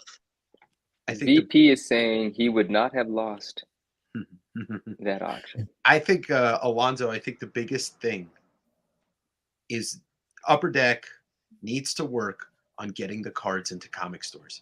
Imagine the increase of popularity in the Marvel card space if you go to your store on Wednesday to pick up your books, and that comic store has packs of Spidey Metal just sitting there for $5 to $10 a piece. It's the thing that they used to do to us in the grocery store. Put them right next to the checkout counter. Boom, impulse purchase. Boom, impulse purchase. You will see the rise of the comic card community, like we saw in the 90s. Everybody will have a chance to get it. But this company is so stupid that they don't realize their biggest bread and butter is every comic store in America that still exists, and they're morons for it. Upper Deck, if you're listening to this, you're morons for not doing this. I am comic buyer. I would buy cards if they were there. I am when comic I bought buyer. My comics. It's true, man. I go to a comic book store, I end up buying a mug a lunch pail, a t-shirt, all kinds of stuff that's between $15 and $25 as an add-on just because I'm there and I'm like, I like that visual. If they had packs of cards, I would buy packs of cards every single time I was at a comic book store. They do have 1000%. packs of cards, but they're Pokemon and Magic the Gathering, and I just don't do that. So Yeah, and I end up buying some Star Wars stuff I don't want because of it. I think they're heading in that direction, though, man. You're starting to see all these sets have blasters. I went to Walmart the other day, and there was 3 Marvel set blasters on the Yeah, shelf, but here's the and that struggle. was great. And that was great to see. You know, I don't know, dude. I don't have all the answers, but from when I started to now, I think they're doing the right things to get more people to get Marvel cards. Yeah. And Yeah, I don't know if the retail blasters are being offered to local mom and pop comic book stores No. outside of the same way we order it, right? They'd have to order it and upcharge it, you know. Mhm. If they're buying hobby boxes, like Manu just opened, to have access to those accounts, they have to order everything. They can't just order one thing. I think I've shared this on the channel, but talked to one comic book store. They're literally found a buyer for hockey, and we're really grateful to find a buyer for hockey so they could, buy those to get access to the allotment of what they want from Marvel. They have to, they're right now getting shipped to them Eternals, which I'm not trying to hate on that at all, but it's not for me, and I don't think it'll sell very much. But they're forced to buy it because they want to have the opportunity for the other sets that are coming out that we're all looking forward to. So it's tough for those comic book shops. It is. They have to make it easier. They have to make it easy, not easier. They have to make it easy. And I disagree with Captain Crockpot. There was no point in the 90s where I was like, I don't want to buy any more of these cards. I was like, oh, you guys have 94 Flair still? Gimme, gimme, gimme, gimme, gimme, gimme. Like the only thing that we talked about being overprinted in hindsight was the sports cards in the 80s and 90s, not the Marvel cards, because we all wish we still had a chance to buy them at a decent price. Yeah. Nobody's asking for 87 Topps baseball because you can get a box for $10. Goodness gracious. Ryan says I need to buy a page of Amazing Fantasy 15. I actually think that would be really cool. I would love to have a wall of every page. That'd be really fun. And I got a question for all of you guys. I'm gonna play. I'm gonna jump. I got a question for the 3 of you guys. Where do you see the Marvel card community in a year? bigger. In a year? Still waiting for Marvel Let's say Masterpieces. a year. We got a All right. year. Yeah, I think we have to. I'm with Dave. You kind of have to preface like what happens within a year. So let's say within this year, we get Beginnings, we get Marvel Masterpieces, we get Premiere, we get Allure finally, and let's see what else might we get. We've got Anime and What If out there as well. So let's say we just get all 5 of those. Yeah, I would say that it's a lot bigger, to be honest with you. And the only thing that stops that is the economy. Sure. That's I will say That's you nailed it on the head for me, but I agree. Mhm. I agree. and I could appreciate you guys answering it in that way, like the new product will make it bigger. I take a position that there's just like I always say, there's just a general sort of like reminiscing sort of quality, this nostalgia that has now been sparked, and there's a faction of collectors that are like my friends and things that are not the ones that are on the screen with me now that like buy new product, but they are, tapping into their memories and buying cards for the first time. And they're not 15 years old. They're not buying cards for the first time because it's their first time knowing about cards. It's just the cycle is awakened. And I think there's growth in the card market just because there's organic appreciation in the card market. And yeah, new product will make the new market go. I think Upper Deck could close their doors today and Marvel cards would still have growth because of people like Rohan who are collecting their favorite cards from the 90s, and they never bought cards before since the 90s, right? And they're new into collecting, not new into collecting, but back. And collecting's cool again, right? And that has nothing to do, in my opinion, with waiting for Upper Deck's new products. It's just different now. The vibe is different. There's more people talking about it online. There are more robust Instagram pages that actually care about the content they're putting together. It's just in a different environment, and this environment is conducive to organic growth, with or without hype cycles and marketing and so on and so forth. But that combined with new products, there's nothing but growth. You know. Yeah, I think what I hear you saying is, you know, you have what's naturally happening, right? And then I'm talking about, well, what if this other thing is injected as well? Yeah. And the economy doesn't stand. And when I say the economy, I mean like things get really rough, right? Like really rough. You know, where people just can't afford to buy, like, and they have no choice but to sell if that happens at a larger scale.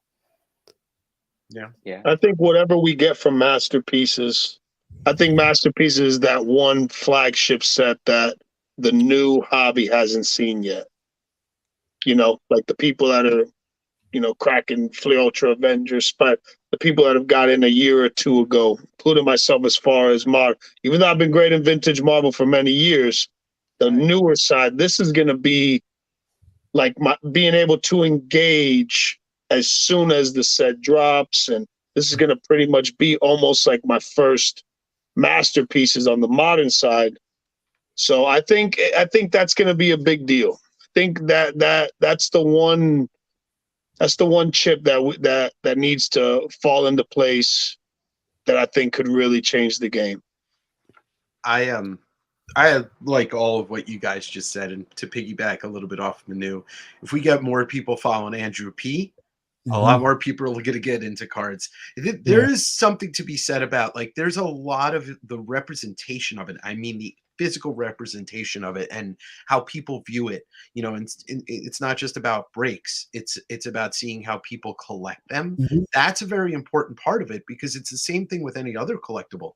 If you see somebody who's really into, let's say, Moon Knight, like you, Alonzo, and you're showing off your Moon Knight stuff, and people see that, and then that kind of gets people into wanting to collect, and that's what it's about. It's not about, oh, is this going to be worth something? It's about, like, the true part of collecting is, I love this character, I love this artist, I want to own this. You know, it's not as much FOMO as it is just like, you know, the collector envy. I see some stuff that, you know, Manu posts or Justin posts the Spider-Man stuff and Andrew P that I've never seen before, and I want it because it's really, really cool.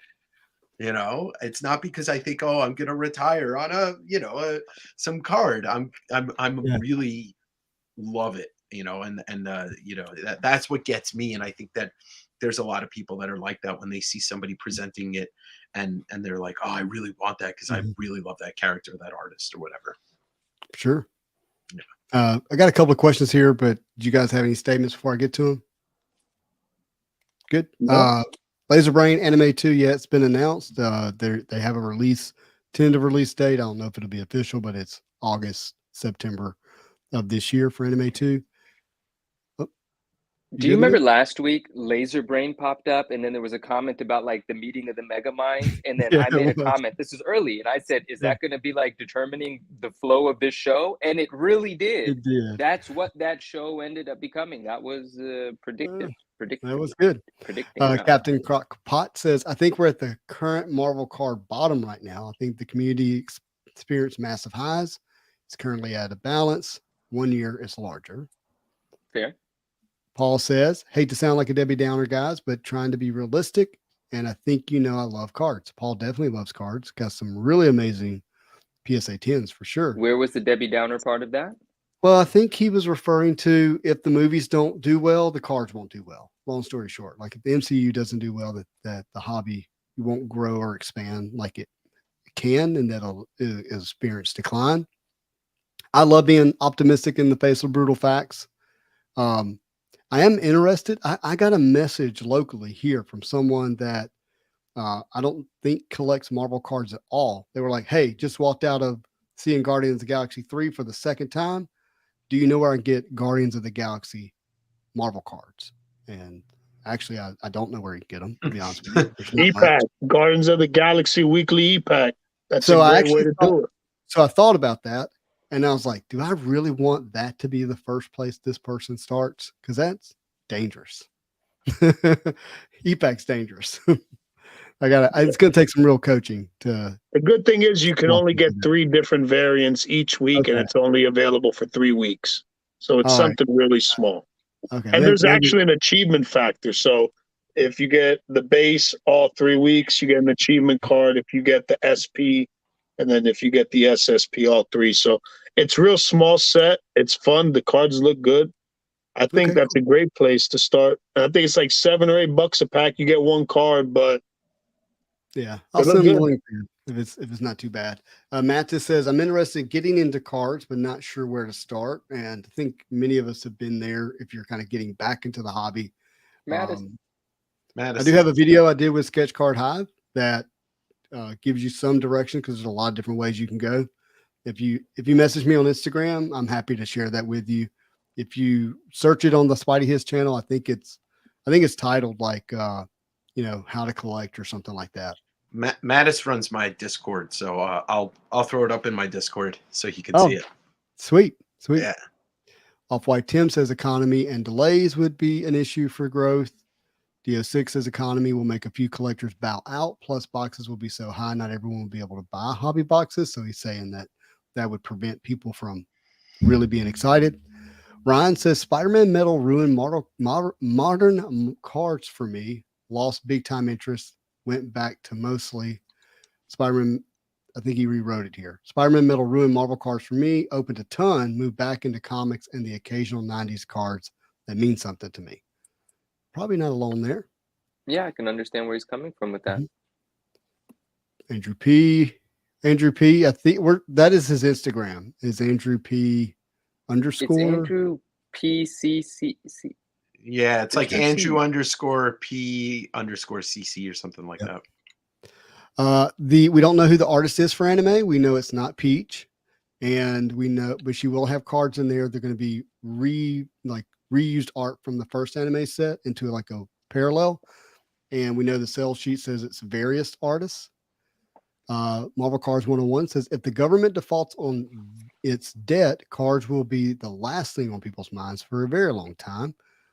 That's a real issue that's going on right now with the debt ceiling. We've got a big issue with the fact that banks are losing deposits. When banks lose deposits, the money's not there to give it to you. It's in a loan. It's in your car and your house and your credit card for comic books.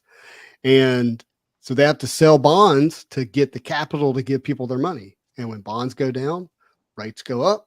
It's a whole big thing that's happening right now. So it is really important that it get under control. VP Trading Card says a big part of my enjoyment is sharing with the community. My modest mini gallery, so fun. You're modest, but your gallery is not modest at all. It's quite amazing, and we really appreciate you as well, buddy. I like that card. Yeah, what you showing there, buddy? Cards like this will guarantee growth. Oh, thank you. Oh, you need to really Will pull it out. guarantee growth. Right. People share them. People talk about them. People tell the stories. We put likes on posts. We leave a comment. We don't pretend we don't see something cool just because we're too cool to see it, and it grows, right? Clap for the community, not for the companies. We got a chance at longevity here. If you're just relying on the companies, that's just kind of corny, man. Like we're the reason the companies even have anything to make. We can keep the growth going ourselves. Without us, they're nobodies, man. They're just another. Man. I just think people need to collect what they like, what they love, and just be mindful of, if you're able to spend a bunch and go hard on something and you enjoy it and it's the right move for you, go for it. But you always got to remember that, when you're ripping modern Marvel, there's a gamble to it. There's definitely a gamble to it. And, it's real easy to get caught up and be like, damn, maybe I shouldn't have done that. But can I say something, an asterisk on that? I had a long, long conversation with a friend about the term collect what you love, because it is such a slippery slope these days, because we do not live in a time where you can say, oh, I love Spider-Man, and I'm just going to buy all the Spider-Man stuff I see without having the exterior sources affect you. Because when you say collect what you love, if you look at most of the people on the YouTube space that we would call influencers, they talk about this stuff and they tell you the top 10 things to buy, or they tell you these sets. Just if you start collecting what you love and you listen to other people, you're going to love everything. And you are literally going to try and buy everything, and you will go broke quicker than you can think about going broke. And I had this conversation because my friend asked me, do you believe that? And I said, yes, but you have to put asterisks on that. You have to collect what you like within your means. And nobody says that. Nobody says that. No, you never, and I'm not pointing fingers of anybody in here, because I've heard Justin say, buy what you love, but what you can afford. You know, I've heard Manu say that. But most of these people in this space are like, oh, yeah, you got to go pre-order this, and this is coming out, and this is great. And like we live in a time where information's coming at us so much. Nobody ever says collect what you love within your means, because it is a very dangerous thing. Because then you get into FOMO.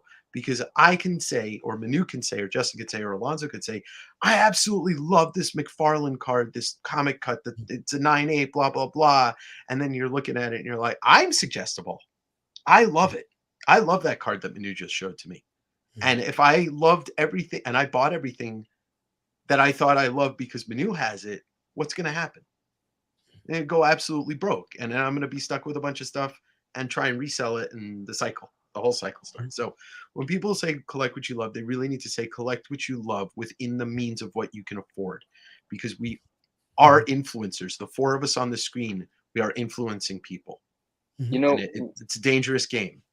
You're really right. Well, let me rephrase that then. Collect what you like. If you got the bread for it, go get it. If you don't, be careful. Yeah. What I want to add to that, and I want people to feel good about this, because I talk to people all the time that don't exercise this, and this is not a thought that they have, and that is that even if you love something, right, there shouldn't be a sense of loss if you can't acquire it, right? That's a deeper rooted thing, okay? And what I want, because I talk to my friends one-on-one about this. I'm not like this super cold person, completely detached or anything, but I think it serves us to know that you could like something without having it. You know, the need for it to physically be with you, if that causes stress, if you have to compromise some healthy aspect of your life to attain some physical thing, the thing isn't the thing, you know, like there's other things that need to be worked out. Like, you shouldn't be stressed about it. If you can't have it, it doesn't even matter. Honestly, quite honestly, completely honestly, love it whether you got it or not. The stuff don't matter at all. Yeah. And if you're in a business, well, then it matters, because that's what you're doing to make money. But if you're collecting and you're devastated because you don't have this thing you love, you got to come to terms with the fact that the thing don't matter. Yeah, you can't have everything, bro. It's man. As bad as we want everything, you know, it's like the thing with Pokemon, bro. You really can't catch them all. So if you think you're gonna catch them all, you ain't catching them all, bro. That's a lie they told us back in the day, bro. You can't catch them all. It's a marketing tool. For sure. It is. Yeah. Hey, look, and I do want to. I don't want to wrap up this conversation, but I really do want to speak to it, because I think it's so important. You know, last year with Spider-Man Metal, you know, I was tremendously excited about it. It got a lot of other people excited about it. Enjoyed the boxes, had fun with it. Was repeatedly said, hey, fortunate to get these boxes for under $300 a box. Please know that I would not pay what they're asking for today. Said it repeatedly. Then Upper Deck E-Pack came out. Was fortunate to find out, you know, basically what the price was going to be. Went live. To this day, still the most watched live video that I've done on the channel, and said, hey, guy who loves Spider-Man, guy who loves Spider-Man metal, likely be hard pressed to find someone who is more excited about this product than me. I'm not buying any of it. Not buying a thing on e-Pack. And I still watch people that I care about overspend on e-Pack. And so here's what I'm getting at. Yes, we influence each other, right? But often what we're really doing is we're looking to have our biases confirmed. We want it to be worth something. We want it to do this. We want it to do that. And we're looking for this channel to say it and hear it. We want them to talk about the thing we own.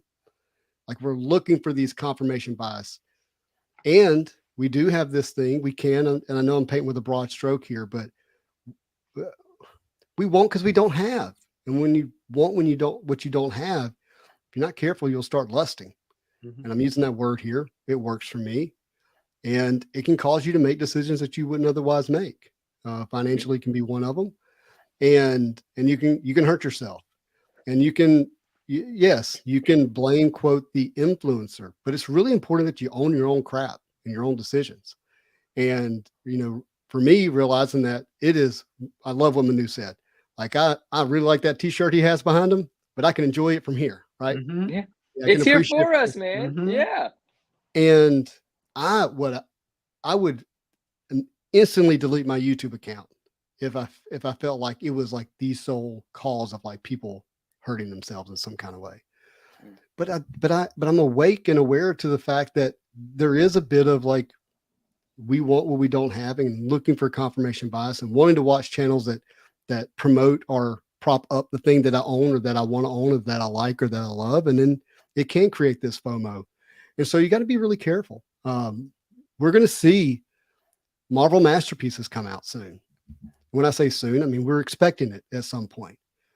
And if you're not prepared, it's going to completely tidal wave you.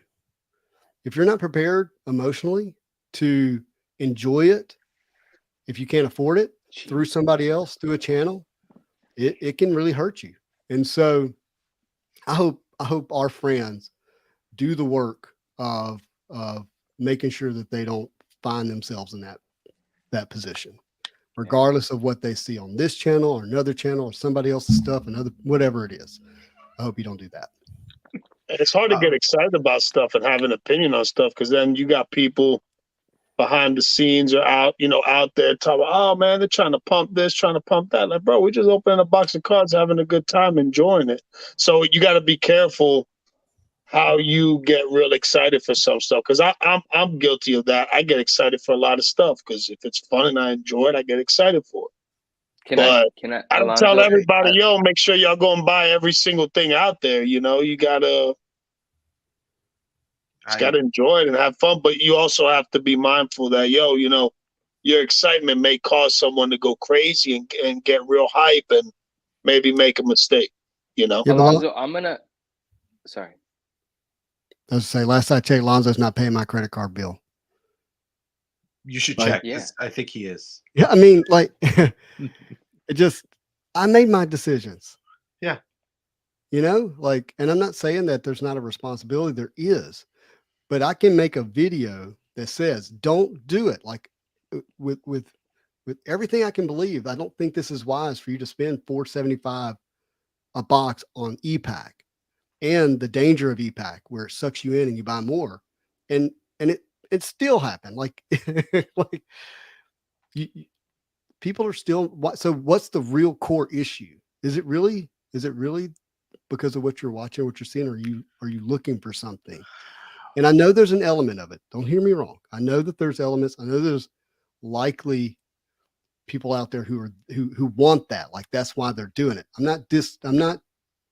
There's got to be a defense against that, and it's got to be with you. Yes, I hear what you're saying, but there's a piece of me that's like, I have experience with this firsthand because I'm a seller. That is what I do for a living. You know, every week. Mm-hmm. The only thing that I ever pump, and everybody that knows me knows it, it is my passion for Todd McFarlane. It is not a single book. It's not a single thing. See Todd, buy Todd. I sometimes sell Todd because I love Todd. That is my passion. but I'm never like, you have to have this book because this, and this. I'm like, Mhm. I absolutely love this guy. I love his art. I collect it and I sell it. But but the thing that I see is that because all of the people that are Mhm. online sellers are also most of the same people that have Mhm. online channels and these places where people gather to listen to them talk. Mhm. It's so easy to just trick people. It's all this thing in the book. It's a sales tactic. It's like, here's this shiny thing, then the next day here I'm selling it for this. And so as much as yes, you are supposed to buy responsibly, there also needs to be that equal part of the responsibility on the other side of the community I'm to not be and I'm those not people. talking to that person. Yeah, of course. If that person was here, like if I was just talking to us four, I would say, hey, look, guys, let's be really responsible with the power that, whatever it is, small amount. Okay. I'm not saying there's power here. I'm just saying, whatever it is, be responsible with it. Be thoughtful with it. Yeah. If you want to show something, show it, enjoy it, educate around it. And then, you don't have to do the, hey, I think this is going to be worth this in 10 years kind of Yeah. thing. And all that kind of stuff. I think that can get really dangerous. And so that's why you don't see this on the channel. That's why you don't, and this is not a knock towards others. That's why you don't see me pop up the value in the edited video of what I think the card would be worth when I pull it. Like I choose not to do that for a reason. Even though I'm totally aware of the fact that if I pull the card you on and put up what the price is, like it would cause people to want to watch it more and subscribe more. Like I know this, I've seen that, but chose not to do that on this channel for that reason. Now, have so much respect. I still remember the feeling that I had watching you talk about EPAC and how much it was going to be. And I'm screaming at the screen, that's too bleeping much for a pack. And you said the same thing with a lot more tact and kindness. And I appreciate that. And that's why I love being here. And I appreciate you guys because you're not sitting there doing that. You are passionately talking about what you love. You know, Ron says, be inspired, not manipulated. Yeah, definitely. That's great. That's perfect right there. Yeah. Be inspired, not manipulate. I like that. Yeah. I mean, and if you don't buy something, it don't matter. That's right. It's totally fine. Yeah. It is something to kind of wake up and know that you're being sold all the time. Everybody's selling something. I'm selling something here every time I'm on here. And I hope what it is an experience that would have you hang out and come back. Like whatever that is, that works for me. But I am selling something. That's to say that I'm not would be a lie. Yo, segue, interruption, I don't know, something. Interlude. Alonzo, I think this is a scam. There's this one, I think about you from time to time because I have this comic book, right? Alonzo, I'm talking to you. It's Black Panther and Stan Lee. It's a drawing of Black Panther and Stan Lee. And it's this Middle East Comic Con exclusive. And mine is signed by Stan Lee and signed by Greg Horn, the artist. And they've sold for 900 before, they've sold for 700 before, so on and so forth. And like, I was like, man, I wonder if Alonzo wants this. I'll make him a deal on it or some trade him. And I was like, nah, he don't really trip off comics. But here's why I bring this up. Because this is obviously nonsense. There was, maybe not. I don't know how the actor autograph stuff goes, especially when the actor has passed away. There was a copy of this that just ended on eBay 2 days ago. Maybe it was yesterday. And it's signed by, man, if this is not the actor that passed away, I'm going to feel so, forgive me, but Chadwick Boseman passed away, correct? He's famously Black Panther, right? Yeah. Right. So this cover was the book that I'm talking about. That's signed by Stan Lee and Greg Horn. It's somewhere between $500 and $1,000. That's the value, right? But this one signed by Chadwick Boseman, Stan Lee, and Greg Horn sold for $7,800. Yeah, he didn't sign much. There's no Black Panther signed cards by him. Yeah. See, I would have loved that. I would have loved a signed Chadwick Boseman auto on a Black Diamond stock card. Like I would love that. So But maybe a legitimate sale is what I'm gathering. That if could the be signature is real and everything, that very well may CGC yellow be. label. Yeah. CGC 9.8 I certified could yellow see that. label. The man passed real young, dude. He literally did one movie. Trying to Could think. you imagine if he would have never passed away, how much No. bigger Black Panther would be right now? He did Right. one Black Panther movie, but he did It was more. Civil War. No, Yeah. yeah, he did other movies, but we're talking about the Black Panther character. Sure. He only did one. First one, that's it. So I could see that. I could see that being. I could see a group of collectors that collect Black Panther or that actor's autograph. I could see that going for that. And then I did do one bit of digging while that auction was like trickling up. I was like, oh my gosh, this thing's approaching 3,000 and 4,000. There was one zero feedback bidder, but the rest of them look legit, right? So when you see a zero feedback in a You always have multi-$1,000 that. item, You always have a rat comes in and tries to take a piece of cheese and then runs away, and then but it could still be fine, right? Yeah, exactly. It Oh, doesn't have to be- 100%. Like, yeah. dude, I've sold big items on eBay in the past, and every once in a while you see like a low feedback guy sneak in there and upbid it $10, $15, and then the real bidders are like, get the heck out of here. And then they, you know, it's now when you start seeing the majority of the people that are making the signature, you know, bids, and then you got to worry. Yes, of course, right.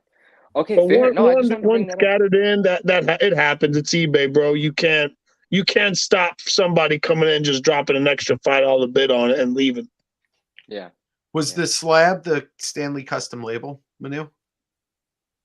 I don't remember. It was a sale from yesterday though, so it's right there in yesterday's sale, and it sold for what did I just say it sold for? 7,800, something of that sort. Who was the third signature? You had Chad and Stan and who else? Greg Horn. Greg Horn is the artist of the cover. Got you.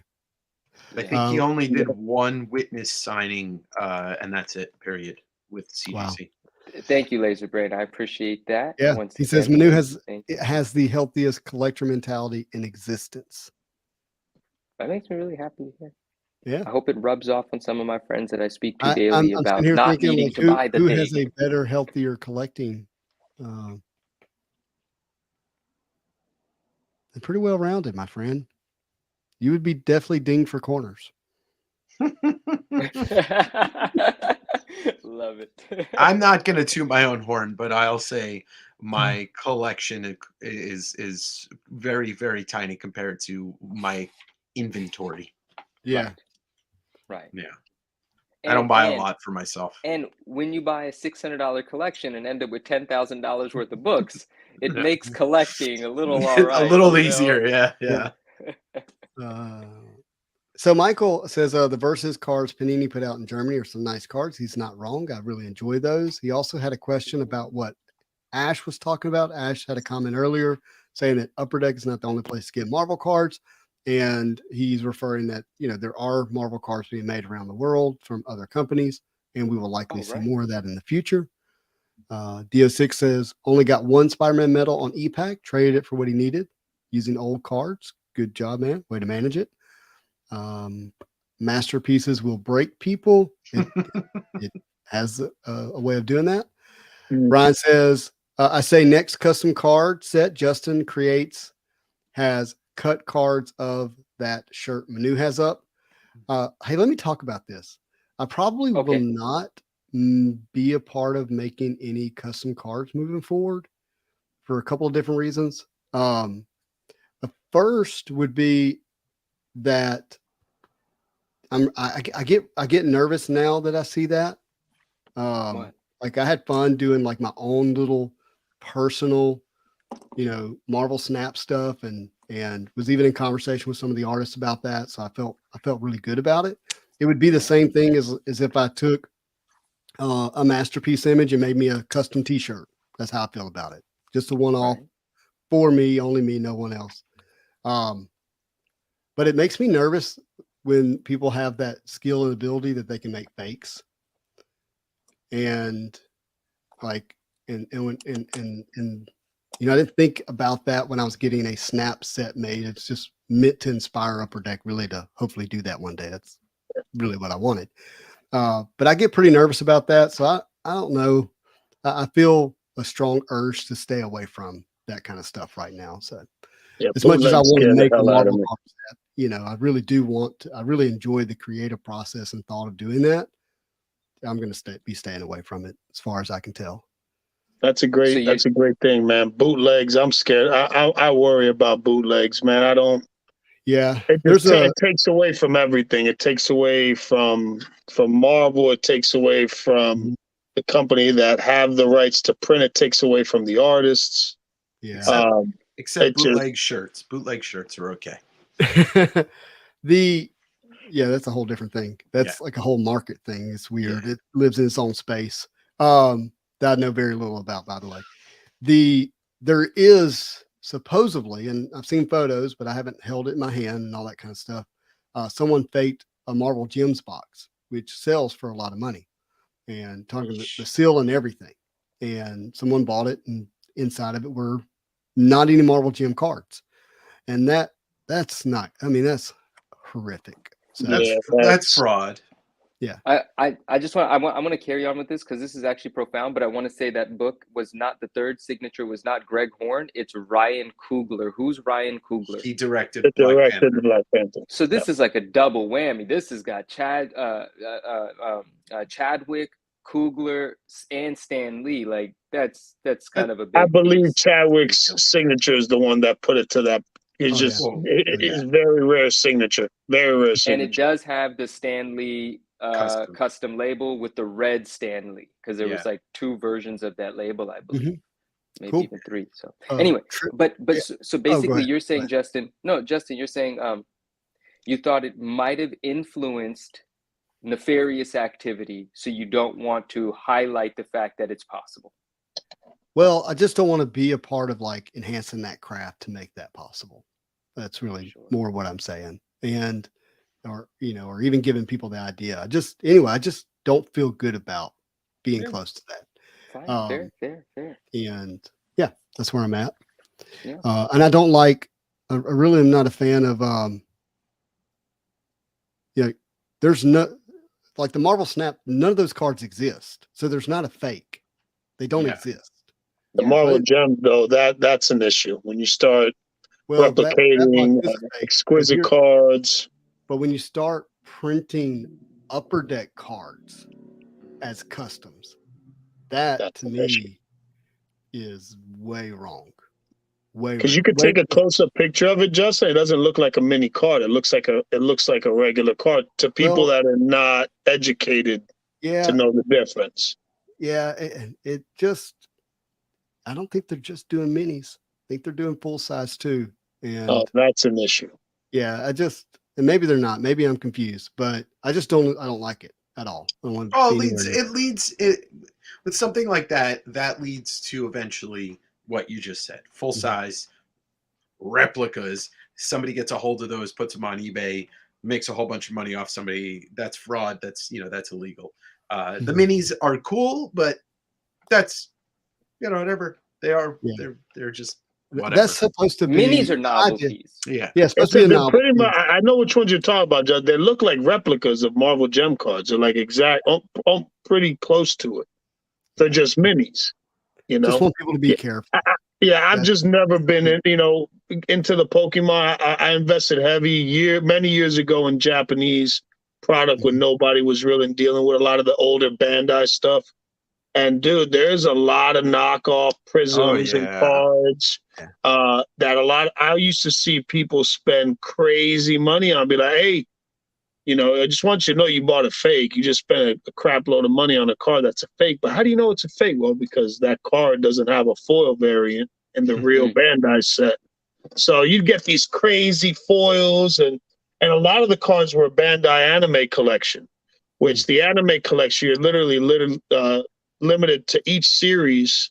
You only get like 5 or 6 prisms in the entire set, and every single card was for people were spending crazy money, and they were just buying fake. So I've always been a person but I didn't even like buying bootleg CDs growing up. I didn't like bootleg movies. I just feel like everybody's got to hustle. I get it, but there's a way to hustle and not do it the wrong way. As much fun as we had with that night that we opened the Marvel Snap box, I took that video down. I took the post down on Instagram. Wow. I respect you for that, bro. I respect you for that. That means because you can take something as fun You could take something as fun, something wholesome, something genuine, and people see that and light bulbs. They're like, oh, wait, well, here we go. You know, that's a way that I can screw somebody over. Excuse me, sorry for saying that word, but no, it's true. I agree with you you, know? Alonso, and I agree with that move, Justin. If you're worried that somebody's going to see that and try and take advantage of that in some other way, it's you being responsible about it and thinking about that. That's forward thinking. It was a tough decision because that video is actually the one that Manu showed the newsstand. It's a great video. I watched that time. night. Oh, really? That's the ultimate Fallout 4 video. Oh, Yeah. wow. And look, I can Just have clip to it. redo it. I can clip it. You know, I can do things. You know, but yeah, I took it down. Oh, that's the one where Grayson had no idea what I was showing. I remember. Trip says this segment should be clipped and ran as a PSA before every claim sale. I think he's talking about our conversation that we did earlier. Ron says masterpieces is worth going in debt for. A lot of people will agree with that. Swami to Lewis. Swami to Lewis says, get excited, man. Can't be responsible for others to the point of where you aren't excited for yourself. There is a fine line there. And look, I mean, I think we all have pretty good BS detectors. Maybe I think a lot of our community, and I shouldn't, but I do. It's like, be awake, have your radar on. Like, you can tell. The example I'm seeing right now is there's this new prospect coming up in NBA, and he signed a card and it said first card ever signed. And it's like, everyone's going, what is this going to be worth? And it's like on all these different streams and channels, you know, and they all happen to profit from selling this stuff, you know, like, are you awake? Okay, good. If you're asleep, they're going to get you. Well, unfortunately, 99% of humans are permanently asleep. Well, let's wake them up. I'm sorry. I just had to say it. Captain Crockpot says these are learning opportunities with Force Moon. Oh, this card sells for a couple $100. It's a great card, and I think and that's a really good artist, dude. Kai's a gangster artist, bro. All right, I have a few things to say about it though. Yes, it's out of 63. It's not a ton, right? It is on card auto, great auto, great art. People are wanting to build that set. It is a parallel set. People like to have full auto sets. That is a thing. But here's the other thing. Right now, the sales you're seeing is without EPAC being released. So there's a big segment of these cards that have not been made available to the public that will. So if you're buying right now. So you're saying I got to sell it right now? Yes. If you're selling, now's the time to sell it. If you're buying, you might want to wait. I'm not promising that auto is going to be everywhere, but it probably will. Dang, he just offered it for $150. That's a steal. Whoever wants it can have it. It's a song and a dance and a steal.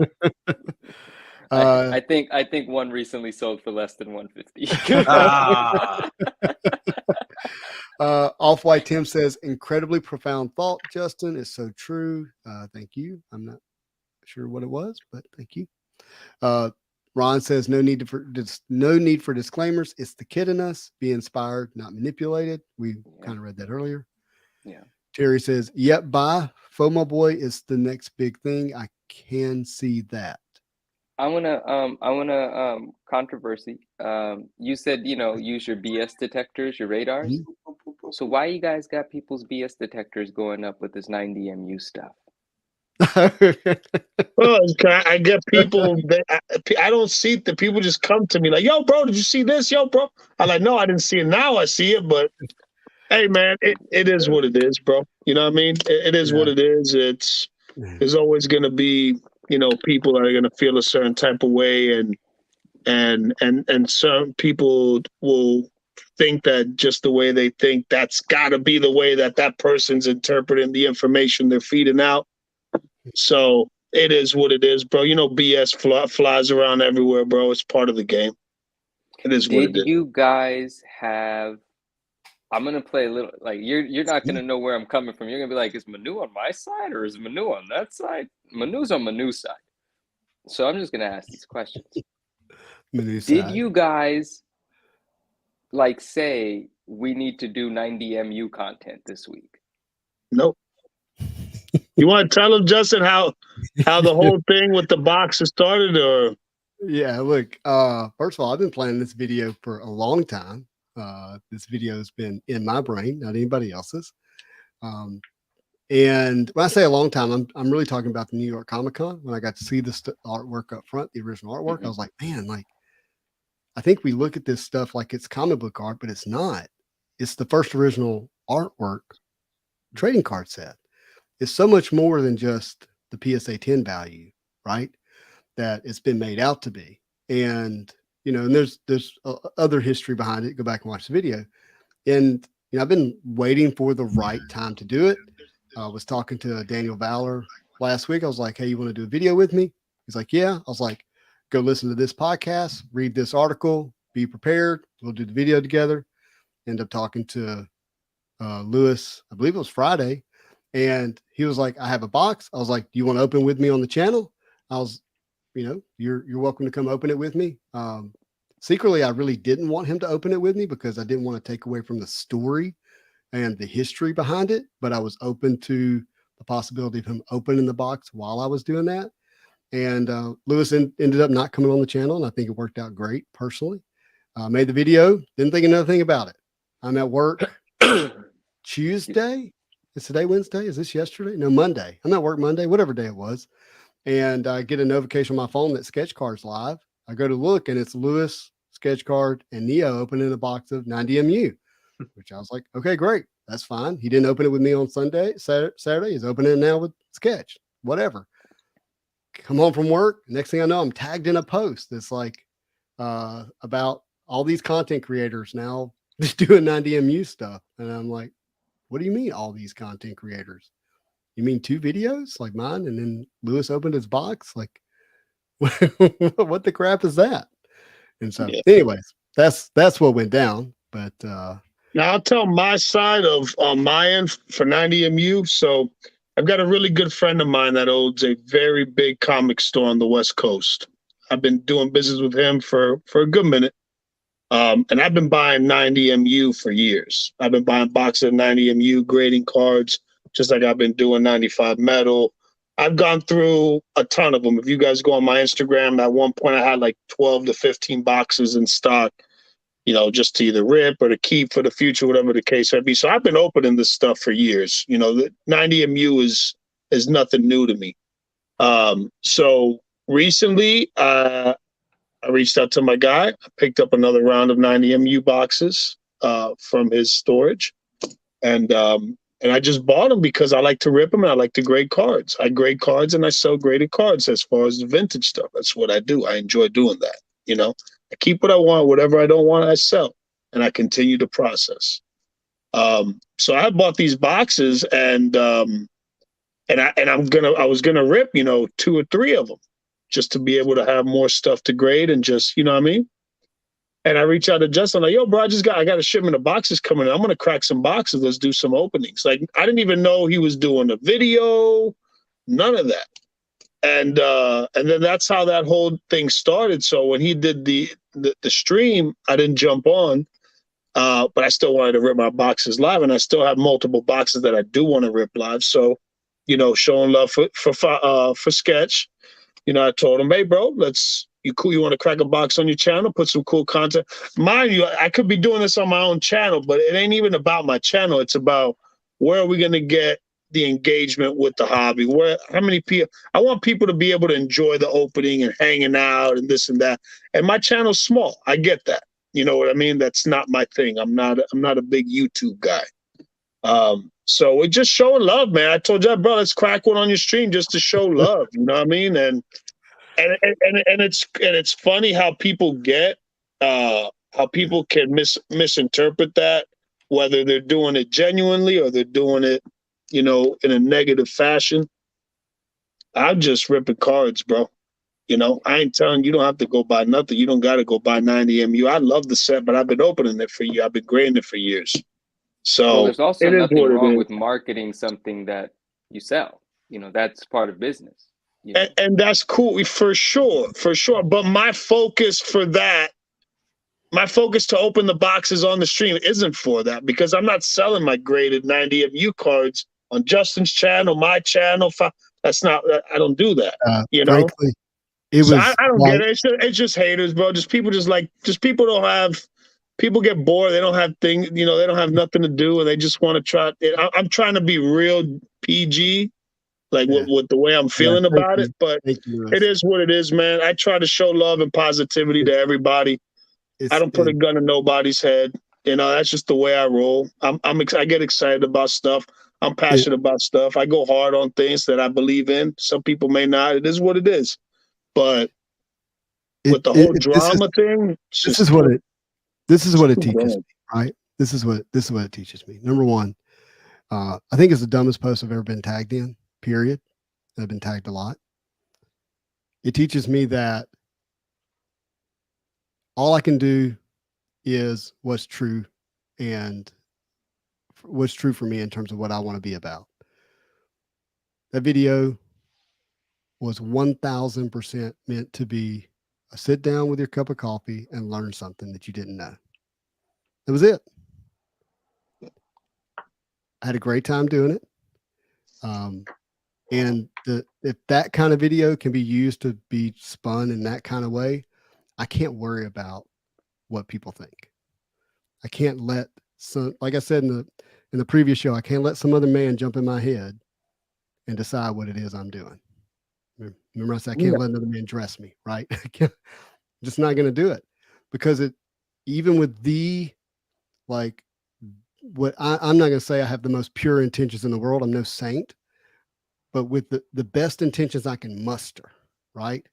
With everything that makes me who I am, create a video that I think is fun and enjoyable with information that's not widely known. That's whatever reason has not been made that public, can be turned into that. Turning that kind of post, the influencers doing this thing to try to sell and dump. By the way, where's my Marvel 90MU that's for sale? Justin ain't selling no 90MU. Yeah. Like, I don't even want to ship. I wanted to crack a box tonight, bro, but I don't even want to crack a box tonight. Yeah, I honestly don't even want to break a box anymore. I'm just cracking by myself with my kids. Yeah.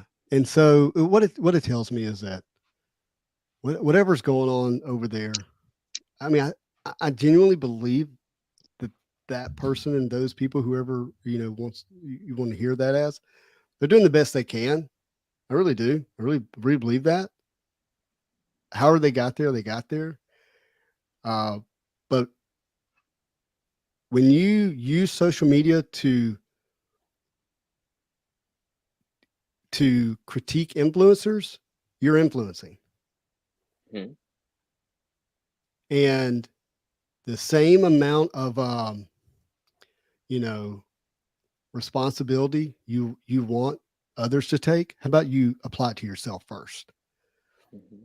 and be responsible with that influence. And so that's something I think is really important. And this idea that you can just say what you want, tag people in the post, and not even actually not even watch the video, by the way. Oh, you were tagged in the post. Yeah, I was tagged in the post. That's the only reason I knew about it.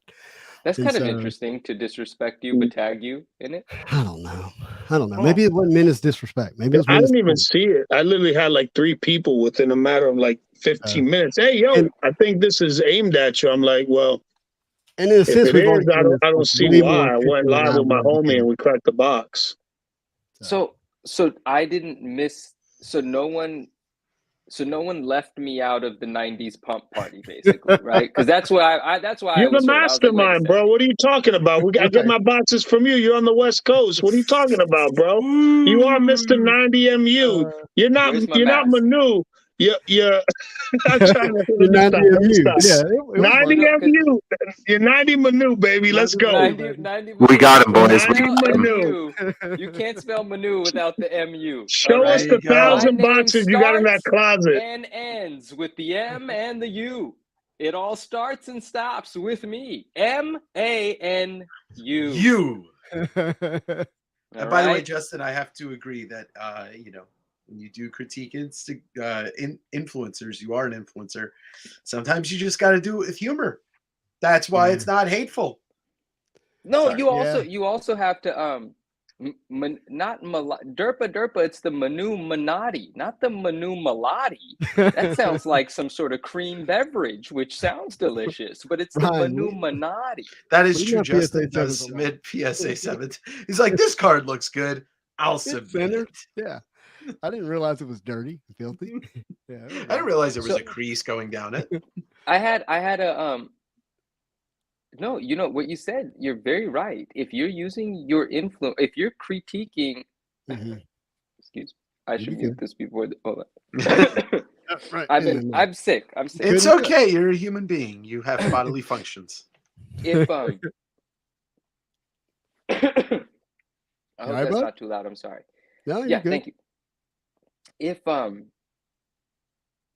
If you are critiquing influencers, you're influencing. Mhm. That's absolutely right, because if someone is looking to see the people that they might want to be, listen, I'm not saying nothing about no one personally. I'm just hypothesizing and talking about some ideas about human nature that I've recognized historically, right? Mhm. There are people in life that some people might want to be like, but for whatever reason they can't. They might not be their skill set. They might not be capable. They might not be charismatic. There could be so many reasons that somebody might want to be in the position of someone else, or want to be close to them, or befriend them in a way that they aren't able to. And when they can't achieve that, sometimes, like, they might just decide to oppose that individual because they can achieve the position of opposition, right? Mhm. And so if you're looking for a reason to say something negative about somebody, you're going to create that environment where you're going to have people that are entertaining that, because your energy attracts like energy. Mhm. If you're going to be a negative person, your friends are going to be negative people. You're going to find the crew of people that you can talk your mess with to feel satisfied in whatever your conversation style is. Now, this is not a jab at whomever made that post, right? But there could be things like that. Things like that do go on. But the super interesting thing is, when you and I spoke about that, right? Because we were on the phone and you were like, man, this 9DMU thing. I wasn't aware. I mean, I had seen the thing, but I didn't know what the thing was, right? Right. And then, because I had watched your video. And to me, I was just like, this is just Justin doing a deep dive on 9DMU. This is Justin doing a deep dive on 9DMU. That's what he And in my does. head, I'm like, Justin doesn't even have 9DMU to sell. Like, I can't picture Justin with cases of this stuff on eBay under someone else's name. Justin, like you said, doesn't even like packaging. But now Yeah, look that how is true. powerful. Justin does Yeah. not like the package stuff. For He sure. doesn't even like Takes him packaging. 4 weeks to ship out one thing. You're better off driving or flying to I would Louisiana. sign to up for get 4 it. weeks. It's more like it's 4 to 6 weeks. But I like a good conspiracy theory, right? I'm like, wait a second. Who are the other people that were making 9DMU? Because I didn't know. I only saw Justin's video. So it's like, is there really like somebody trying to initiate another 9DMU pump? And then Justin was like, they're citing some high sales. But the high sales were for the cards that always sell high, except for this one Thanos Silver Surfer card that keeps selling for $1,300, $1,200, and it's like a $50 card. I'm confused what's happening there, but it is relatively low pop compared to the rest. There's like a 20 pop on that one, and you know the other cards are in the hundreds now, right? Yeah. But so that's fascinating. But so it was in my head though, right? It even had an influence on me because now I'm looking for signs of funny business. I want to know what's going on because I'm just curious. At the end of the day, I'm one of those people that can make my own decisions, and I don't care if somebody's hyping up 90. Dude, 90MU's not new to us. You know, we've been Look, loving I'm- it for 20 years already. You're I'm not gonna telling hype you. it up. We love it already. Literally the dumbest thing I've ever been tagged in. Right? It But it here- just didn't. There's Here's just something some that- people just always try to look for the negative in people, and they try to, like, I don't know, manifest it. Like, oh, that dude's got to be doing this. Oh, that dude's, oh, that's gotta be like, just some people just like that, man. Just some people like chaos, bro. That's what it is. Some Yeah. people just like chaos. Some people just like to stir the pot. Some people like drama. They probably got a boring ass life at home. They want that. That's just, it happens everywhere, not just this case. And you It know what I want happens to do, Alonzo? everywhere. Can I say one thing? Can I say one Yes. thing? You are right, Alonzo. And the other part of it is look at what Justin did. He made a video that came from his passion of this. It required thought and creativity. The people that attack that are the people that have no creativity and are all negativity. Negativity is just the lack of creativity. You have nothing to say, so you're going to say something that's going to piss people off or it's going to attack somebody. People are going to gravitate towards that. It requires nothing. It requires no creativity. It requires no inspiration. It's baseless. It's useless, and that's all I have to say. It's easy. It's easy content. Yeah, it's I right. wanna- That's all it is. That's all it is. Like, yo, instead of worrying about what homeboys over there doing, why don't you think of something to do that's positive? Go live, do something, put up a post, find something that you like, that you believe in, and enjoy it, and make content like that. You know, go buy a box, bro. You can go buy an $80 box. Go make content. You don't got to make content off of, Well, especially like stupid stuff like that. Like, bro, like pumping nine. Like, come on, bro. Like for real. Listen, all You my know, I I don't get it. It's weird. It's whack. I don't really pay attention to it. It caught my attention because, like I said, multiple people brought it to my attention. But I like to clear the air on things, man. Like, yo, right now, don't buy everything I like. If I tell you I like something, don't like it. You don't gotta like it, yo. You You're don't doing have reverse psychology. I know what you're doing, Lonzo. It's Yeah, not gonna yeah. work I'm on not you. doing nothing. Listen. Alonzo heated right now. Alonzo's No, that's not heated. It's just I wish I could really say what I want to say as an adult, it's not but the out of channel. respect, I can't do it here, No, and it is what but it check is. this out. Do you think there's a scenario for us, for all of us, to just show way more love to the people There's the that answer. show us Of a little bit course, of of hate? course. That's why we talk about it. That's why we bring up this stuff and we discuss it, is because we care about what we do, man. We care about the cards, the fellowship, the community. Like, bro, listen, if we didn't have homies like going live, discussing cards, opening pack, bro, the hobby would be boring as hell, dude. Like, Yeah. the fellowship of collecting is what it's all about, bro. Like, Yeah, that's- but there's a whole bunch of secret stuff too, and the people that are left out of the secret stuff, all they have left is to imagine what's going on and feel left out. If the secret stuff was a little bit removed and there was more of an embracing culture to everyone, the haves and the have-nots, the included to the private party and the not included, we would change this dynamic a bit. A lot of this is self-inflicted because when you guys create the higher up environment, the movers and shakers, you're creating enemies. But that's a choice people make. You want to wear the crown. yeah, It's for sure. like that. Then if it's like that, then how the heck can we enjoy something or be excited about something in the public eye? We gotta love more. For sure. Even when somebody says something scummy, we gotta No slide doubt. in the DM and say, brother, you No, crazy? for sure. I love you. For sure. But at the end of the day, it's expected. It's going to happen. When you do positive things and you grow in something, remember, not everybody's going to grind as hard as you, bro. No, Not they're everybody not. grind on this YouTube, on the content. No, I don't know a lot of people that grind as hard as homies like Justin, homies like Day. Like, these dudes got videos pumping up.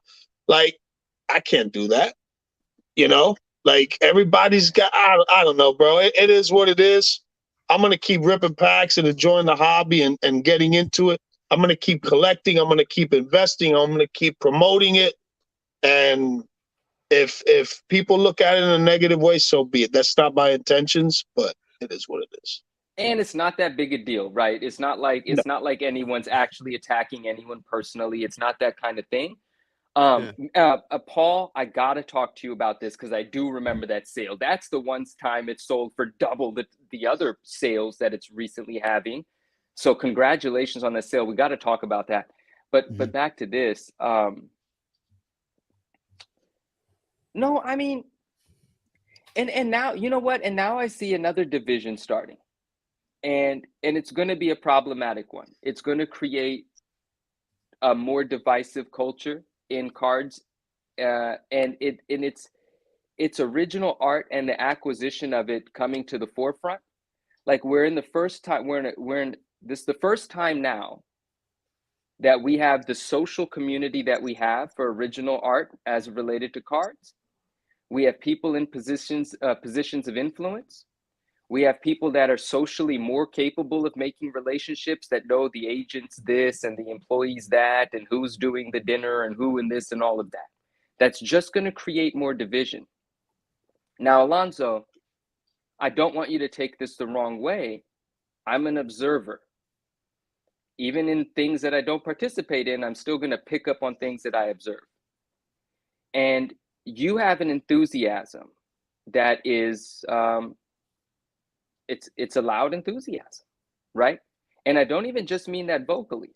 When you like something, you sometimes make an Instagram post with all caps, right? And the only reason I do that is so the words are bolder, so people can read it. See, I'm very like when it comes to that texting internet, I'm very illiterate with that, bro. No. The only reason I put all caps is so people can read it clear. I want to say something to you as a friend that I should probably say privately. For sure. But like sometimes the all caps, it doesn't translate the right way. Like it's an ongoing joke in social community. Don't be the all caps person. Hey, so be it. But again, take it with a grain of salt, because usually that's when someone's arguing. You tell them, don't be the all caps person. You know, you can't win an argument writing. You're not. You're excited, right? You're enthusiastic. That's what I'm saying. Yeah. Your enthusiasm is loud. But I'll give another example, and then I'll lead into what I think is a fear of mine that's actually divisive. First of all, not everyone can afford original art. Point blank, period. It's expensive, right? So if we now get into this world where the influencers, the people that the most of the community are watching, start saying that original art is the grail, you're making people feel like they can't have the important stuff, because people are influenced by us, by yourself, by the community that is happy for all the Bianchi art and all of that, but not everyone can sit next to Bianchi, right? Now, one of the things that this is all coming from a positive place, because none of this is bad. No, and I ain't taking it nowhere negative. I get what you're saying. I understand you for sure. Our friend Slick P, right? Mm-hmm. Got that beautiful piece of art, right? Did the video of picking it up from the framers. Gorgeous art. Very few people are going to be able to have something that amazing in their collection. And you were so happy for him. But I saw and this might be the right post, and I saw your caption. This is coming, we're saying it publicly, but you know, whatever. We say things publicly. That's what we've signed up for. For sure. And I stand by everything I say. I know, absolutely. And you said we're just on a different mission here, right? And that was you being enthusiastic about being collectors of original art, like understanding how significant this is. But you guys are blessed and privileged to be in a position to be even able to collect that. To say we're just on a different mission here, as if you guys made, like, it's an equal playing field and you guys made the wiser decision. It's not just that. It's you're capable of doing so. And a lot of people aren't. That wasn't the warmest way to feel so proud of what the two of you guys have done together. That was my take on it. But again, I'm a super energy sensitive observer. I'm feeling things. I can go buy original art and I still felt it, because I just don't partake in that, right? I like it to feel warmer. I like it to feel like love, or else it's like a flex. And I mean, flexing is cool. Flexing is really cool. But I'm concerned that this, not obsession, this appreciation for original art, but on a public platform, is just going to create some more division in our community, man. So now let me play devil's advocate with you one second. And it's not about, because when I say things, bro, I don't ever say it in bad intentions, but I get what you're saying. Some people may interpret it in a different way, and I get that.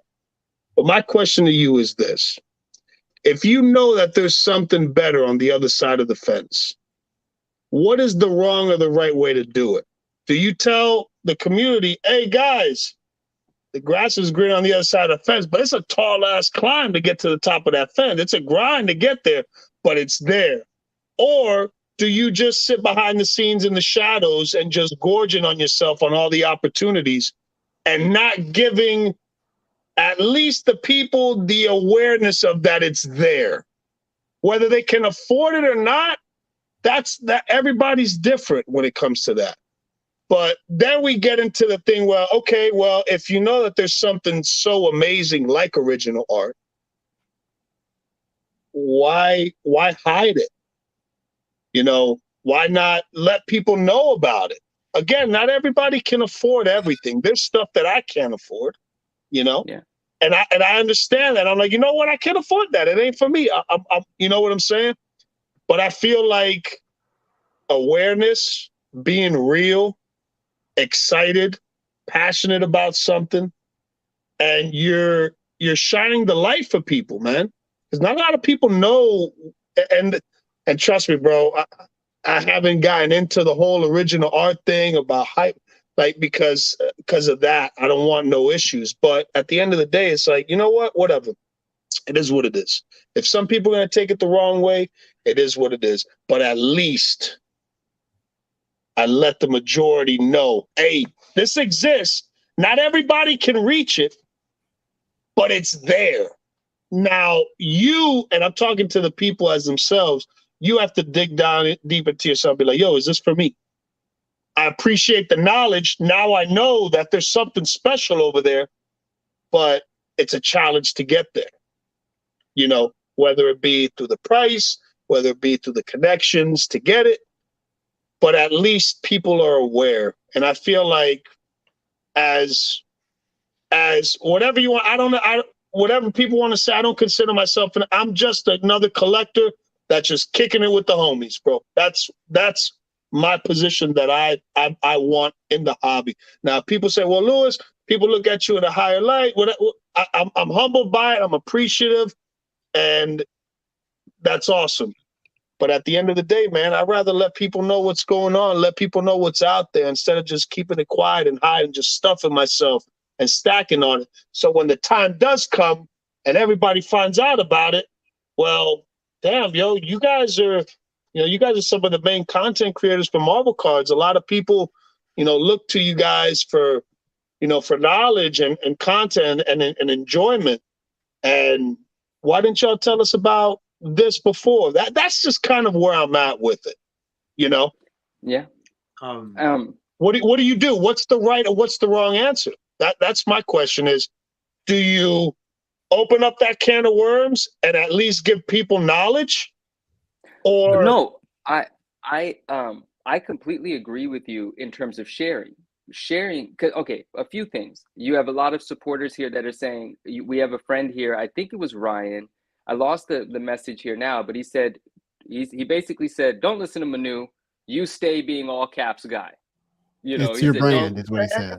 And I don't even do it for a brand. I just do it because, like, bro, well, brand, that means your brand is just truly you. Then you're doing you. I just do it so people can see my stuff clear. That's the only reason, bro. Like I'm telling you, I'm not on this computer stuff. That ain't me. Well, your camera's in landscape now, so we've made some improvements. Fausto made me do it. He's like, bro, you're not going live until you fix your camera. I'm like, bro, you gonna make me organize everything? Like, I just like informing I just think it's better to have information and then be able to make a choice what you want to do with it than have it hidden from you because there's big players that are trying to manipulate a certain sector in the market that they're not going to say nothing because they don't care if you know. They're going to keep buying it. They don't want you to have it. Yeah, like no, that's the way I look at it. I love that you share it. I wouldn't have you not share it. I think somebody asked this question too. Ron said to me, Manu, what would you do if you held your Mona Lisa of Venom?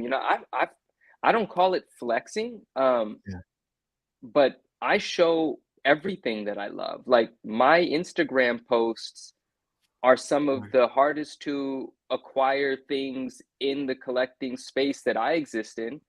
And I show them because I'm so proud that I have them.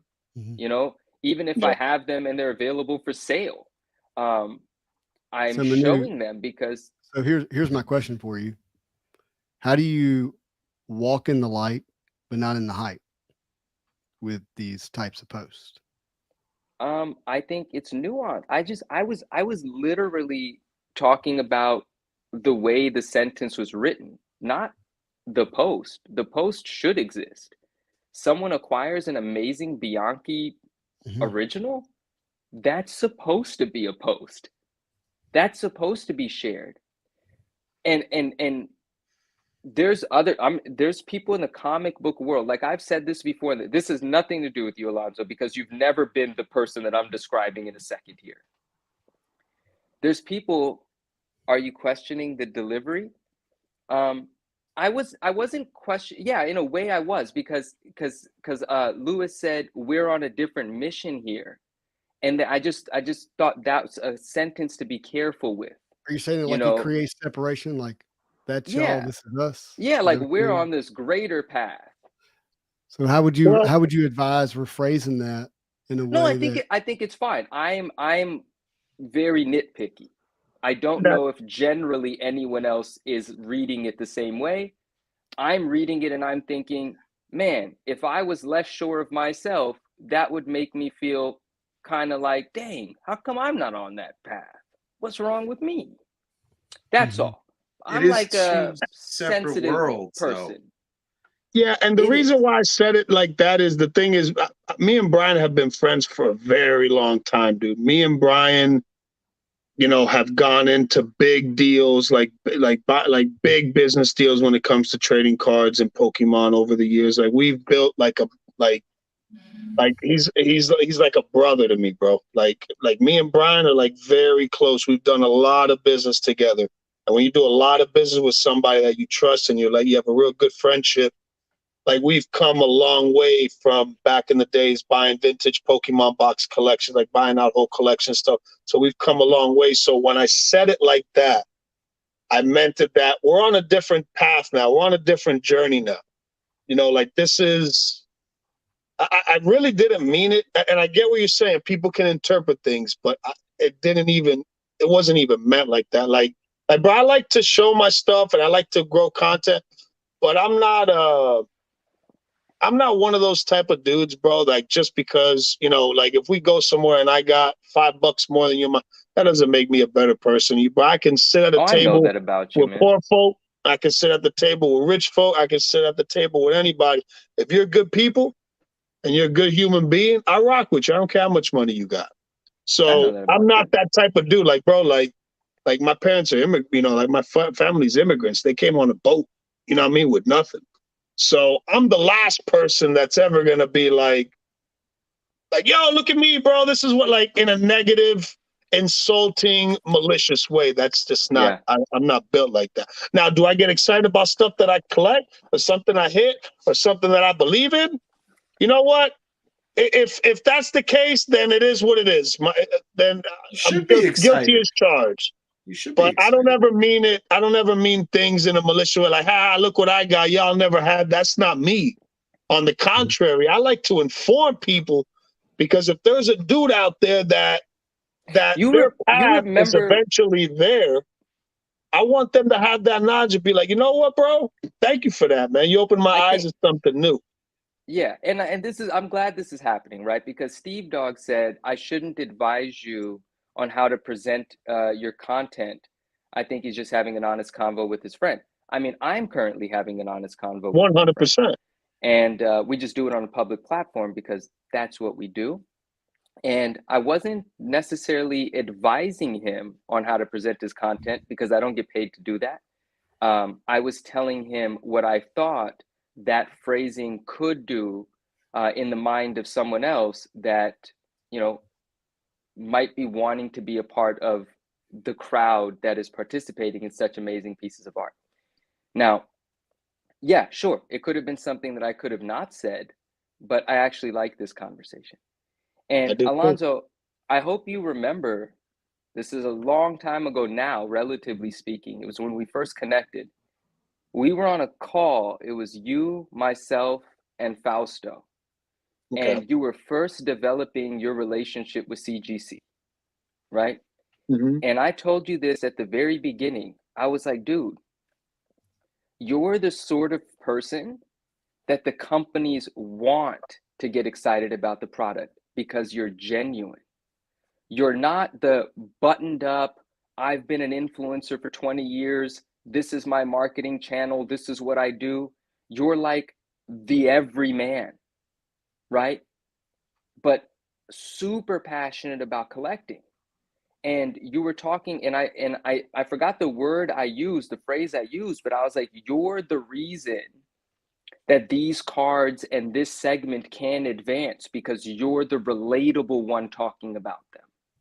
There's a lot of people that don't have a voice like yours in this community. And I said, when CGC is going to grade your AF-15 card, they're getting a lot from you. You know, you Sure. think they're, I mean, well, I didn't say this because you didn't think this. It's not like you assumed they were doing you a favor. No, what? It's a mutually beneficial arrangement, right? They're going to now publicize having the coolest card, Spider-Man card in decades in their CGC case. And I said to you, I hope you know that you are effectively moving the needle for them. That's always something that I think about. I told Fausto the same thing when he first started working for CGC. I said, dude, I hope they guard the fact that you just gave them the stamp of approval. Because you're a person in our community that our community turns to for advice and listens to. This is what I said to Fausto. And now you're, you know, a CGC representative for all intents and purposes. You are under contract with CGC. That sends the signal to our community that CGC might be a friend of ours as well.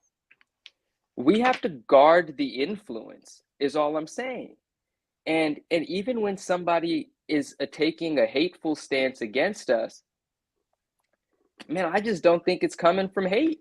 You know, I think they're just feeling like they're not embraced sometimes. And I just like being a little warmer about it. But this is all kind of me, my opinion. And I'm just happy to be able to share it. Because at the end of the day, I want everyone listening to know that, dude, Alonzo, you're the most genuine guy. You've always been genuine with me. We've always had we've had great experiences on this channel together. And yeah, I could have just not said any of that stuff, but that would have been not my character. I usually, even if it's a baby thought I'm having, Hmm. we're going to have the conversation as long as it's with, For you know, sure. within like some sort of respectful bounds. And so that's all. Because when I do hear people comment that, you know, when I read a comment that basically says Manu shouldn't have said that, you know, I feel some kind of way. But then I'm like, well, Manu's always going to say that, you know, and that's one of the reasons that I have the relationships that I do with very few people, because I want those super strong relationships where even if you got something wrong, you can say it and figure out that you had it wrong rather than just be in your head with it, you know, like that's all. And Yeah, for yeah, sure. Hey, if people took that comment the wrong way, that wasn't the intentions. It was literally more like an inside thing, which is me and my homie, me and Brian. We've been through a lot in see, all and the I didn't know trading that, card right? space. Yeah. Yeah, so that's trust me, man. I get And it. I get it. every one of those posts, dude, every one of your posts, every one of Brian's posts, every one of everyone's posts, you can't find a single post where I ain't showed love in a comment section. For sure. For sure. You got to. You got to show love.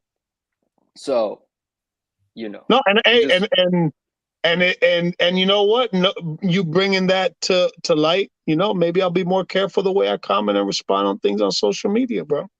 Because the key is not to offend people. The key is to enlighten people, man. And Maybe I'm just gonna hit you up sometimes. Be like, yo, drop a heart emoji on that one. It's gonna make the guy happy. hey, bro. Hey, bro. No caps. No cap. Hey, are you about to make a post today? No caps. No Read what my cap. shirt. Hey, Read hey, what my no shirt cap says. got a whole- All caps. Look at that. It says all All caps. caps. All caps. How's that All- even Did possible? you just put that on? How did you sit on No. that the whole time? Because I needed to Isn't it make all sure time? that the points were done being said before I say This it. is how you know this is all scripted, by the way. Like, man, And you my know man, what's sad? It's not even scripted. I know. it's not. Look, man. Is Marvelous Pax in the cut? Is he like watching quietly right now, or is he not with us? He might not even be with us, man. Like, Yeah. That's my guy, man. I don't even know what to say. Like, he and I, we've had our little, you know, why'd you say that to me? Why'd you say that to me? You know, and at the end of the day, I'm like, man, he's not against any of us. You know, why would he be against any of us? Like, bro, I haven't really gotten any like negative like hate or interaction by anybody since I've been in the Marvel car. Why Of course, would you're gonna you? have people talking in the shadows, you know. But bro, pretty much the majority, like almost everybody I engage with, has always been positive and solid and showing love. And you know, like that at the Bianchi event, you know, there were, you know, in the breakfast, there were a bunch of different dudes at the time. I didn't know who they were. And they all showed me love. They all know who I was, man. They're like, yo, bro, you know, the content you've done with Justin and just the way you get down and how positive, you know, you really got me excited about collecting again. I'm like, I don't know what to say. Like they caught me off guard. So it's always been love. Yeah. But it is what it is, man. We got to keep rocking, bro. Just keep being yourself. That's why That's it, bro. That's all I know how to be, bro. Yeah. I'm rough around the edges. It is what it is. Listen, man. Hey, I dropped out of 10th grade, bro. I don't have a high school diploma. I don't have a GED. I built everything out the mud, man, because I had to. I had to drop out. I got my girlfriend pregnant when I was 18. I had to step up and be a man, learn how to do business to be able to support my kid and not be, you know, those young kids that have, you know, kids and then they're not in the kid's life. They disappear. Like, bro, I don't like my schooling but I know how to do business. And thanks to God, things have been put in my path that I've been able to capitalize and build myself as the man that I am today, the father that I am today, the husband that I am today, you know, and so yeah, there's a reason why 4 people here. Sorry, Justin. They're short. I'll make this short. There's a reason why the 4 of us are here, because we both dig genuineness and passion for what we like. It's not because we're blowing smoke. It's because this guy loves 9.9 newsstands. This guy loves Spider-Man. This guy loves Simone Bianchi and Moon Knight. These are the things that we gravitate towards. Yeah. And if you just keep down that path, there's nothing like, there's no reason. There's no negativity in it. You can even be negative in a positive way. You can criticize something, but your passion shows who you are. And I just try to be that way. I recognize that you and Alonzo, obviously in Justin and Manu, I've known you guys for a while now. And I wouldn't be here. I would not be wasting my time sitting on my butt for 2 hours. My ass is asleep. Literally. Yeah, my ass has been asleep for the last 30 minutes, bro. But I'm having fun. You gotta learn to sit on the pillow. And yeah. look, what I heard from Manu is there's always opportunity for upgrade. There's always opportunity to level up, right? Yeah, we want to be ourselves, but I want to keep climbing that mountain, you know. And I'm going to roll down some, and I'm glad I got you guys to help pick me up, right? To use the Lord of the Rings, everybody needs a Samwise, right? You know, to help carry us sometimes. We got our burdens, but the opportunity to level up, the opportunity to upgrade, and for me, like my mental shift has gone from, Justin, do you want to focus on being right all the time, or do you want to be successful? Because being right doesn't always make you successful. And I'm talking about with relationships. So I might be right in saying, man, you shouldn't have done that. Man, you really shouldn't have said that. Man, that was wrong of you. But is that going to help you breed success in the relationship if I'm constantly looking for what's right and what's wrong, or looking to be right? And yeah, I might have every right to do all caps in a original art piece, and I've earned every right to do that. But does that breed success in relationships? Does that create division, or does that create an invitation? And I do want to upgrade that in my life more and more and more. I want to be more thoughtful in those kind of things. And I happen to just been holding this whole time, and it says he's twice the man Spider-Man used to be. I want to be twice the man I used to be. I want to continue to upgrade, and I think these kind of conversations serve that. I think these kind of conversations are really important. And I don't think most people say what's on their mind, and that keeps certain conversations from happening. I think some people turn to sarcastic memes rather than actually just saying someone's name and asking a question, which I think is far more powerful and will get to a point sooner than a subliminal message that no one quite knows the meaning of. It's like, what do you mean by this? It was one video. And then, you know what, like with a couple of the other accounts that are like on that, I'm always trying to figure out, like, what the heck are you guys even talking about? Like, they'll drop like an inside joke. 5 of them know what's going on. And I'm just like, you're not even helping anyone. I don't even know what you're talking about. Yeah, you keep that in the private group chat if you're gonna act like that. Like, if you got something to say, why not spell it out? At least. Yeah. Anyway, I try to say to people what's on my mind, and sometimes I say it through humor, but I say it. I say it. Yeah. Leave it in here. It's going to destroy you. Comedy is a very useful thing. It has a way of revealing truth in a way that sometimes saying it plainly doesn't. Mark says it's impossible to please everyone and not make mistakes. True friendship holds you accountable, but love you unconditionally. And I'm all for the unconditional love, man. I already know I suck. I already know I need grace. If you're around me long enough, you're going to wish you were not sometimes. And so, because I know that's true about myself, I want to be the first to extend grace. I want to be the first to extend love. Even like when it sucks, it's like, oh crap, why'd you do that? I still want to be the first to give that. Alonzo, I hope you keep writing in all caps. Oh, I will. I'll forget about the whole caps thing by tomorrow.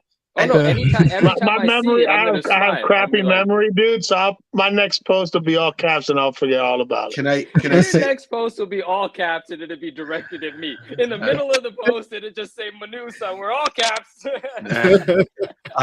Alonzo, can I just say something? Like I'm recently in the position.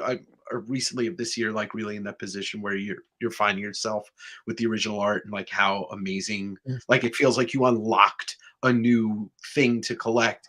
And the way I've talked about it on my show is I always say it's a slippery slope, because like not everybody is able to just like make that purchase and then be really happy with what they got. And so I believe you should talk about using it in caution, but I also believe it's like this thing to celebrate, because the big boys who buy 100, 200, 300, $1 million covers and pages and original pieces, you don't hear them talk about it. And I like being able to relate to somebody else. And I can't relate to those people when I get a page or I buy a piece or a commission. I want to be able to relate, and so just keep doing it. I don't mind I like really shout it out and talk about how much you love it, but also tell people it's expensive and you're not always going to be happy with what you get. Yeah, for sure. Hey man, like I said, there's levels to everything. Sure. And we can all reach whatever level we want. It just depends how much people want to work for it and dedicate themselves to reach it. A lot of people are cool at the level they're at. Some people are always trying to strive to get to the next level, the next level, the next level. So yeah, everything has a price, man. Original art is not cheap. It definitely isn't. We all saw what Dinesh showed this week. We all saw it. Everybody saw it. What's that? What Dinesh posted on his Instagram this week. Oh yeah, 300 original. None of us can ever. That's money. That's a level that you have to have. Well, look, there's only What one did of he those. post? I don't know who. I don't know what you. I don't know who you're talking about. Dinesh, the owner of Bad Idea Comics, is the owner of the ASM 300 original cover, and he's loaning it. Oh, He's loaning it to a museum, I think in Kansas or something like that, or Yeah, Ohio. Kansas City is what he said. Yeah, for a Spider-Man exhibition, and only one of that cover exists. He's the owner of it. It's probably worth anywhere between $2 and $5 million or more. Mm. But he showed it to us, and like I'm sure his level of pride for owning that is something that very equal to any of us that would have that level of Yeah. pride. But it is, it's like, I know I'm not going to say never, but I'm never going to have the expendable Right. income to Yeah. buy that from him. yeah. Like we know where. Like I said, there's stuff I I did can't afford, and I know I can't afford. And I'm good not owning it. Sure. It's I cool. did have too. a question. The comic came out in 88. 89, 88 Nine? or 89. I can't remember. The art said 1987 on it. I was curious about that. Did you see that? Well, because he was probably a little bit ahead of schedule on it. If it came out in 88, I forget what the cover date on that is. It was probably done three or 4 months beforehand, especially because it was an anniversary issue. So they Mhm. knew, ahead of time it was they going to knew. be. They knew it was going Yeah. to be 300. Yeah, I just thought I just was surprised to see the 87 date. But Yeah. I want to get to just a couple of comments here. Gary V stopped talking about cars because he said he hasn't found a way to talk about cards without being blamed for hyping it. Yeah, that sucks, but that's true. And he did do some hyping too at the same time. We all need to find our own. This is from Mark. We all need to find our own joy in what we collect. I appreciate the inspiration you all provide when you share. Thanks, man. And Captain Crockpot says, so let's open a Spider-Man metal box. And I would tell you I opened them all. So there we go. And I think eventually we're going to have that stream where we sit down and really discuss original art, what it means, Mm-hmm. the value, like the pros, the cons, the things to be. Like I think that eventually is going to come. I'm I down. think that stream will eventually happen. And I'll be excited to talk about it, man. I'll be excited to let people know what else is out there, man. Why is everybody laughing? Oh, I was it's 'cause just of accused of Justin Bieber. I was accused of quoting Justin Oh, Bieber. no, And I'm down to have that conversation if anybody wants. I'd be happy to host it on my channel or have it here. It's something that about getting pretty well versed in day by day, and come the beginning of June is going to affect my life in a way that I will never have known. And so I'm very nervous for that. Yeah. That's for anybody that doesn't know, the Marvel Spotlight 6-page second appearance of Ghost Rider that I owned is now sitting at Heritage, and it's going to be in the signature auction in the beginning of June, and it's going to be a life-changing thing for me. Yeah. it's really amazing, bro. Got it. It's awesome. Well, guys, we made it into the 4th hour. That's going to wrap up our show. This has been quite the show. Really enjoyed it. Thank all 4 of you for being here. Alonzo, really always appreciate you, what you bring. Dave, thanks for bringing the energy and hanging out with us. And Manu, thank you for being you, even if you're the other version of the one that we had earlier today. Even if I'm just starting trouble. Yeah, look, I love how you drive our conversation to be deeper. I think it's good. Really appreciate it. And look, everybody, you here? If you're not following these guys, please do so. They're awesome people. West Coast Avengers, YouTube, Instagram, Alonzo Collectibles, the same.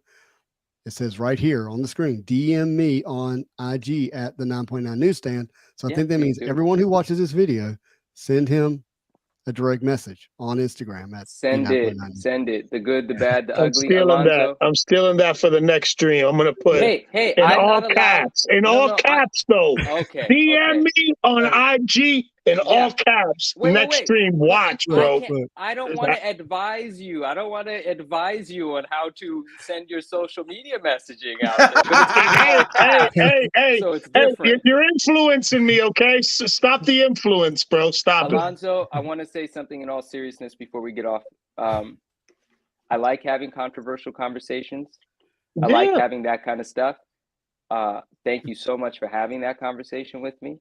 Yeah, And for sure, I bro. think you know that we became friends pretty quickly when we first encountered each other. Yeah, no doubt, bro. No doubt. Like I said, bro, hey, if I can do something to better myself, bro, I'm all about constructive criticism. Yeah. You know what I mean? So I'm all about that. We gotta grow. We gotta, we try to be better. We try to learn something new every day. Hey, And listen, man, it's not. Yeah, look, I just see things and I talk about things, whatever. You and I were good. At the end of the day, we all love this community. All four of us love this community. We want to be in this community for such a long time. We want to rise in the ranks in this community as well, right? the right way, though. The right way, though. I want us to be I see the future for us, and I want us to be the sort of future in this community that the younger or newer entrants into the community can look up to certain things that we've done, but also know that we love everybody here. Like it does not matter what comic book I have. It really doesn't matter. And it doesn't matter if someone doesn't have any comic books at all. If you're willing to spend your time talking, hanging out, watching, sharing, liking a picture, posting a picture, you are just as much a part of this community as anyone else. Yeah. And I know genuinely from the bottom of my heart that you're like a super legit, loving, real part of this community. And I never want any of that to be confused by any conversation that I choose to have with you. And I know you know that, but yeah, for sure, for sure. Hey, and I don't take anything. I didn't take anything the wrong way or anything. People are greater than Marvel cards. That's a greater than sign. Oh, that's the greatest. But no Star Wars characters greater than Jar Jar Binks. Okay. We'll let you have that one, my friend. I love Jar Jar now because of you. Yeah, that's all I ever wanted from this channel. All right, everybody. Thank you for watching. If you haven't done so, hit that like button for us. Really like to see that. If you have any questions, leave a comment down below. But if you like this kind of content, hit the subscribe button. But as always, I hope you have a marvelous day.